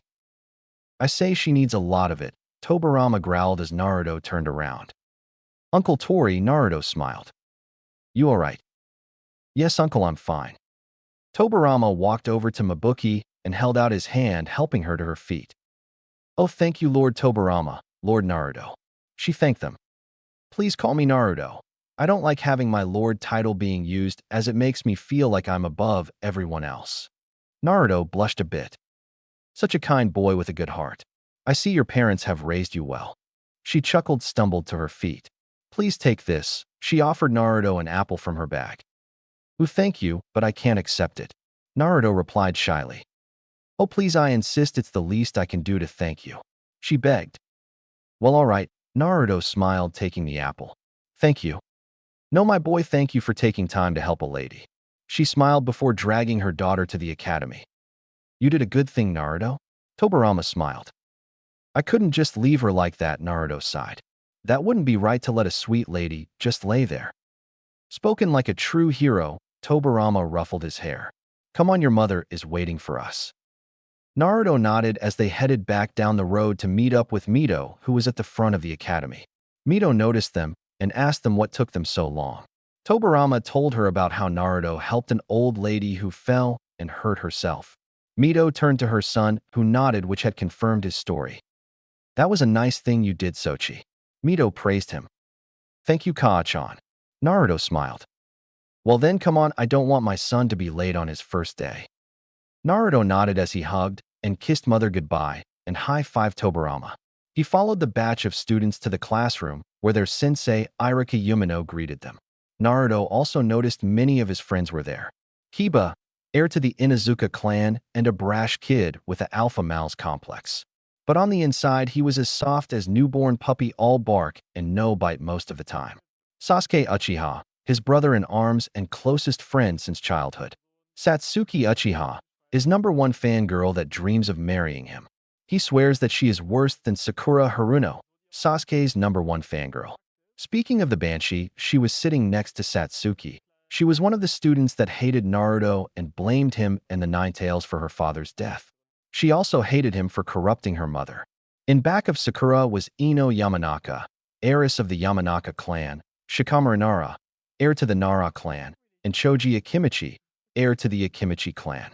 On the left side, Sei Shino Aburame of the Aburame clan, Hinata Hyuga of the Hyuga clan, Niji Otsutsuki, second heir to the Otsutsuki clan, Rock Lee, and Tintin in their final year at the academy. Sitting in back of them was Minma Namikaze. He looked exactly like Minato, from the gold spiky hair to the heart-shaped face of his mother. All the clan heirs and many civilian students were there. His eyes soon rested on Yujito, Ni, the transfer student that was sent by Kyumo as a peace offering. He remembered meeting her, and he liked her not for her beauty or her power. No, he liked her for her personality and sense of humor. He waved to her, which she noticed. She blushed while waving back. They had grown very close ever since her arrival to the village and became very good friends. Even though they were arranged to be wed, Naruto had treated her like a human being instead of an arranged wife. Naruto immediately took his seat next to her. Irika is looked over his new class, students from many of the shinobi clans and many civilian students. However, he also heard the Senju and Namikaze heir was going to be in his class. He heard about both families' reputation and their training they received from her parents. He noticed Naruto, who looked a lot like Lady Mito, but with some traits of Lord First. He heard the Senju heir was powerful more than his age group. But he also heard the boy was modest and loved to work hard. He also noticed that he was close to Yujito, Ni, the transfer Jinchuriki. He noticed Minma, son of Lord Fourth and Lady Kushina. Though he hated the Namikaze for what they did, he couldn't hate Minma as he had nothing to be blamed for. One thing for sure, he had his work cut out for him. Welcome to the academy. My name is Irika Yumino, and I will be your sensei for the duration of your time here. Irika smiled. Why don't you introduce yourself to the class so we can get to know you better? Also, I have Lady Kagaya with me, as she will take over as head of the academy to ensure we produce actual shinobi and kunoichi. He motioned to the woman who sat next to him. She was dressed in an elite Umbu uniform. She also had in her lap a wolf mask with black lines around the eyes. She was known as the Ukami Megami, aka Wolf Goddess. Her hair was in a long ponytail and was shiny as silver. She waved to everyone but blew a kiss at Naruto, who blushed, making Yujito quietly growl. Everyone began to greet the junior or senior students, telling them about their likes, dislikes, and their dreams. Some had dreams of being legendary shinobi, while others dreamed of being Hokage. The next one to introduce themselves was Minma Namikaze. He stood at a height of 4 feet 5 inches tall, and he wore black shorts and a white t-shirt with the Uzumaki spiral on the back of it. He greeted everyone and smiled. My name is Minma Namikaze. I'm 6 years old, and I like my family, Konoha, and clan. I love learning new jutsus and ramen. My dislikes waiting for ramen to cook, Imo's, a certain red-haired woman. He looked at Naruto before turning back to Iruka. My dream is to become Hokage, but also my dream is restore my clan and to make a certain someone pay. Naruto knew that Minma was talking about his mother Mito. He heard that his mother was ordered to eliminate the Namikaze clan to prevent them from using him for breeding purposes. Naruto believed his mother's actions were justified. I mean, would you allow someone to use your baby as a bloodline breeding stallion? But he also understood his big brother's anger. But that didn't mean he would allow him to kill his mother. Okay then, Iruka sweated as he was one of the very few who heard about the Namikaze clan massacre. Looks like we got ourselves an Avenger here. I pray to Kami Minma won't do anything stupid. Naruto cleared his throat as he decided to introduce himself next. I'm Naruto Senju. I'm 6 years old. My likes are my family, Kurama, Kagaya-chan, Kitty-chan, Yujito, foxes, the moon, and ramen. My dislikes are Lord and Lady Kushina, Lady Tsunade, and Jiraiya for his filthy books that degrade women in such a way I find absolutely abominable. I hate rapists and predators who prey on innocents. My dream is to restore the world to a peaceful era and to be as strong as Daddy and Uncle Madara. Iruka nodded as he smiled.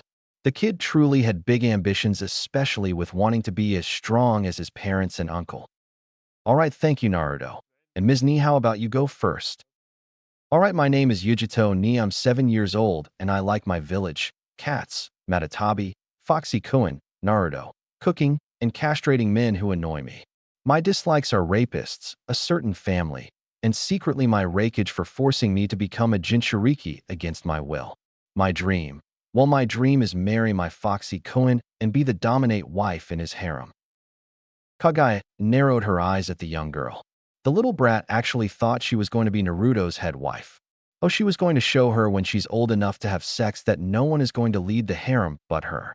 Kagaya always had a superiority complex when it came to sex, and she wanted to ensure only the worthiest of women would bed him.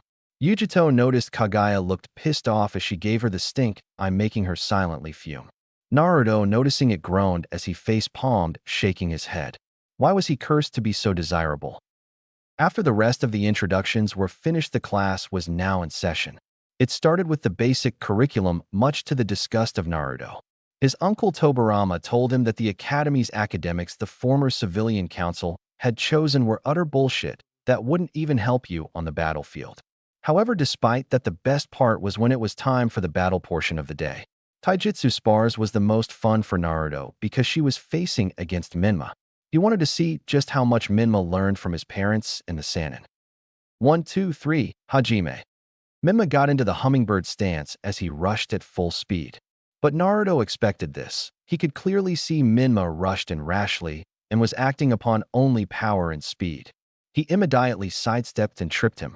Minma caught himself as he delivered a punch aimed for his chest, which Naruto blocked with his elbow.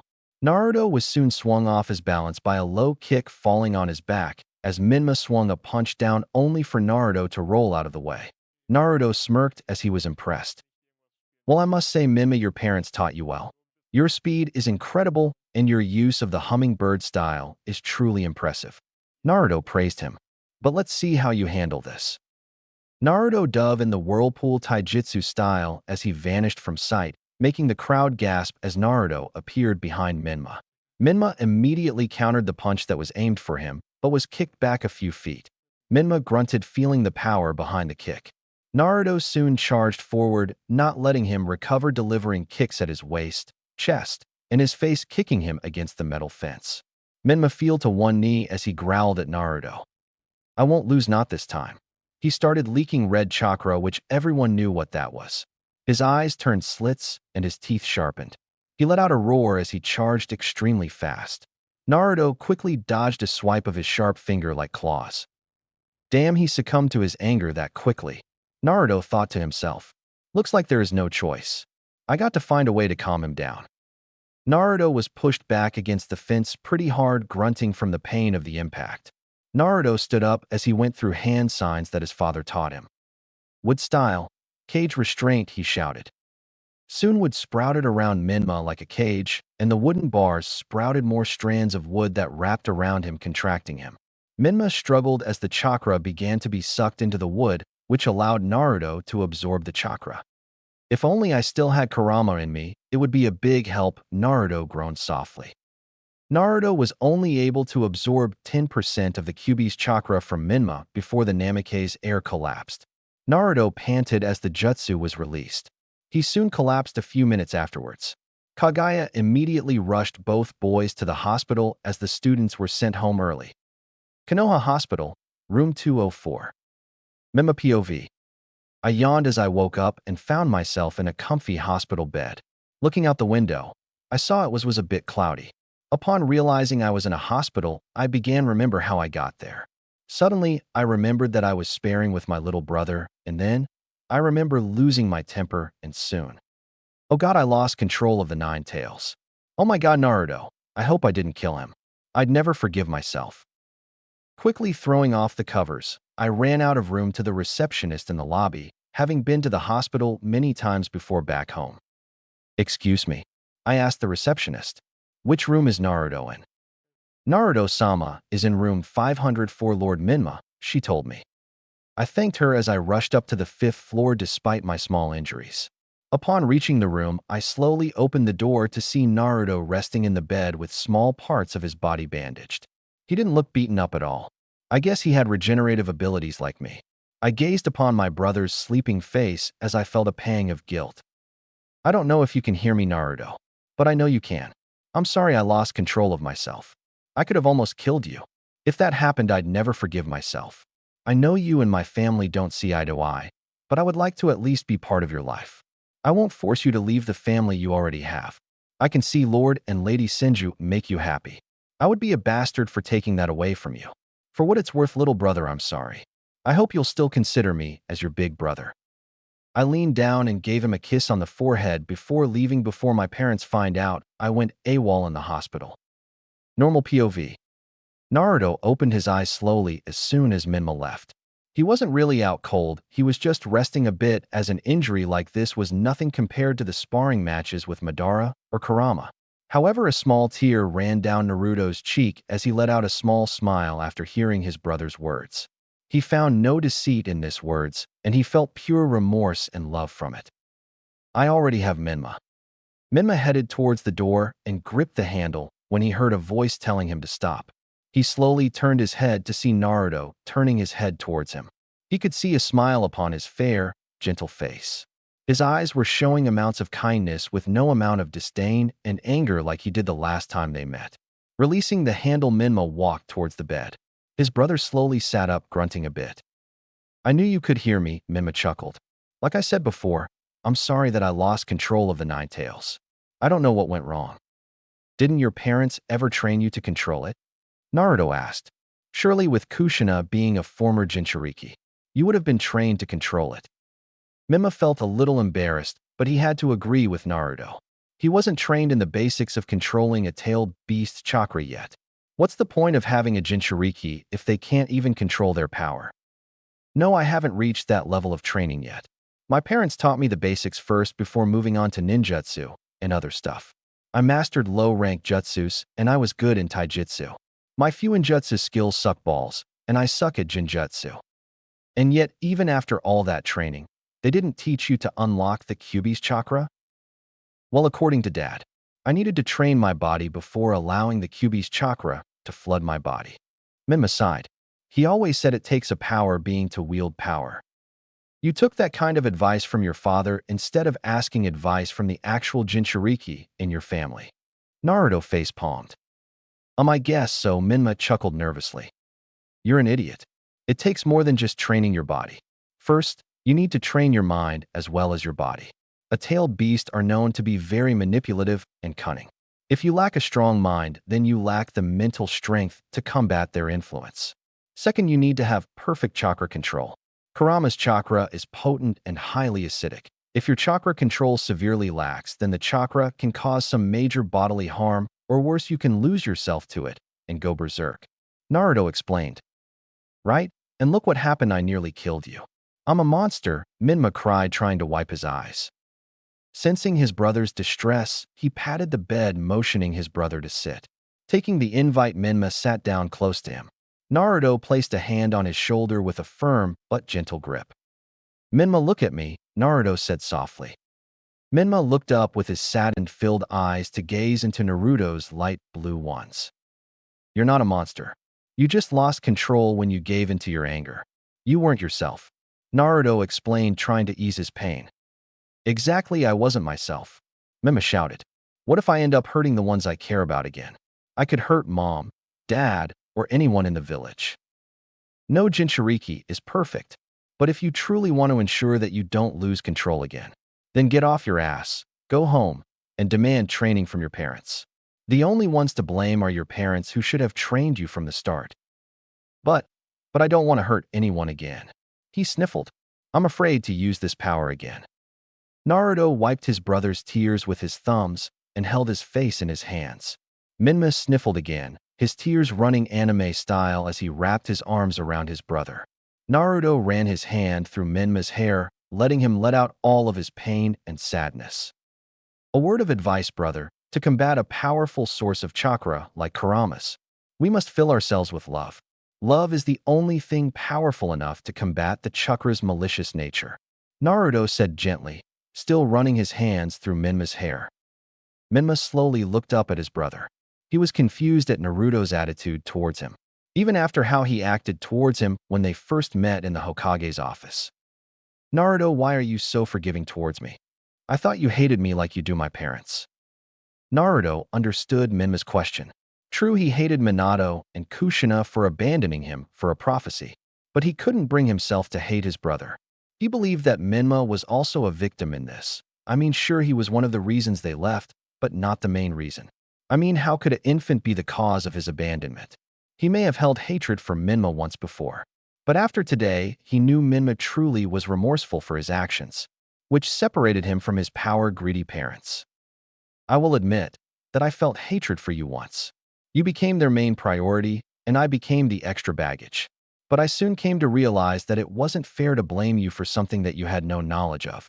Your parents abandoned me thinking that I would be safe here without taking consideration of the mental state of the people who lost loved ones in the Kyuubi attack.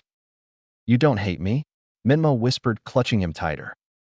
No, I don't, Naruto answered as he clutched his brother close to him. After a brief moment, he released Minma from the hug. Minma sat up as he pulled off the blankets and stood up. He stretched his muscles a bit as he felt fine as a fiddle. Then the nurse came in to check up on him and was shocked to him fully recovered and out of bed. Young Lord Senju, you're not supposed to be out of bed. You couldn't have recovered that fast. The nurse asked, shocked. As you can see, I am perfectly fine. You forget my Uzumaki regeneration and my healing factor of being a former Jinchuriki sped up my recovery. Naruto gave a goofy grin. Have my parents visited me at all in the hospital? The nurse quickly checked the visitor's log and nodded. Yes, Naruto-sama. Your parents visited you twice today. Lady Mito was so worried about you. I had never seen her so worried in my life. After she visited you a few hours ago, she looked like she was going to kill someone. Minma gulped as he had a feeling that someone was him, since it was him that attacked Naruto. Naruto was sweat-dropping as he knew his mom was pretty overprotective. He remembered a time when a man tried to sell him a cheap knockoff toy.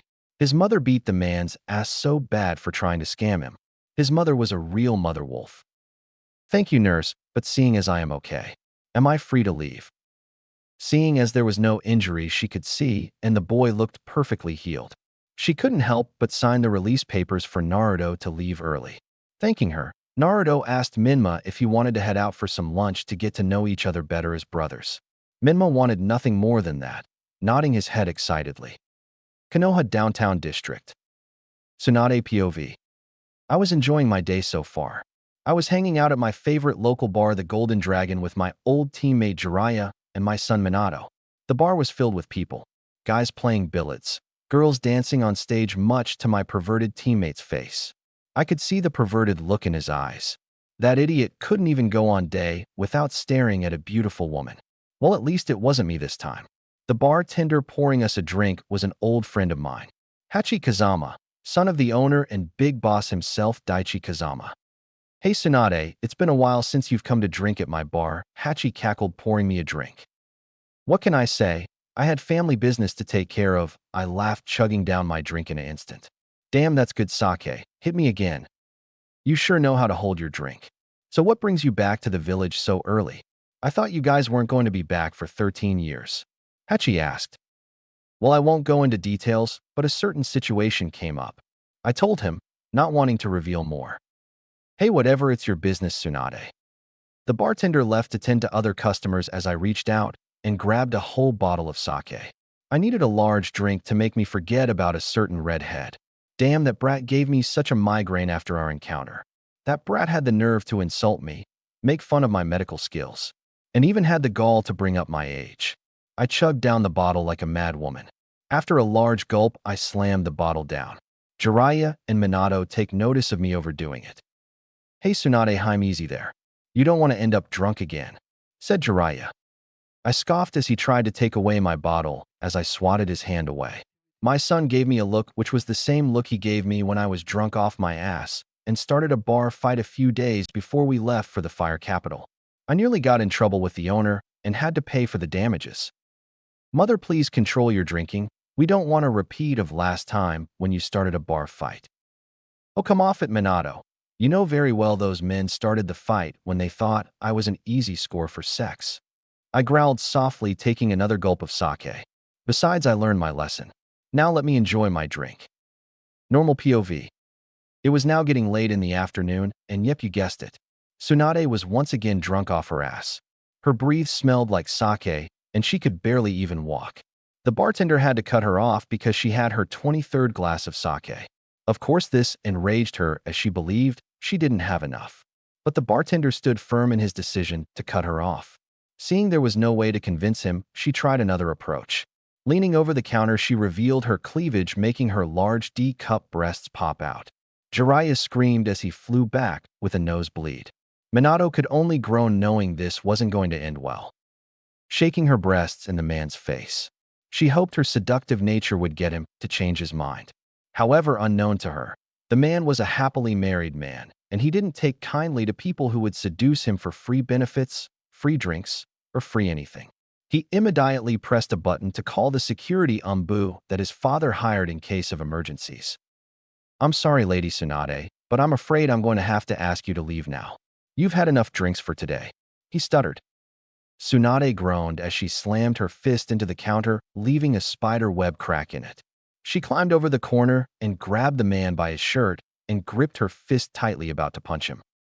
Listen here, pal, she slurred. I tried to be nice. I even offered you a chance to peek at my beautiful body. She ripped off her shirt, revealing her full naked chest, making so many men have the same reaction as Jiraiya. Luckily, the umbu weren't affected by it and moved to restrain Tsunade. You still deny me a drink. Looks like I need to teach you some manners. She raised her fist to punch him.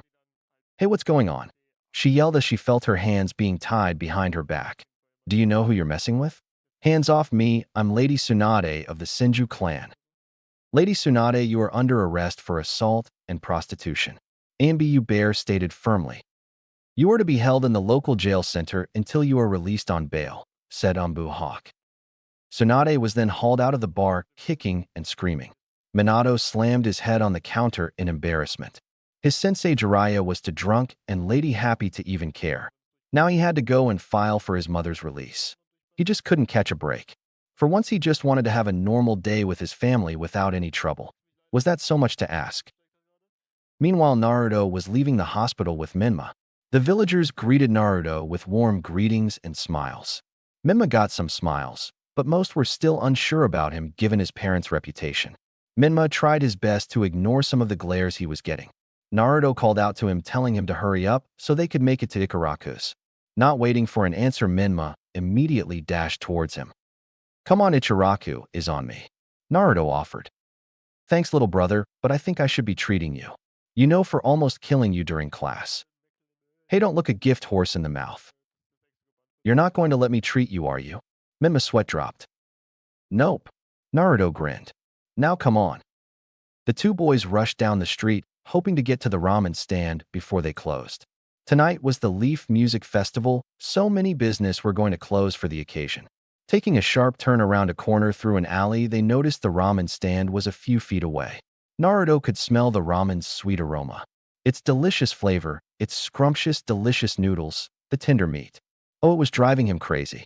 He walked only a few steps as he heard a loud crash from 2 buildings down on his left. What he saw was something he never thought possible. Their being restrained by the police force was none other than Tsunade herself. This was too good for Naruto to pass up. Looks like he would be getting a show before lunch. He soon also noticed Madara being led by 2 police officers. He could see Madara glaring down at the slug princess. Wanting to know more, Naruto told Minma to wait at the stand as he rushed over to meet his uncle. Well, Tsunade, looks like the law finally caught up with you." Madara sneered. "Fat chance, Uchiha, you can't hold me for long. Besides, I was just having a drink and making conversation." Tsunade scoffed. "You mean with your fists and showing off your breasts? You tried to seduce a married man into buying you more sake." Madara groaned. "Wow, what do you know?" Naruto chuckled. Madara turned his head to see his godson standing there. He didn't even see him coming. "Naruto, what are you doing here? I thought you were in the hospital." "I was released, uncle. You know my healing factor rivals that of a tailed beast," Naruto boasted. "Also, I was heading to Ichiraku Ramen when I noticed Lady Tsunade being hauled into the precinct." "What happened?" "Lady Tsunade was causing a ruckus at the Golden Dragon and using him naughty means to get him to buy her more sake. He refused and she lost it," Umbu Hawk answered. Naruto looked at Tsunade and could see from her expression and drunken state that the Umbu was telling the truth. He could see the slug princess was trying to plead her case that she wasn't guilty of any crime. She said she was just having a good time at her favorite bar. "Arrested for prostitution? I can't believe it," Naruto snapped at Tsunade. "Hey, you tomato-haired runt. I'm innocent of what they have accused me of," Tsunade retorted. "I know that. I can't believe these idiots would think any man would pay money to sleep with you," Naruto replied, making the slug princess gasp and Madara cover his laughter. "Or in your case, Tsunade, it would be necrophilia with your old shriveled body and fake breast implants." Tsunade's mouth opened wide with shock, and Madara fell back, clutching his sides with laughter. The Umbu could tell that Naruto has been hanging around Madara too much. The slug princess roared as she struggled against the Umbu's grip so she could give the brat a full beat down. "That's it, I'm going to pound that brat's face in." Tsunade growled, struggling against the Umbu's grip. "He's going to be black and blue and less of a man when I'm through with him." "Really, Naruto?" a voice called out. Naruto turned around to see Kakashi reading his orange book. "You can't go one day without insulting Tsunade.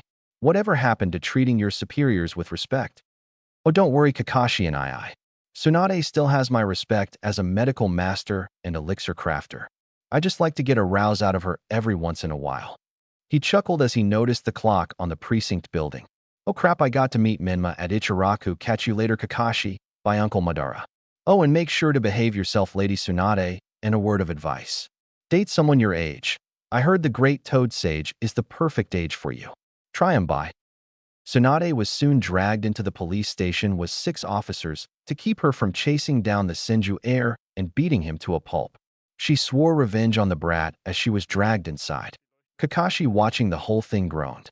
He hoped Naruto would grow out of his roasting phase and become more mature like his parents. But hey, you're only young once, so you better enjoy it while you can. But another thing confused him. Since when was Naruto on friendly terms with Minma? Back at Ichiraku Ramen, Minma was looking over the menu wondering what he should get while waiting for Naruto. Ayam placed a glass of water in front of him. She greeted him with a warm smile. "Hello, Mima, what can I get for you?" Ayam smiled brightly. "I'll have one small miso ramen, please, if that's okay," he asked. "Certainly." Coming right up, she giggled. "Dad, we got an order for a small miso ramen." Coming right up, Tucci yelled as he began cooking. "Make that too, old man," Naruto said, taking his seat. "Oh, Naruto, welcome back." Ayam smiled, giving her precious little brother a hug. "Thanks, Ayam Nachan," Naruto chuckled warmly. "You're back, Naruto, what happened?" Minma asked, taking a sip of his water. "Oh, your grandmother got arrested for assault and prostitution." Say what now?" Minma sputtered, spitting out his drink. "Exactly as I said." "Oh, great." As if our lives in the village wasn't bad enough, Minma slammed his head onto the counter. "Hey, don't beat yourself up. You're not responsible for her actions." "I know, but my grandmother's drinking habits are worse than her gambling habits. Like a few years ago, she gambled 120,000 Rio on a game of poker. A game she sucks ass at. She even tripled the amount on the third game. She loses, and what does she do? She flees, and my parents had to pay off her debt. We were lucky she stopped gambling, or the entire Namikaze clan accounts would have bled dry." Minma sighed in irritation. "Geez, I can see now why she's called the legendary sucker," said Naruto as he was served his drink. "Uncle Madara told me she was called that for a different reason, but he never told me, said I was too young to understand." Before Minma could even answer that, Ayam served them their ramen. The smell was so toxicating, the aroma was enough to drag you in. Taking their chopsticks, they thanked Tucci and his daughter before digging in.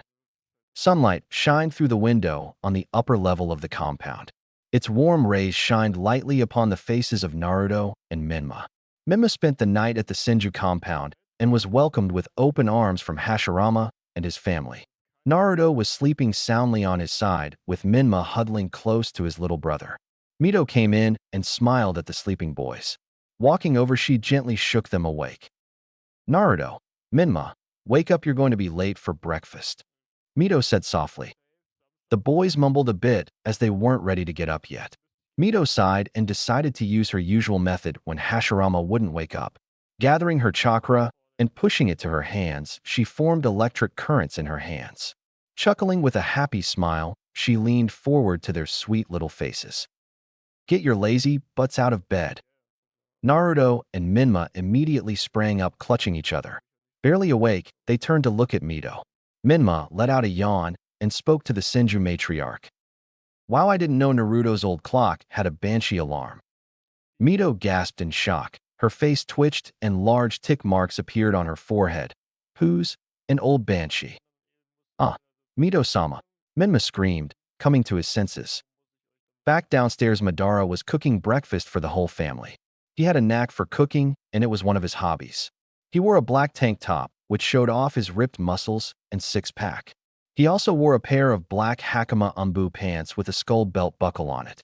He also wore a white apron that said the following: "Disrespect my cooking, I'll burn you alive." Tobarama walked in, rubbing the back of his head and yawning at the same time.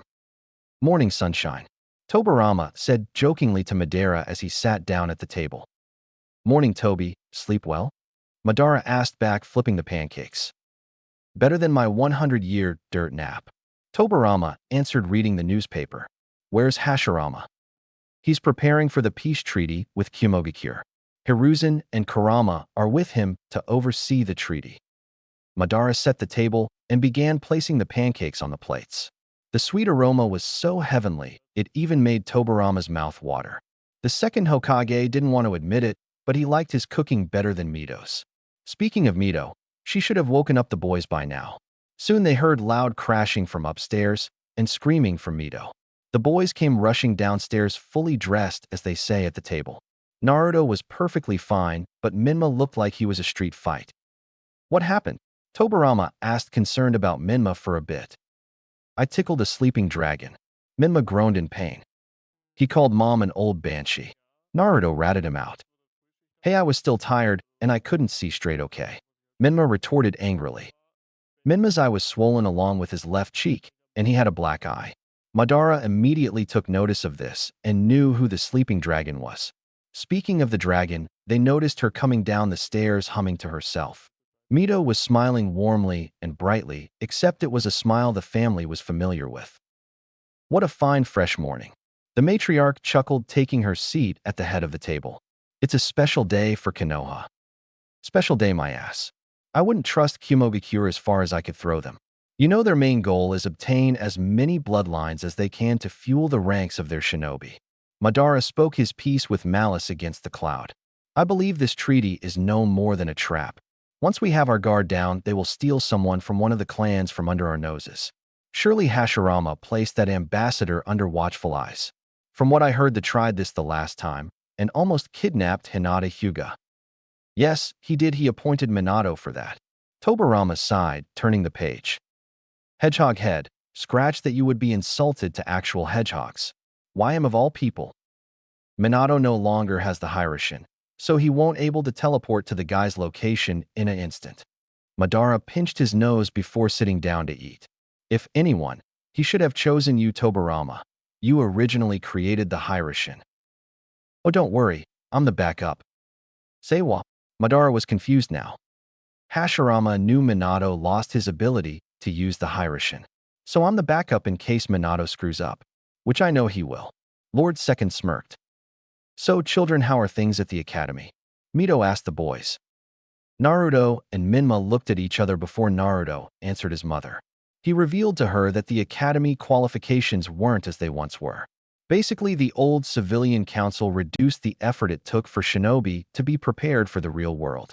The curriculum was falling behind with basic math and writing, which you can actually learn at home. The most they learned during the first year or so was shinobi history and other basic classes. Mito couldn't help but agree that the curriculum wasn't living up to its glory days, and she had noticed that civilian-born shinobi were passing a lot easier than clan-born shinobi. Tobarama, overhearing the conversation, added his own piece of advice. He told the boys that learning about the past helps to improve the future. It was easier to learn from the past if they wished to improve and bring fresh ideals and other things to the future. Many people pride on their past while others suffer from it. The only difference is whether the person wishes to learn from it or run from it. He understands that some classes may be boring than the others, but they could also benefit from it. Hearing this, the boys seemed to agree with Lord Second, and soon the family dug into Madara's sweet, delicious pancakes. After the heartwarming breakfast, the two boys bid them farewell and headed out to the park. Madara placed the dishes into the sink and began to wash them when he felt a pair of strong arms wrapped around his waist. Toby, Madara panted. Now that the brats are gone, how about we move on to the second course? How's breakfast in bed sound? Tobarama purred, nibbling Madara's earlobe with a gentle nibble. Madara shivered at the touch and dropped the dish he was holding back into the sink. Why did Tobarama have to be so handsome and alluring? They dated in secret after the creation of Konoha and eventually fell in love and was going to be married, until Madara became consumed by power and waged war against Hashirama. But now that he was back, they would now be free to continue their relationship. Tobi-chan. Madara struggled to find the right words, yet he couldn't get them to come out. I still need to punish you for leaving me for your greed for power. Tobarama grinned a devilish smile. Tobarama hoisted Madara over his shoulder, much to the shock of the Uchiha. Madara struggled a bit, demanding he put him down. But Lord Second, being the stubborn and dominant guy, he was just carried him upstairs to the bedroom for some delicious breakfast in bed. I hate you, Madara mumbled with a deep blush. I love you too, Tobarama laughed. Oh, at Satsuki clan compound. Kagaya was washing dishes, humming to herself after having a delicious breakfast. She had to thank Mito for the recipes. After putting the away, she turned around to see her son, Neji, on the back porch. She was the same height as Naruto and wore a traditional white robe with the clan symbol on the back. Neji underwent a genetic change. He still resembled his father a bit, but he had Kagaya's white hair and two horns on his head. He was petting his little dog that he named Hachiko. The little doggy yipped happily as he settled in Neji's lap. Neji was gazing up at the sky. For some reason, he loved looking at the sky. Kagaya walked outside as she noticed her son was sky watching. It reminded her of how she always gazed at the sky every night when she came to Earth for the first time. Taking a seat next to him, she placed her hand on his hand, making him look at her with a small gasp. Niji turned to look at his mother's warm smile. He looked at her as he saw her face change to his birth mother Himiko's face for a slight second. Crying small tears, he leaned close into her arms. "Mommy," Niji said softly with a smile. Kagaya brushed her hand through his hair gently. She understood that Niji lived without a mother for the first years of his life, but she promised to go out of her way to be the mother he needed. Ever since the side branch broke free from the Hyuga clan and became Otsutsuki, life had become better for them. She had their genetics altered so they could look like members of her clan. Of course, she was met with many members of the Hyuga clan, and each meeting never went well for them. Kagaya always managed to be one step ahead, and some Hyuga even ended up killed. "Niji," said Kagaya. "Huh?" Niji said, looking up at her. "What is it? What do you want most in life? What do you fight for?" Niji was confused from this question, but at the same time he remembered that his mother hadn't known love from her past. She never understood what humanity strived for.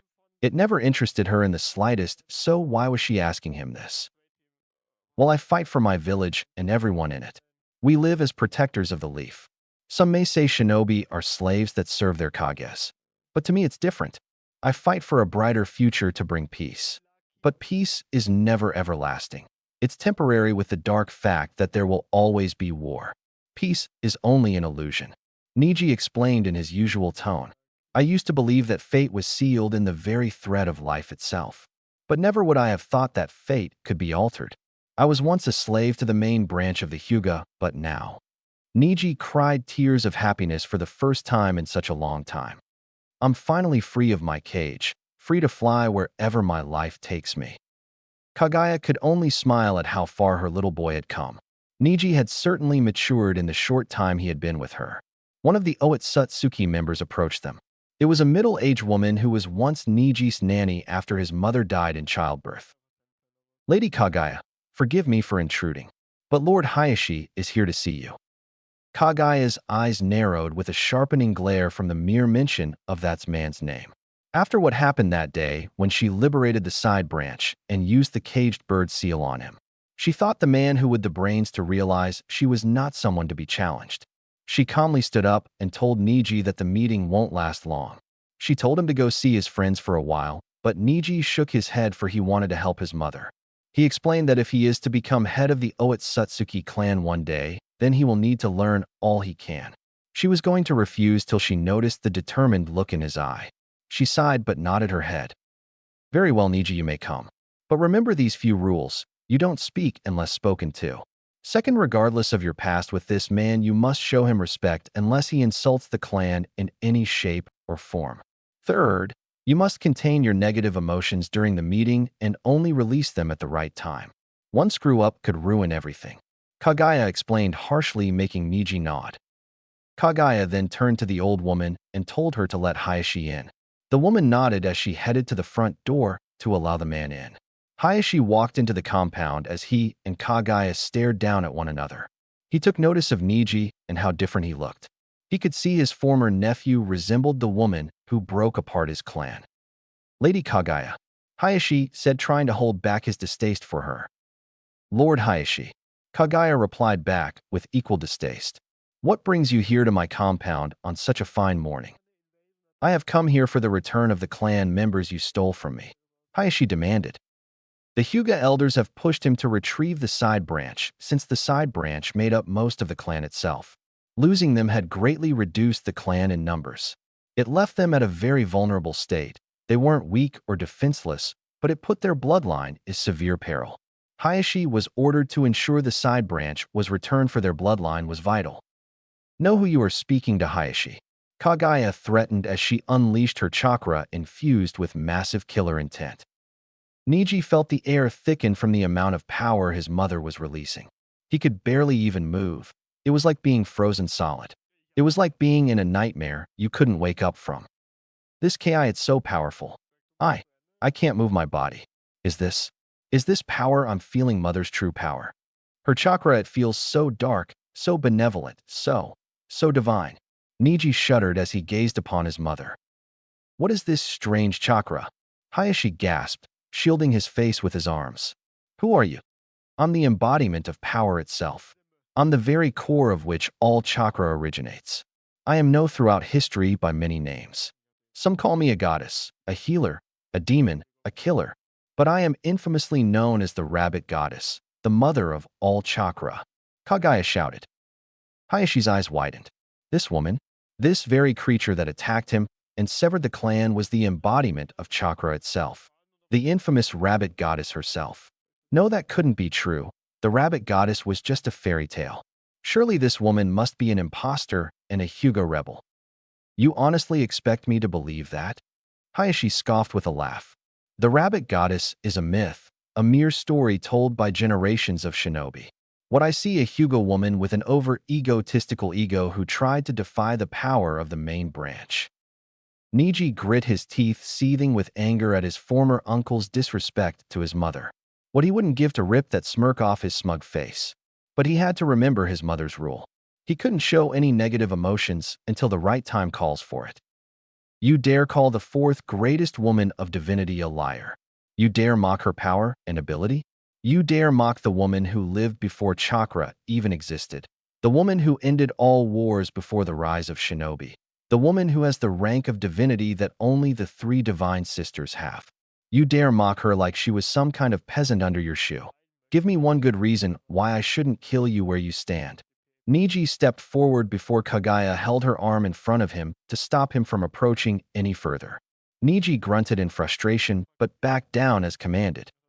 Whether you believe me or not, Hayashi, is up to you. But what is true is that I am on a level far greater than anything you could possibly achieve. Kagaya smirked darkly. I'm a person of divinity, and I won't hesitate to end your life if you continue to demand me of anything. Your clan's numbers have been greatly reduced, making you now the smallest clan in the village. You dare mock the Hyuga? Hayashi screamed, charging at Kagaya with full speed. Kagaya stood her ground to fight until Hayashi fell to the ground, clutching his forehead. The cage bird seal was still branded on his forehead. The elders who knew the seal and its design tried to remove it but couldn't. It was as if the seal itself was burned into his skin. Kagaya turned to see Neji standing there with his hand forming the symbol. Neji spoke out against Hayashi once again. You told me to only lash out when the time came. Well, that time was now. It was bad enough he called you a liar. But it crossed the line when he mocked you as some low-class peasant, like some commoner. I have tolerated his insults, but that one crossed the line. Neji screamed, adding more chakra to the seal, making Hayashi scream louder. Kagaya immediately grabbed Neji's hand, breaking the seal. He looked at her, asking her why she stopped him. She shook her head at him, basically telling him to let it go. Letting out a small growl of anger and frustration, he stopped the flow of chakra to the seal on Hayashi, giving him relief. Hayashi looked up at the two. Kagaya stepped forward. Let this be a lesson to you. I have shown you mercy by having my son spare your life. Kagaya warned him. But try to demand anything from me again, and I won't stop him from killing you next time. You won't get away with this, you hear me? Hayashi screamed.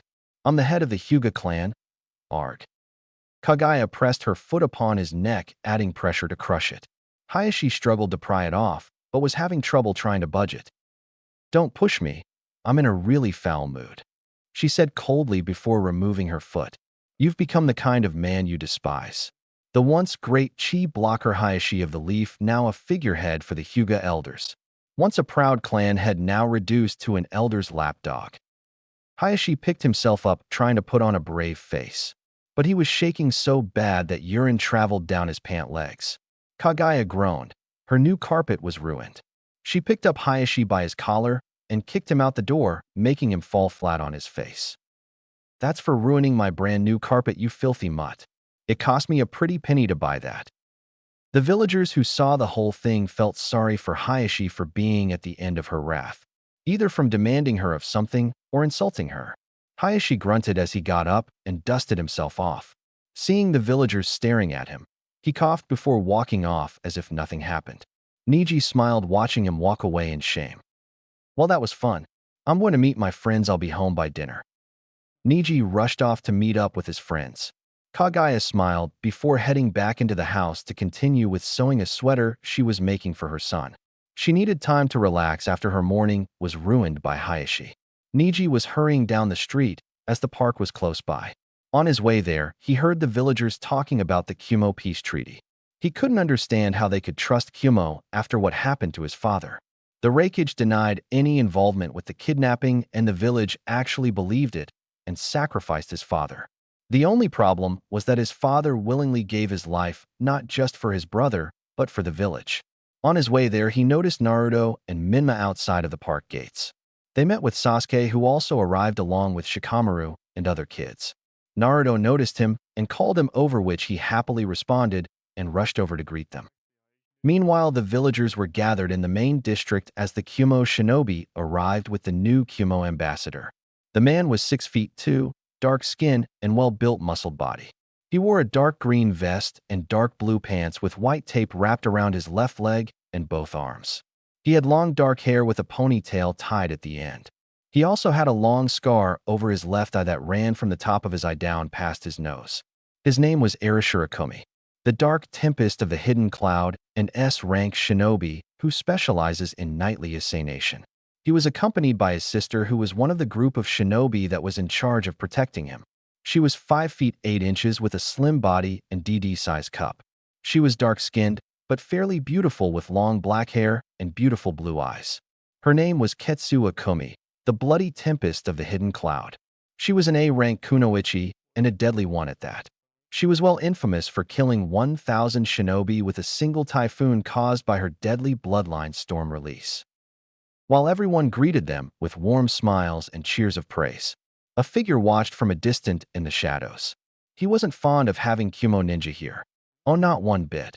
He only returned today from his month-long mission tracking down a highly dangerous rogue ninja that was wanted by the Leaf for over 10 years, but was never found until now. He let out an angry hiss before vanishing into the shadows. He was going to keep a close eye on them. Arashur and his sister were greeted by Minato and Kushina, the infamous Yellow Flash and Red Hot Halberino. They exchanged greetings. Minato Namikaze, your legend precedes you. You're quite the legend in our village, the only one who could match the 4th Reikage in speed and managed to almost defeat him and Killer Bee in combat, said Ketsu. Ketsu Akumi of the Akumi clan, and the infamous Bloody Tempest, an A-rank kunoichi that single-handedly killed 1,000 Konoha shinobi in 3rd Great War using storm release. It's been a long time since we met on the battlefield, Minato replied before looking at her brother. And who can forget the infamous Dark Tempest, Arashura Akumi, Kumo's deadliest assassin? Seems we are quite known in the Leaf as well, Arashur boasted as he gazed down upon Kushina. Ah, Kushina Uzumaki, the Red Hot Halberino, and member of the infamous Uzumaki clan. It's been far too long since we last met. Indeed, your father tried to capture me along with his team when I was a little girl, Kushina snarled. Then he was killed after he tried kidnapping the Hyuga heiress. Now you dare come here to settle another peace treaty when you failed to secure one last time. That was when the 3rd Reikage was in power. The 4th Reikage, I wishes to form a non-conflict peace treaty with the Leaf. He is not interested in bloodlines as he's perfectly fine with the ninja we have. We don't need bloodline-fueled ninja to show off our strength. Ketsu rebuked her. Kumo have lusted after bloodlines in the past. That will never change, Kushina screamed. Pardon my wife, as she still is sore about her past experience with Kumo shinobi. Well, next time keep your wife on a very short leash, Ketsu scolded. If our villages want this peace treaty to happen, then we must be civil to one another, not be at each other's throats like pack animals. Minato nodded before leading them to the Hokage's tower. Once there, they were shocked and astounded at the man who sat upon the chair. They had heard rumors of the return of the first Hokage, but didn't believe it was true, but here he was sitting before them. But the other thing that shocked them was that the Nine-Tails fox sat on his left side. They thought the Nine-Tails was sealed away after it rampaged through Konoha. So you must be the ambassadors that has come to sign a non-conflict peace treaty with my village. Hashirama asked them with warm greetings. Yes, Lord. First, we are shocked to see you here of all people. Rumors had spread far and wide of your return to the mortal world. It looks like the rumors were true. But yes, Lord, I wishes to secure an alliance with the Leaf. He had hoped this will mend the rift that his father, the late Sandaime, created after the failed Hyuga kidnapping. Yes, although I's father denied any involvement. We still had to give in to their demand for the killer's life as it violated the first treaty. We had to sacrifice Hisashi Hyuga, Niji's father. Luckily, he had the cage beard seal which not only saved the village but preserved the Byakugan. As much as I hate and despise that kind of slavery, it did prevent a war, said Hiruzen. However, Kumo sent Yujito ni one of their Jinchuriki as peace offering and a piece of goodwill. Speaking of Yujito, how is she? She is the Raikage's niece, and he wants to know her status and condition. Erasure asked, concerned for the girl. Yujito is fine, she is staying with one of our most trusted occupants. Hiruzen replied, wanting to keep her location with Danzo a secret due to Kumo's attitude towards the man. And who is that? Ketsu narrowed her eyes. The kitten is living with me at the Senju compound. Mrs. PMS is the holder of my elder sister Matatabi. So who better to raise her than me? Hey, her name is Yujito ni Yubaka Fox. How dare you call her such a name? Ketsu ranted. Heh, I call her that because her tantrums are exactly like Matatabi's when she's on her period. Kurama smirked, being a smartass. I feel sorry that Naruto has to marry her. But hey, his tastes are his business. I mean, look at Hashirama. He's the god of all shinobi, yet he's whipped and leashed by his wife. Hashirama sulked in his chair from the Kyuubi's statement. Sure, he was the greatest shinobi in the world and feared by all. Yet he wasn't able to stand up to his loving and scary lotus flower, Mito. Hiruzen let out a loud, exasperated sigh. Can we continue with the treaty? Hiruzen groaned. I want to get home and relax with my favorite book. Deciding to get this over with, Erasure and Ketsu were led to the council chamber. The large marble hall was filled with the clan heads, the civilian council led by Mabuki Haruno, and the representative of the fire daimyo, who was a young woman around the age of 20. She was the fire daimyo's eldest daughter, Aiko Takahashi, and his pride and joy. The Kumo ambassador and his sister were seated at a white marble long table with the clan heads on the left side and the civilian council on the right. The Hokage sat at the head of the table with Hiruzen and the fire daimyo's daughter standing behind him and Kyuubi standing next to him. Now that we are all assembled, we can discuss the terms of the treaty, Hashirama said in his stoic yet commanding voice. The treaty that was given to Hashirama stated that the two villages won't engage in any hostility from one another. Business and trade routes will be opened to one another's merchant guilds to greatly improve business relations. All Kumo asked for was knowledge on the almost extinct art of sealing, as there were very little Fuinjutsu users in the Land of Lightning. The contract also came with a marriage agreement that the son of the recent Hokage would marry the niece of the current Raikage. Basically, they were asking for the marriage between Naruto Senju and Yujito ni. Having read the treaty, Hashirama asked for the counsel of his peers if they agreed with the terms. Everyone nodded their head. Hashirama asked Kurama for his counsel since he knew humans better than anyone. Kurama, and all your great counsel, what say you? The terms of the treaty are minor and basic at best. However, regarding their term involving the sealing arts, if we handed over any high-ranking or powerful seals to them, then even without their or our own knowledge, someone from Lightning Country would use it to their advantage and violate the treaty to try and destroy us, given our past bad blood. After all, our sealing knowledge comes from the Uzumaki clan, who were the masters in the art. Therefore, my final counsel is, yes, we share our sealing knowledge, but any sealing formulas and knowledge known to the Uzumaki clan are to be kept secret. As for the marriage proposal, Yujito has already shown interest in Naruto and openly wishes to marry him, Kurama said, giving his wise counsel. However, to ensure the treaty stays effective for years to come, it needs an ace in the hole. Therefore, as a message to Kumo, any attack on the village is an attack against me.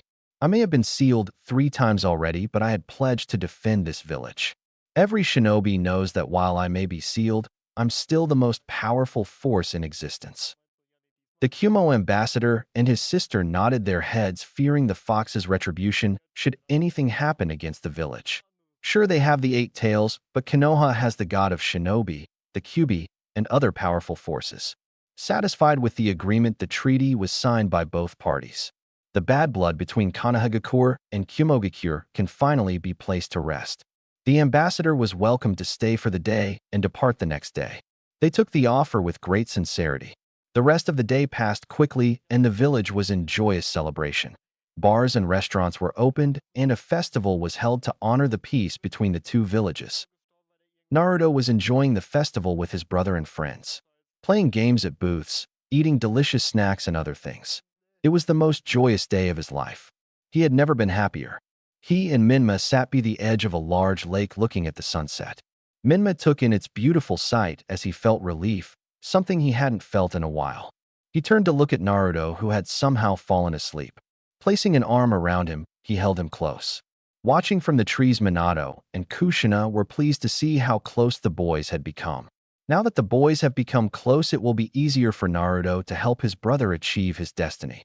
Hearing the rustling, Minma turned to see his parents. "Mom? Dad, what are you doing in the tree? Are you spying on us?" Minma asked, disturbed. "Of course not. We came to look for you," Minato said as they jumped down. "We noticed how close you two have gotten, and we are so happy." "Something tells me you're more than just happy," Minma answered. "We knew Naruto would understand. Now he will finally be able to help you achieve your goal in bringing peace to the shinobi world, just like the wise old toad said." Minma stiffened hearing about the prophecy again. Minma began to slowly realize that his parents seemed to care more about the prophecy than their kids. He began to realize that he was only special and receiving extra love and attention because of it. If Naruto was the child of prophecy, would they have abandoned him like they did Naruto? "Mom, Dad, if Naruto was the child of prophecy, would you have left me here in the village?" Minma asked a little coldly. What? What are you talking about, son? You're the child of prophecy." Kushina laughed, thinking he was joking. "What if I wasn't? Would you have left me behind?" Minma asked again impatiently. "Of course not," Minato said hurtfully. Then what made Naruto Otuto any different? His parents tried to speak their answer, but the words wouldn't seem to come out. It was as if their guilt was trying to prevent them from saying something stupid or something they would make everything worse. "We had to keep the soul container away from the chakra container. The QB would be able to remove its chakra from you and break out of the seal once more. We aren't proud of what he did, but it was the best solution at the time," his mother tried to explain. "All this time I believed I was special, some kind of hero," he said before looking at Naruto. "But now I see what that could have costed me if the roles were reversed. I'll fulfill the prophecy as foretold, but I'll do it on my own terms. As the Uzumaki Code states, family comes before all." Minma, the future of the shinobi is going to be at serious risk soon. A great evil will befall the world, and the child of prophecy will decide the fate of the outcome. Plus, with that masked man still out there, who knows what he will do? Kushina explained. "When has the shinobi world not been at risk? Our lives are at risk every day. You speak of this great evil, but don't know what it truly is? I also know prophecies change all the time." "Minma, what's gotten into you?" Minato asked. "I grew a brain," Minma retorted before standing up with Naruto on his back. "I'm taking Naruto home. I'll be home afterwards." Minato and Kushina tried to stop him, but Minma had already left. Deep in the shadows, a man was watching before creeping back into the darkness. Night fell quickly as Minma carried his brother home. He jumped up a tree and through the open bedroom window. Once inside, he placed Naruto on the bed and tucked him in. Afterwards, he left and headed home. Unbeknownst to him, a figure crept into the room and approached the sleeping redhead. Pulling out his large sack, he stuffed Naruto in it and ran out into the night. A snake was nearby as it slithered its way into the surrounding woods. Approaching its master that was waited for it, it slithered up his arm and hissed into his ear. "I knew it." The man gritted his teeth and dismissed his summon. The figure ran quickly through the woods and into the dark areas of the village to avoid being seen. He was eager to bring the Senju heir to Kumo. They would have access to the legendary Mokuton. He knew being chosen to go with the ambassador would give him perfect access to snatch a child from one of the clans. Ketsu and Erasure had no idea of his motives, and when he brings the brat to the village, he might even replace Aya's Raikage and finally have the power to demolish Konoha. This so-called peace treaty wasn't worth the effort. Why should they be making peace with the Leaf when they still had the manpower to wipe them out? "You're going to be the key to Konoha's destruction, boy. With the Senju and Uzumaki bloodline, we will breed an army that will bring the villages to bow at my feet." He laughed maniacally. Suddenly, he heard movement in the trees. Taking out a kunai, he prepared for any attack. He looked around for any sign of movement, but found none. Feeling a bit paranoid, he continued on. After moving a few more feet, he heard it again. This time his nerves got the better of him. "Who's there? Show yourself," he screamed. "I know you're there. Come out and face me, coward." "Coo ha ha." The voice laughed. "Now why in the world would I want to do that, when I can ravish in the joy of making you sweat? Come on out, I'm not scared of you. Show yourself," he demanded louder this time. The figure soon jumped down in front of him. The Cloud Ninja readied his weapon as he gazed upon the shape from the shadows. The moon's bright rays illuminated the woods, revealing the figure who stood in his way. His skin was very pale and white like snake's skin. His eyes were golden with slitted pupils and purple markings around them. His wide grin showed off his fang-like teeth. He also had pronounced cheekbones and straight waist-length black hair with some locks covering and framing his face. He wore the standard Jounin uniform, flak jacket and all. He also carried a long sword with a golden snake handle strapped to his back. "Oh, Orochimaru of the Sannin." The man gasped, dropping the sack. "Did you really think I wouldn't find out what you were up to?" Orochimaru said coldly. "I don't know what you're talking about. I didn't do anything wrong," he screamed while still sweating. "You're lying. Even your body language and tone of voice gives it away. You tried to kidnap my godson and use him a breeding tool, hoping this will raise you to the ranks of ultimate power within Kumo. It was bad enough Minato was planning it. But when another village wants the same thing, I don't show any mercy. Snakes are very protective of their hatchlings." Orochimaru smirked, drawing his sword till he saw his reflection within the blade. "Because believe when I say you're not going to leave this village alive. You think I'm scared? You can't do anything to me as it will violate the treaty, and Konoha isn't prepared to fight another war," the man boasted. "I hold the cards now, Orochimaru. Konoha wouldn't risk going to war for a single brat." "Ha ha, oh, but I would." Orochimaru charged at such speed he appeared behind the man. The ninja turned his head as Orochimaru slashed his arm off. The man screamed as blood gushed out of his severed arm. The Sannin laughed as he licked the blood from the blade. "Don't bother screaming, no one can hear you. I set up a soundproof before confronting you. But please scream as loud as you want. It only makes me want to kill you more." Orochimaru laughed, approaching the ninja. "Oh, Kimi, please no. Please, I beg of you. No. Please no and no." Orochimaru grabbed his other arm and pulled out his kunai and laughed maniacally. "And this little piggy went to market." He cutting off the first finger, causing him to scream. "Ah!" This little piggy went home screaming. He yelled, cutting off the second finger. "Oh no, someone help me." "Ha ha ha," and this big piggy lost his head. He sliced his hand off. "Please mercy," the man cried out. "Please have mercy. Sorry, but I wasted that on Minato before he left the village years ago." The sounds of tearing flesh and screaming filled the barrier as the birds flew off into the sky. Orochimaru, now stained with blood, approached the sack and picked up Naruto. He felt the barrier fall as ninja rushed to the spot.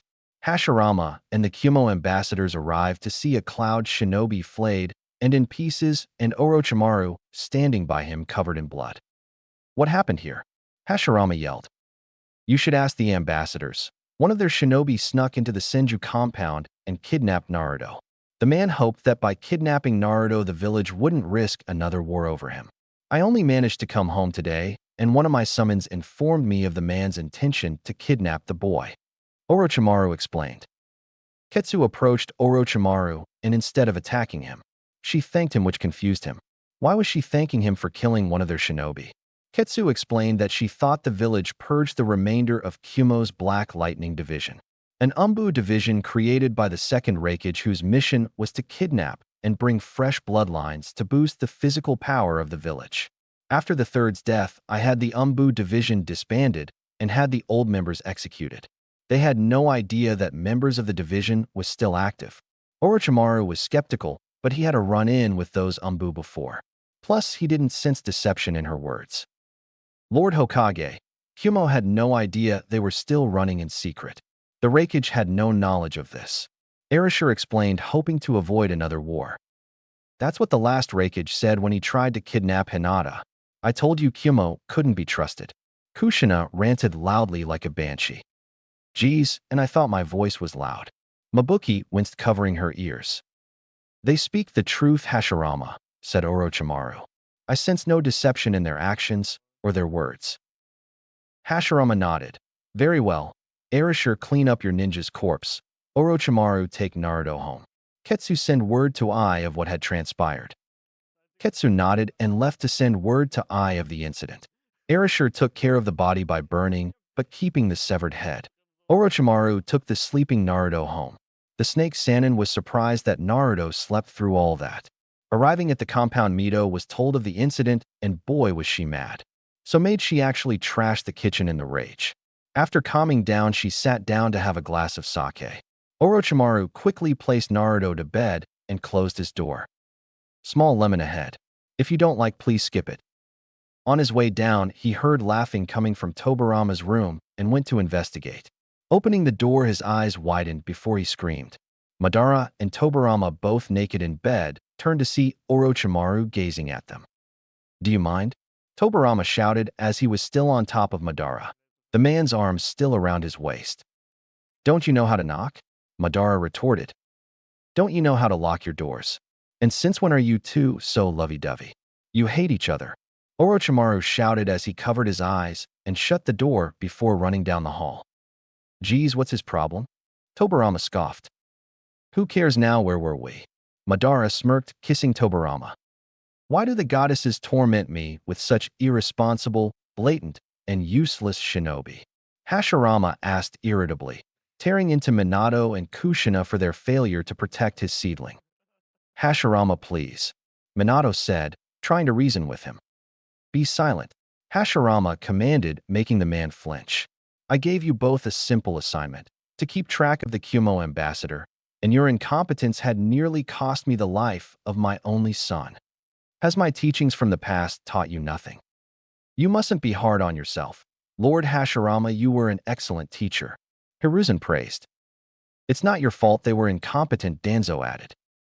Hashirama-sama, please, there is no excuse for what we did. Kushina answered with a firm tone in her voice. We know we were responsible for Naruto. Responsible? Hashirama scoffed.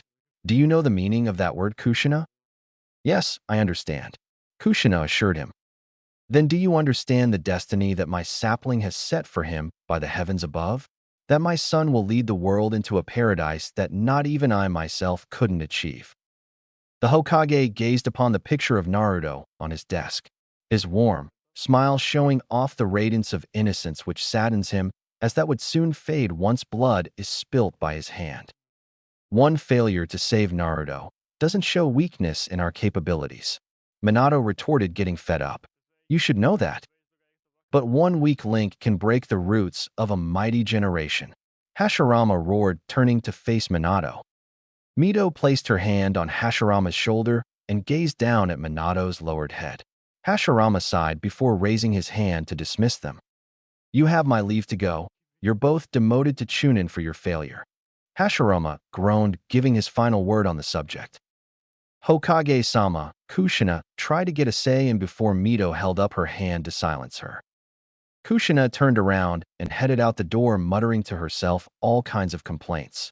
Minato soon left after her, not wanting to cause any more trouble than they already have. Love, Mito consoled him. I shouldn't have sent those two imbeciles when I should have sent Orochimaru, Naruto's godfather, to do the job instead. Hashirama said, lost in his own shame for failing to put better protection for the boy. You're right, you shouldn't. Mito scolded him before softening. But that doesn't make you any lesser of a leader. Her husband turned around to meet her gaze. Demoting them to Chunin isn't enough. What would you have me do? He asked before Mito whispering something in his ear. Scene change. Walking down the hall, Minato noticed his wife leaning against the wall. She looked troubled from the look of it.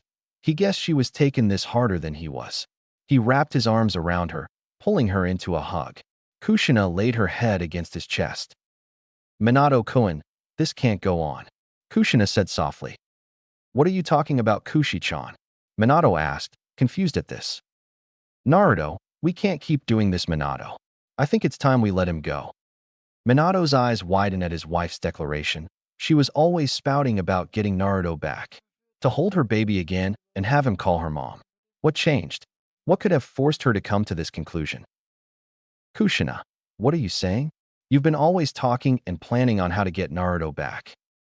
Look at us, Minato, Kushina shouted. Look at what's happened to us since we left him here. Nothing but punishment. Lately, I noticed I can't conjure up the chakra chains. Then you lose the Hiroshin and most of your chakra, and now we've been demoted to Chunin. Kushina sobbed into his shirt, staining it with tears. No more. No more, Minato. We can't endanger our lives because of him. Kushina. Minato consoled her, rubbing her back. You're talking nonsense. Open your eyes, Minato. We lost mostly everything.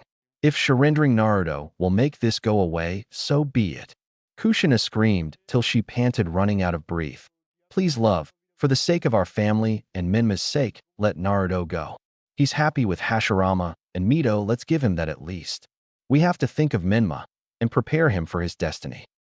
But he's my son, Minato shouted. He's my son too, but look what's happened. We can't change the past, and we must look to the future. Naruto is the past, and our Minma is the future for mankind. I love him as much as you do, and it pains me to do this. But we have to make sacrifices, and if I must lose Naruto a second time, then that's what I shall do to ensure the safety and future of the human race. Kushina's voice broke in sadness with each word she spoke. Minato looked out one of the windows and gazed at the cloudy sky. Could he really do it? Surrender his ties to his former son? Minato loved his son even after leaving him in Konoha. But did he love him enough to let him go? Konoha Academy. Naruto entered the classroom, which were filled to the brim with students. Gazing around, he noticed that over 50% of the student body in the academy were civilian-born and around 42% were clan-born shinobi. He knew that the academic materials used during the reign of the fourth Hokage lacked a bit, since the old civilian council handled the curriculum pretty badly.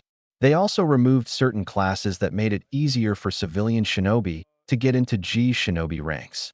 Male seduction, which was a key element to kunoichi, was a critical part when it comes to assassination or intel retrieval, which was now replaced with a flower arrangement class.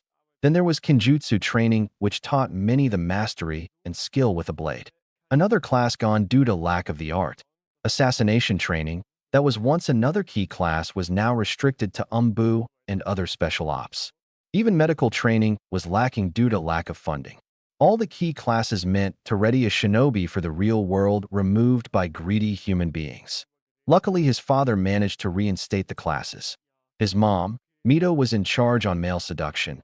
Hyuga was in charge of Kenjutsu. Tsunade was placed in charge of training medics. Orochimaru was in charge of teaching the arts of poisons, and Madara was in charge of assassination training. Finally, Kurama was in charge of teaching torture and interrogation tactics. Naruto and Ai-san, Minma yelled, waving his hand in the air.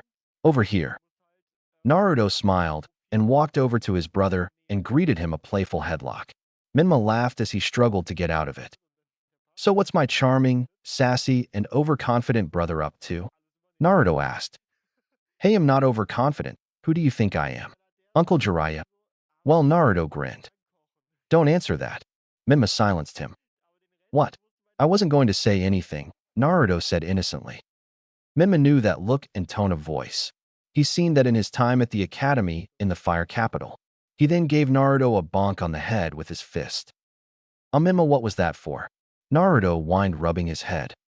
Oh, come off it, Naruto, and your innocent act doesn't fool me. Minma accused. You were going to compare Jiraiya's overinflated ego with mine. It's written all over your face.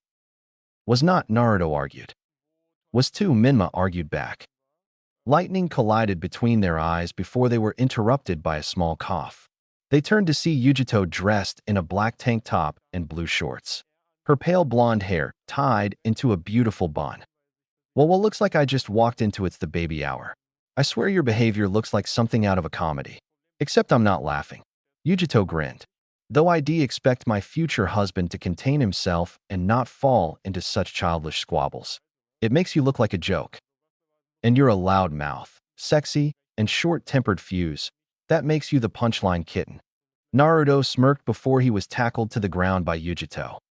Don't call me kitten, Yujito hissed. Okay, I won't. Naruto smirked before flipping her over, pinning her down. Kitten. If they kiss, I'm going to puke, Shikamaru said from the second row seats. What? Naruto asked before realizing how close his lips were to Yujito's. Wait, no, he sputtered before getting off Yujito. Getting to their seats, Irika came in and took roll call. The early part of the academy was just basic academy stuff, like calligraphy, history of the shinobi, and certain math and other classes, which was perfect for the first years of the academy. But Naruto, Minma, and Yujito wanted to participate in the better parts of the academy. When the afternoon came around, Yujito, being a bit older, attended her first male seduction class, and she was very good at it. Naruto, along with Sasuke, and surprisingly Ino, attended Kurama's class. Torture and Interrogation Classroom A3. Naruto took his seat next to Sasuke and Ino. Other children were there and were looking forward to the class. The door opened to reveal Kurama. He stood in his male human form. A man at 5 feet 9 inches tall, long red hair, and a fit body build. He was both intimidating and handsome at the same time.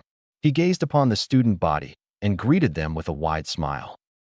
Hello, students. My name is Kurama Otsutsuki, and welcome to Torture and Interrogation.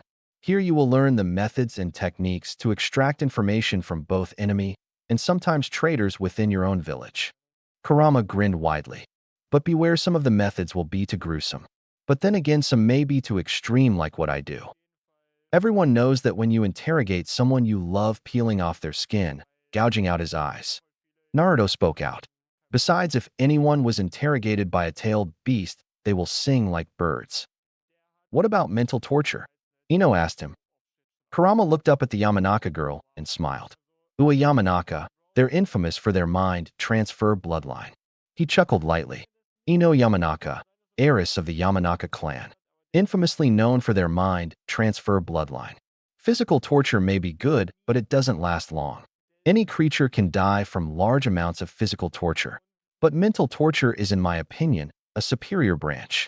The way you can ensnare the mind, bewitch the senses, among other things. Ino smiled as she welcomed that compliment. Thank you, Kurama-sensei. Kurama produced a blood clone of a random person. He called upon each student to see what they could do to extract information from an enemy.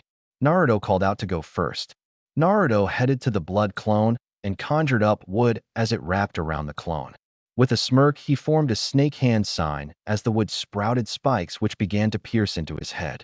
Chakra infused within the wood embedded itself within the bloodstream leading to the brain.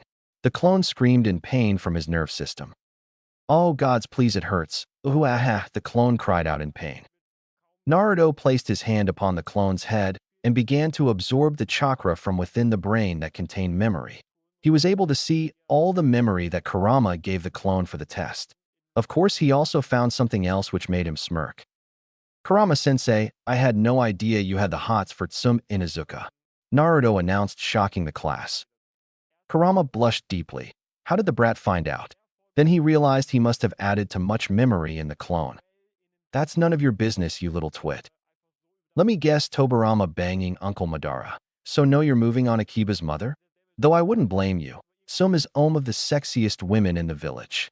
Naruto teased him. Shut up, Gaki, or I give you detention, which is physical training with me. 100 laps around the village, 300 push-ups, and 600 sit-ups. Kurama showed his pearly whites, making good on his threat. Naruto held up his hands in defeat. All right, I concede.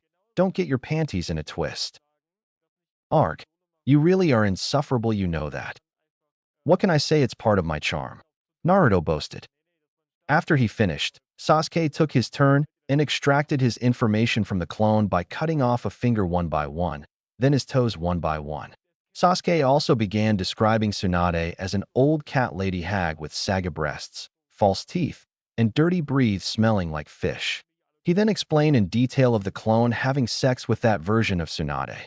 The clone screamed as it began envisioning it. Oh God, gross, the clone shouted. Oh, who I am going to puke. Okay, I'll tell you what you want. Just please no more. I'll tell you what you want.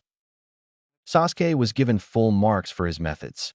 Ino passed with flying colors, as did some civilian-born. Others didn't have the stomach for torture, but did have the knack for non-violent methods, and were actually good with negotiations. Kurama thanked and praised the students for their achievements and dismissed the class. Hey Naruto, lunch. Ino asked shyly.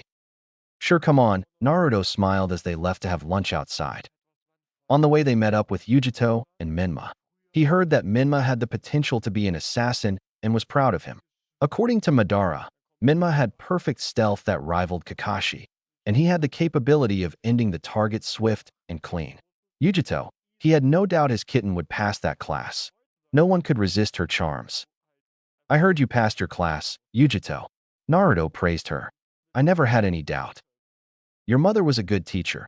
I can see how Hashirama fell for her good looks. Shame that her granddaughter inherited any of that. Hey, I resent that. They turned around seeing Tsunade standing there. I'll have you know that I was one of the best seductors of the village. Yet the only one to fall for your charms were Jiraiya and Hans. Naruto reminded her. Age hasn't been good to you. Your beauty may be fading, but your skills haven't. Besides, beauty is only skin deep. It's what inside, the soul, that is the real beauty. My beauty hasn't faded, you little turd. I'm still at the height of my prime. I treat my body like it's a temple. Yeah, except it's worn out and condemned. Naruto laughed. What's your problem with me, Naruto? Didn't my grandparents ever tell you to treat a beautiful woman with respect? Tsunade shouted in his face. Show me a beautiful woman, and I'll treat her like a goddess. Naruto snickered as he loved making her mad. Plus, you already know why I have a problem with you. That was the past, Naruto. There's nothing else we could have done. Tsunade groaned. What do you want from me? What I want, Naruto said, turning around, glaring at her. You were my grandmother, for crying out loud. If Kushina and Minato had to leave me here, you could have remained and looked after me. You were a mother yourself, yet you went along with Kushina's idea to abandon me. So answer me this, how could you, who was once a mother herself, agree to the abandonment of one's own child? Naruto turns to leave with Yujito and company following behind, leaving Tsunade behind to rethink of the life choices she made after Naruto was born. Minma asked if his brother was okay, knowing how painful the subject was for him. Naruto assured him that he was fine. His stomach grumbled, showing that he was hungry. Scene change. Kushina was walking through the village streets as people were gazing at her and talking about her. She could hear all of the hurtful things that they were saying about her. Wench. Witch. Can you believe she tried to claim someone else's child? Demon whore. Village deserter. Criminal. For hooded women dressed in black robes, wearing animal skull masks, lead her towards the end of the village, to what looked like a large gate. It was made of mahogany wood and gold.